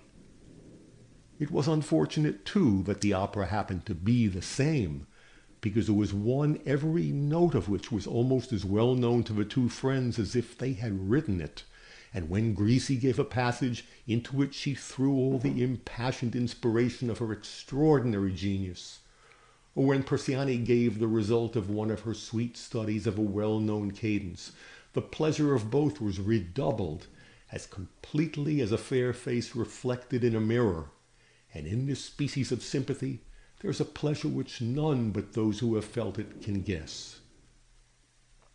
Judith was not so unjust, not so unreasonable as ever to dream that she could love Frederick Dorking the less, because this was a pleasure that he could not enjoy. On the contrary, indeed, she very often felt disposed to love him the better for the sweet temper he displayed in amusing himself with his lorgnette, in looking round the house at the departing crowd, while they kept him in prison till the last note had died away into silence. Yet, nevertheless, it cannot be denied that the swollen eyelids of Judith were in great danger of being swollen still more, as she felt the solitude of her own emotions while listening to the same strains that had called up so much of answering feeling in the charming features of Mrs. Chilbert when last she heard them. She smiled, however, very kindly when, after complying with her well-known wish of not losing the finale, he offered her his arm with an expressive, "Now then," as soon as the curtain dropped. As for Mrs. Dorking, her indulgence of this whim arose from a different motive. It was her habit to leave her box either among the very first or among the very last in the house, for having a defect in her vision which rendered it difficult for her to recognize anybody in an imperfect light. She hated nothing more than being obliged to pass through the lobbies when they were crowded, which was converting, she said, the best part of the entertainment into perfect torture. For what could be so tormenting as to receive a flattering "How do?" perhaps from a duchess, and to reply to it by doubtingly pronouncing the title of a countess? So, on this occasion, as on many former ones, Judith was indulged with the last expiring notes of the strain she knew so perfectly and loved so well. And yet she went away with a sort of unsatisfied coldness at her heart that made her conscious of being more than usually fatigued. And she was glad to get rid of all the lights and of all the eyes. But perhaps the difference made by the absence of Mrs. Chilbert was still more felt on the following morning. None of our habits are more difficult to change than those which regulate our habit of rising. Most ladies who play very well are obliged to rise early, for it is only by doing so that they can find the hours that are absolutely necessary for their daily practice, if they aim at anything like real excellence in their favorite art. Both Mrs. Chilbert and Judith were in the habit of submitting themselves to this necessity, and though the regular practicing of both was in a great measure suspended during the weeks they were together in London, they could neither of them teach themselves to lie in bed so late as not to leave some superfluous hours before the fine lady business of a London morning began. Upon comparing notes and finding this to be equally the case with both, it was speedily arranged between them that Judith's carriage should be always ready to take them from their respective breakfast tables as early as 12 and not unfrequently as early as 11 o'clock. Mrs. Dorking's carriage being always ready when the proper hour for appearing arrived to give a seat in her peculiarly well-turned-out equipage to the fair Judith, and Mrs. Chilbert's sister being equally ready at the same rational time to take her, whenever it was the fashion of the hour to go. Under this system, our two friends had enjoyed many very delightful tete-a-tete expeditions, in all of which Frederick Dorking would of course have been invited to join, had not Mrs. Chilbert discovered, with a certainty that left no room for doubt, that if he accepted such invitation, it would have been as a part of a duty that he owed his lady-love, and not from inclination, for so inveterately late were his habits that he constantly preferred travelling by night to the intolerable bore of being ready for an early train in the morning. Nevertheless, when the subject of an early morning excursion was first discussed between them, Frederick declared with all the ardor of a devoted lover that he was in raptures at the idea of accompanying them, and Judith was too new to London and its strange confusion of times and seasons to have the very least doubt about his being in earnest. But Mrs. Chilbert had her suspicions, which a little clever cross-examination so completely confirmed that with the skill of an able tactician she at once decided that the constancy of her friend's fiancé should not be submitted to a species of proof more likely 1,000 times to drive him into the fatal infidelity of yawning than exposing him to the rival attractions of a score of young beauties. So she got out of the scrape very ably, hinting at the well-known discrepancy between evening vows and morning vows, and leaving him convinced that they were not at all more inclined to drive to Richmond or Kew before luncheon than he was. and the thing ended by Mrs. Chilbert and Judith's passing many such very delightful mornings together, though without talking about it to anybody, that when the first blank day came which followed her departure, Judith felt that her absence would rob her new existence of at least half its charm. We read beautiful love stories and ballads and plays about poverty-stricken knights and ladies of high degree, to say nothing of kings and beggars, in all of which the most perfect felicity is the result of the most incongruous unions. And in some cases this may have been true, and it would be easy enough to imagine many others where it might be true. But there is one species of incongruity or diversity or inequality against which I would willingly guard the whole world if I could, and my own beloved countrymen and countrywomen in particular. A matrimonial union between two persons, one of whom has been brought up in the habit of what is called fashionable life, and the other with habits that have nothing to do with fashion at all, is less likely to turn out well as to the happiness to be derived from companionship than many a marriage the objections to which would thunder more in the index. I do not mean to assert that this must always be the case, nor may it even threaten to be so in the case before us, but the probabilities are greatly against the existence of very perfect harmony. The feelings that are brought into contact and into opposition by such a union may appear at the first glance to be very trifling, and so does the sting of a gnat. But a wise man would rather take up his abode in a land occasionally visited by wolves than a lovely grove infested by mosquiti. There must be something very, very deplorable in being perpetually exposed, not to the anger, not to the reprehension, not to the dislike of the being you've selected as your companion for life, but everlastingly to his or her contempt. And let any honest reader say whether in his inmost heart and soul he does not believe that there would be more contempt, properly so called, whether he does not think and believe that there would be more contempt generated in the mind of a person of fashion by the perpetual display of ignorance respecting the forms, ceremonies, modes, and ordinances of fashionable life, than by the perpetration of a very considerable amount of positive sin. If this be the case, such marriages ought to be very carefully avoided, which I mean as a very pithy avis au lecteur. But this is a mere digression, and has little or nothing to do with the continuance of the attachment between Judith and Mr. Frederick Dorking. Indeed, there was so much of native elegance as well as beauty in Judith Maitland that even Mrs. Dorking herself might be excused for not discovering how ignorant she was of many laws which made very essential items in the code by which she was herself regulated.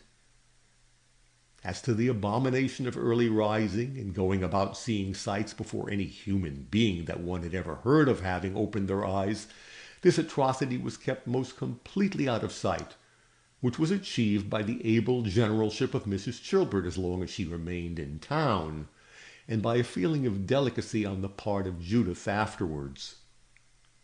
Her reasons for never alluding to her early excursions afterwards had nothing to do with being ashamed of them, but arose solely from the fear of Frederick's proposing to join in them when she was once again reduced to the chaperoneship of Miss Tollbridge. This she was quite aware would not be comme il faut, and she therefore very discreetly took care to avoid it. But let it not be supposed that during all this happy time Judith had either forgotten or neglected her friend, chaperone, and protégé. It would have been forgetting her own heart to do so. Neither did Miss Tollbridge forget how exceedingly inconvenient it would be to Judith, while so very particularly engaged elsewhere, to fancy for a moment that she expected the continuance of their former ways of going on. She was, on the contrary, herself the first to feel and to point out the impossibility of it. "Don't you ever think of me for any single minute of any single day," said she, for if you did, it would give me a great deal more pain than pleasure. I understand all about it, my dear, and you won't be paying me any compliment if you do anything that shall make me doubt that you know this. You have made me so very comfortable by your generous kindness in 100 ways that I am no longer the poor miserable spinster you found me when you first came to town. That subscription to Hookham's is itself quite enough to make any reasonable woman happy. And Judith believed her, and therefore yielded to the other calls upon her time without reluctance, taking good care, however, not to omit any of the numerous little thoughtful benefactions by which he had contrived to make the poor lady forget that her only brother and only protector had ended his mortal career by robbing her. When the time came, therefore, for Judith again to seek her companionship, she found that there was no link broken, and that the interruption had only had the effect of making the renewal of their intercourse appear more valuable to both. This ends chapter 23 of Petticoat Government, Volume 2, by Francis Milton Trollope. This concludes Petticoat Government, Volume 2.